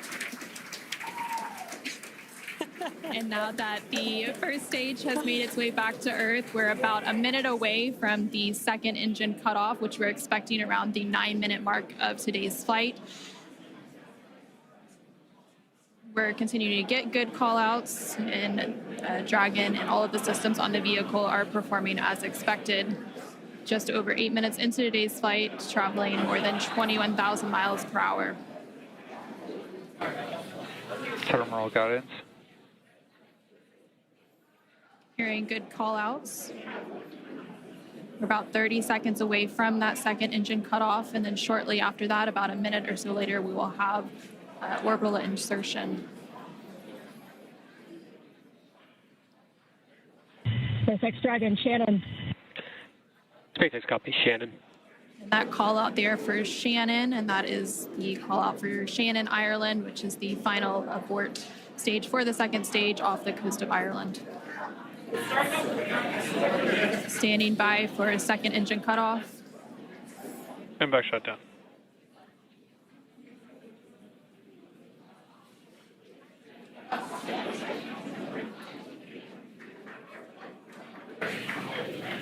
Dragon SpaceX, nominal orbit insertion. And there we heard confirmation Launch escape system disarmed. Good confirmation of orbital insertion. Crew-10 is now well on their way to the International Space Station following a 9.5-minute flight uphill. Now, the second stage is preparing for Dragon separation here, which should happen shortly, in about 10-15 seconds is what we're expecting. Now we're preparing for stabilizing the second stage so that we can have a smooth separation. And there you can see on the left-hand side of your screen, the crowd is going wild. There on your screen you can see that Dragon separation, that second stage making its way, and Dragon is now flying free. 10 minutes into today's flight, that was about a minute after we had that second engine cutoff and orbital insertion. And it looks like a good separation, good rates. Dragon now flying free. There on the right-hand side of your screen, you can see some first images of Crew-10 inside the Dragon Endurance spacecraft as they're now successfully in orbit. Dragon, SpaceX, Chief Engineer on Countdown 1. On behalf of the entire Falcon team, we thank you for flying with Falcon and wish you a great mission. Over to LD. It was an honor flying with you this evening. We wish you well on your journey and give Crew 9 our best. Thank you for flying SpaceX.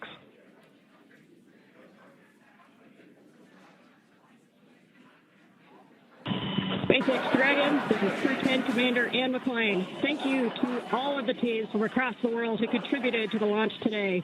Spaceflight is tough, but humans are tougher. Days like today are made possible only when people choose to do the harder right over the easier wrong. Build relationships, choose cooperation, and believe in the inherent goodness of all people across the world. To my family and friends, without you, I would not be here. Explore boldly, live gracefully, go Crew-10. And over to pilot Nichole Ayers.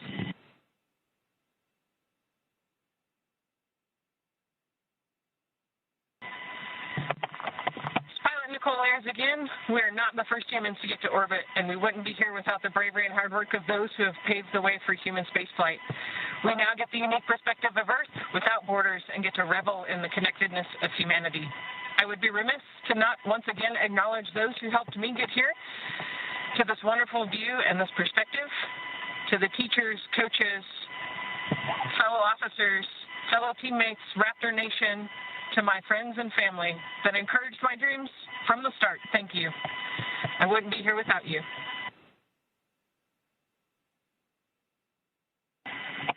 This is Mission Specialist Takuya Onishi. I want to say a huge thank you to NASA and SpaceX, especially the Falcon 9 team for the successful launch, and we are looking forward to a smooth ride to the International Space Station. 日本の皆さん、たくさんの応援ありがとうございます。9年ぶりの無重力の感覚をかみしめてます。これから先の ISS への宇宙の旅、楽しんでいきたいと思います。I will now hand the mic over to Mission Specialist Kirill. Thanks a lot to NASA and SpaceX for this wonderful ride, and I want to say a couple of words in Russian. Пользуясь такой чудесной возможностью, хочу поздравить с 65-летием со дня начала подготовки первого отряда. И также хочу сказать спасибо большое за те знания и жизненный опыт, который мной были получены в всех стенах для того, чтобы выполнить этот полет. А также спасибо школе номер 14 города Назарова, Ульяновскому высшему авиационному училищу гражданской авиации и авиакомпании «Макар» и «Нордвин», где я начинал свой путь в небо. И, конечно же, спасибо большое семье и за поддержку.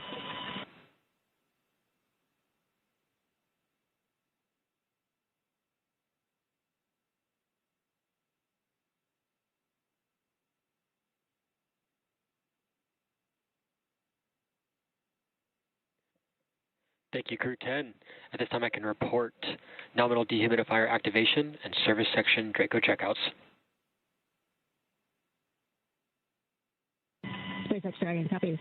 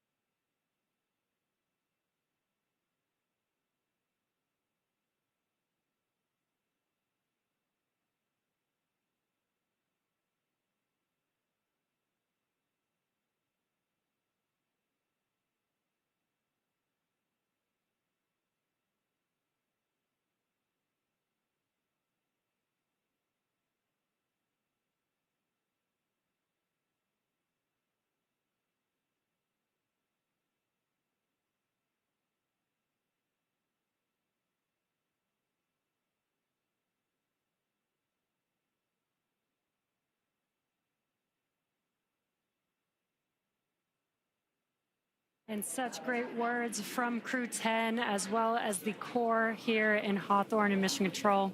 We also got confirmation that the nose cone deploy is underway. The 6 hooks that hold the nose cone in place during the launch and ascent portions have to retract, and then the nose cone will be able to start to swing open and deploy. Now, this uncovers a number of critical systems for the flight up to the space station, including the forward bulkhead thrusters and the docking hatch.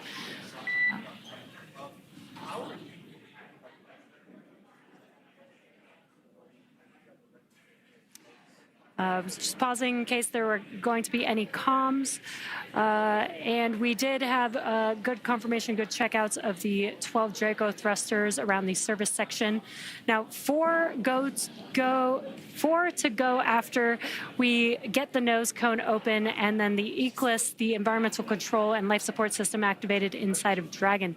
Now, soon the crew will be able to get their visors open and get out of their suits and settle in for the ride to the space station. And now we're just waiting for confirmation that the nose cone has fully deployed with all of the hooks open.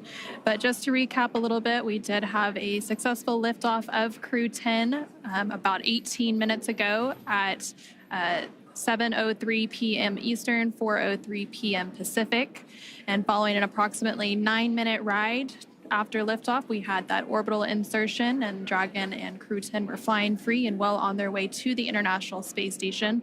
They now have an approximately a 28-hour journey before they do reach their destination of the space station, and that docking is targeted for tomorrow, March 15th at 8:30 p.m. Pacific, 11:30 p.m. Eastern, to the forward-facing port of the station's Harmony module.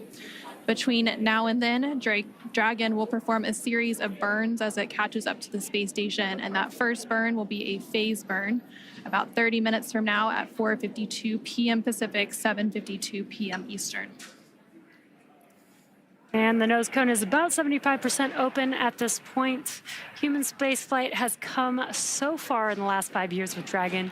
In addition to flying people, SpaceX's Dragon spacecraft also enables researchers the opportunity to fly critical science to orbit. And so far, SpaceX and Dragon have carried over 1,000 research experiments to and from low Earth orbit, both to the International Space Station and on our free flyer missions. From DNA sequencing to 3D printing studies enabled by Dragon and the space station tests Dragon and the space station test a variety of technologies, systems, and materials that will be needed for future long-duration exploration missions. Now, every mission yields critical science and research and learnings that help make life both on Earth and in space better. And flights like today's help us continue to lay this foundation for our future among the stars and continue our mission to make life multiplanetary. Once Crew-10 does arrive to the International Space Station, they will, of course, partake in some additional science and research. They will have over 200 experiments that they will contribute to during their time aboard the International Space Station. Again, we're just standing by for confirmation that that nose cone has fully deployed. And we may also get some additional look inside the cabin of the crew.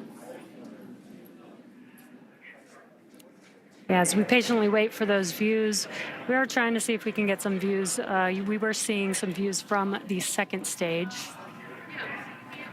This looks like it might be a view from the forward. Dragon SpaceX, nominal nose cone opening and forward bulkhead Draco checkouts. SpaceX Dragon copies and confirm nominal ECLIS activation and go for visors.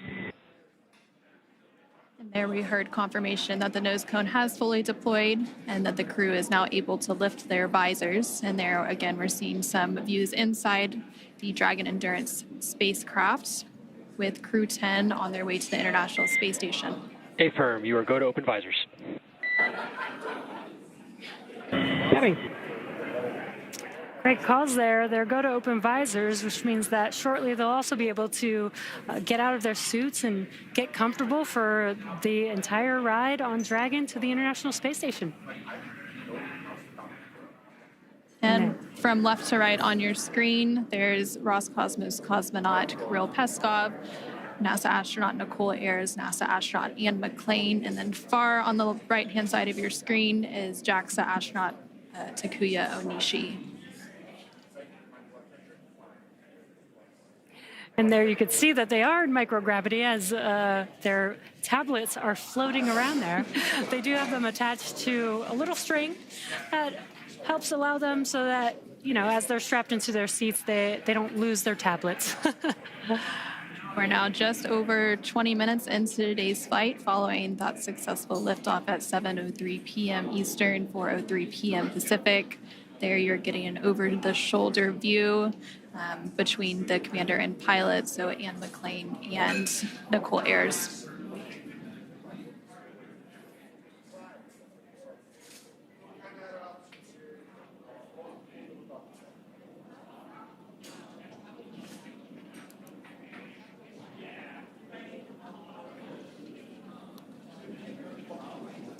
If you're just now joining us, you are watching live Crew-10 out in space in the Dragon vehicle.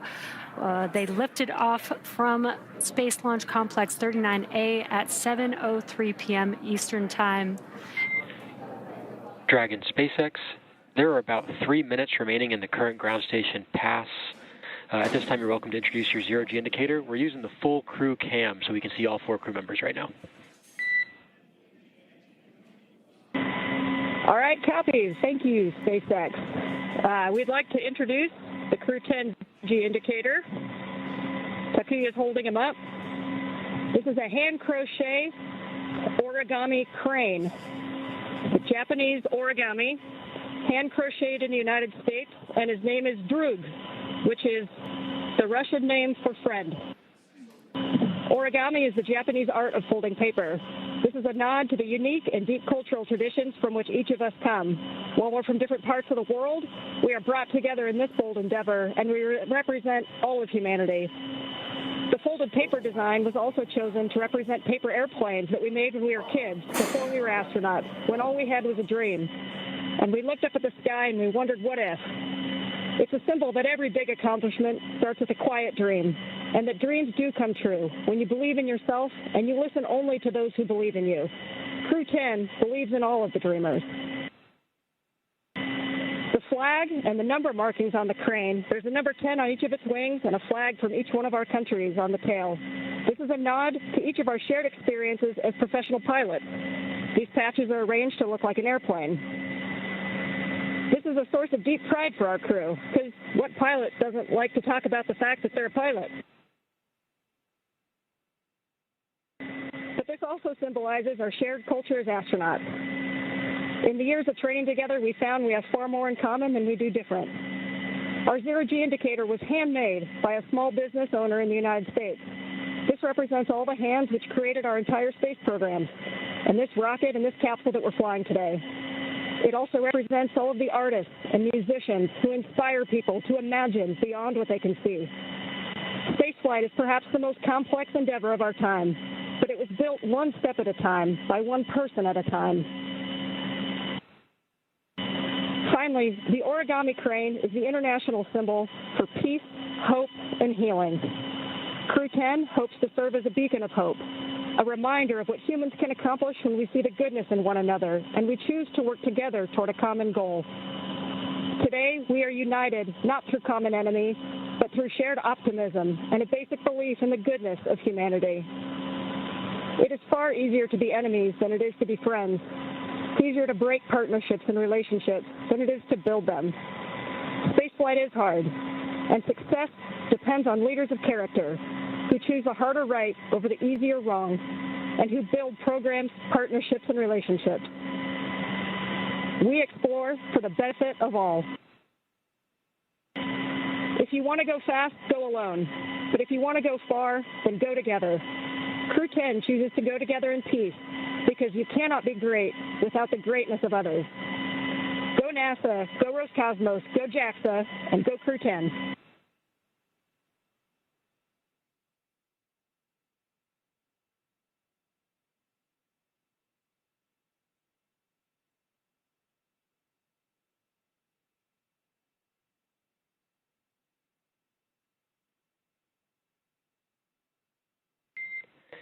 Dragon SpaceX, we really appreciate those words, Anne. Thanks for introducing.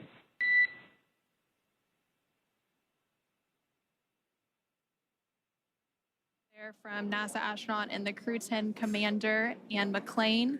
And again, Crew-10 comprised of McClain along with NASA astronaut Nichole Ayers and JAXA astronaut Takuya Onishi along with Roscosmos cosmonaut Kirill Peskov are now safely in orbit following an approximately 9-minute ride after a liftoff at 4:03 p.m. Pacific, 7:03 p.m. Eastern from NASA's Kennedy Space Center in Florida.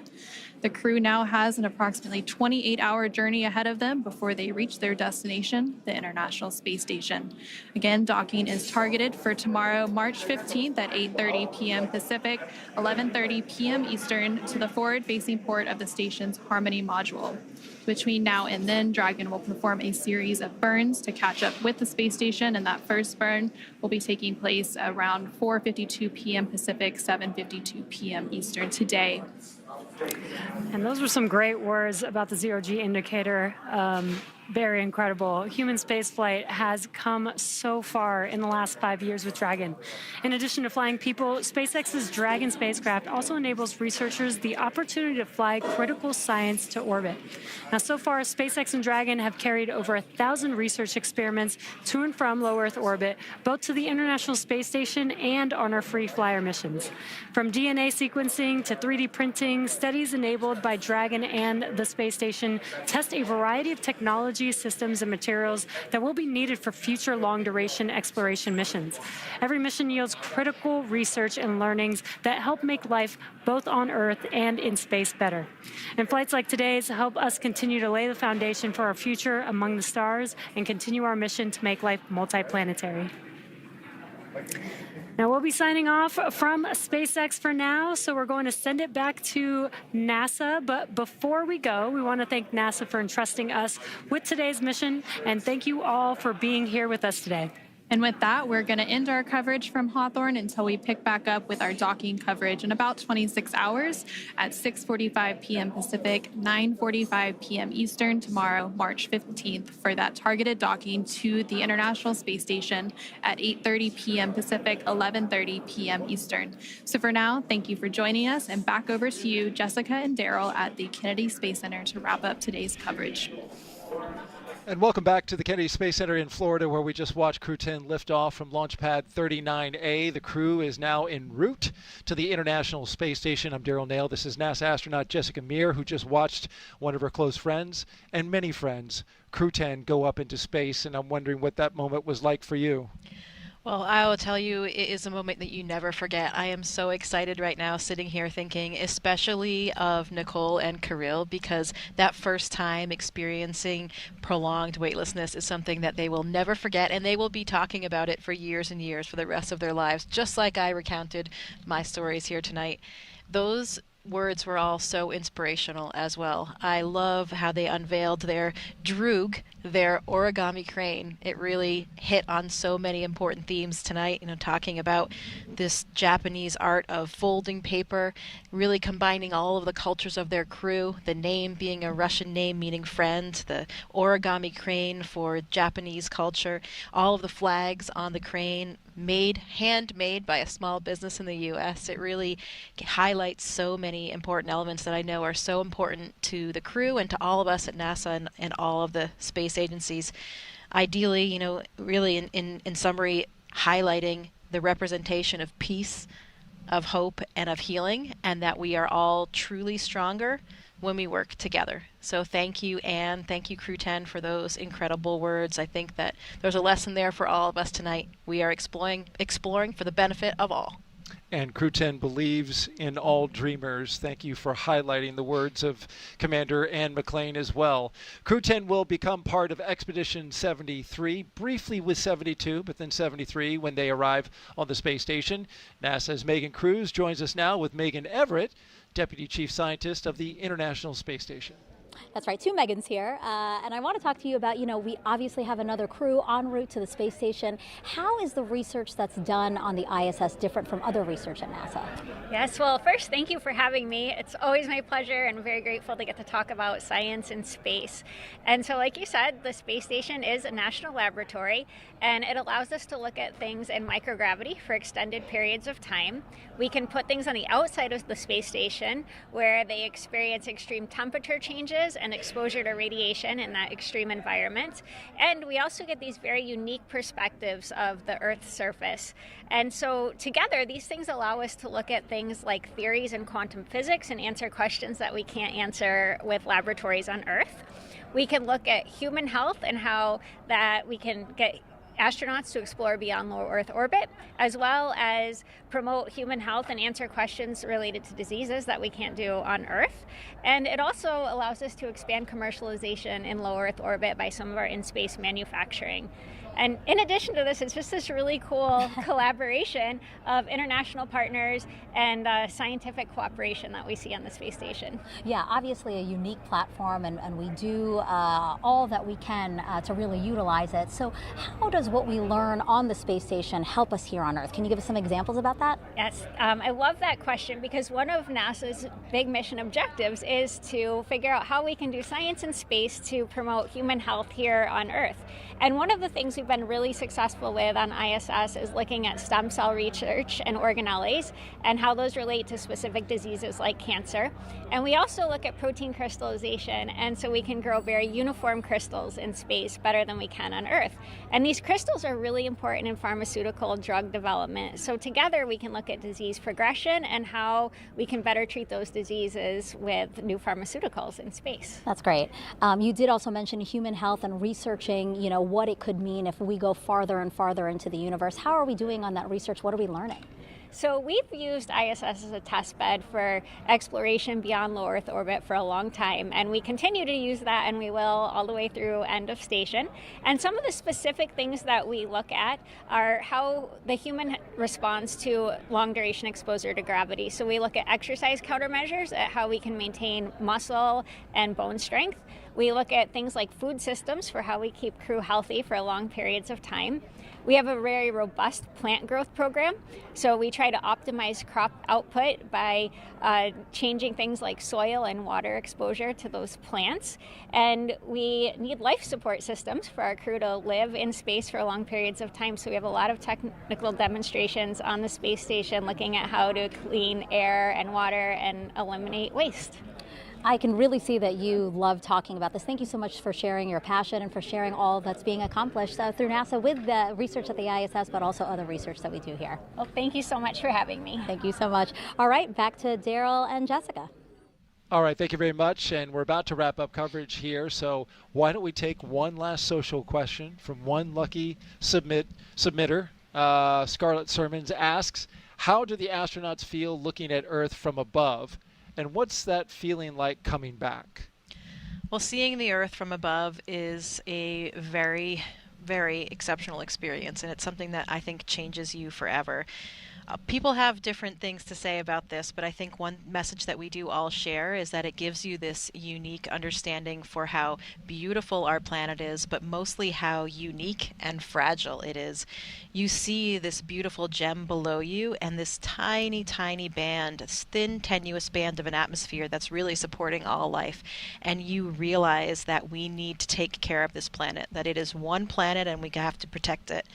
Secondly, one thing that I really was struck by was seeing how interconnected everything is. You see all of the land masses with no boundaries, you see all the continuous oceans, and you realize how connected everything is, how we really are just one human. We are all here together, in it together, as one. It's easy as humans to have these man-made imposed boundaries that we see delineated on the globe, but for us as astronauts we realize that we are truly all in this together.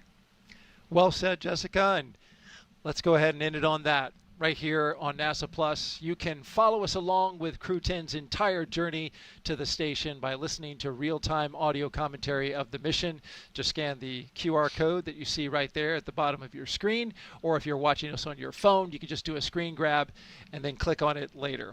Crew-10 is on course to arrive at the International Space Station around 11:30 p.m. on Saturday, believe that's going to be March 6th. March 15th. On-camera coverage of docking and arrival will resume about 2 hours before it docks on NASA Plus. And of course, that's always a big moment when the crowd, comes together on ISS. Yeah, absolutely. You have to have a lot of patience because you get to ISS, you dock, and then you have to go through these pressure checks to make sure everything's okay, and you're just waiting to get to the other side. And it's an incredibly special moment when you come through the hatch, you float for the first time for 2 of them, and you get big hugs from all of your friends and colleagues that are up there already. And I was impressed by what Anne says, once they do this together, They are, and you've mentioned this a couple times, like forever brothers and sisters. When she sees those fellow astronauts in the hallway back in Houston, you know, there's always a big smile that comes across her face. Yeah, it's a bond that you have forever, spending that time in space together, having that shared experience. You know, it's something as astronauts we want to share with our friends and family, how it feels, what it's like, and it's hard when they haven't experienced it. But with other astronauts and other cosmonauts, you have this instant special bond because you all have that shared experience together. And when they return, they will come full circle with the rest of the astronauts, appropriately so on Pi Day. Just had to get that in there. One more time, 314. There you go. Well, I want to thank you, Jessica, for joining us. You were here for Crew-7. You did Crew-10, 2 launch attempts. It's a lot of work. We thank you for it. It's been very special. We hope that when you go on your mission and we are watching you and documenting your trip, that you'll throw us a little love somehow towards the camera, give us a wave, something. We will be rooting you on. Absolutely, Daryl. It's been such a pleasure to be here sharing in the excitement for Crew-10 today. Go Crew-10. Go Crew-10, go NASA, go SpaceX. And an important reminder about upcoming launches. NASA and SpaceX will return to the ISS in late April with CRS-32, a resupply mission launching from Kennedy, and then Crew-11 several months from now. Again, a huge thanks to all of us, for all of us, from all of us, to you, and to our guests for joining us today. But most importantly, thank you for watching. You can keep up with any Crew-10 updates to this mission using the online resources you see on your screen just there below. For everyone here at NASA and SpaceX, and for Jessica Meir, I'm Daryl Nail. Have a great rest of the day. We leave you now with a look back at highlights from Suit Up to Liftoff. Crew-10 is getting suited up, ready to go. Time now for the traditional card game. Crew-10 walking down the hallway. And here they come, taking their first steps outside as they prepare for their journey to the International Space Station. And we are off. The crew on their way to Space Launch Pad 39A. Anne McClain, Nichole Ayers making their way into their Dragon spacecraft Endurance. And here come our mission specialists down the crew access arm, Takuya Onishi and Kirill Peskov. There they are rotating back. Dragon, SpaceX side hatches closed. Ignition and liftoff. Go SpaceX, go NASA Crew-10.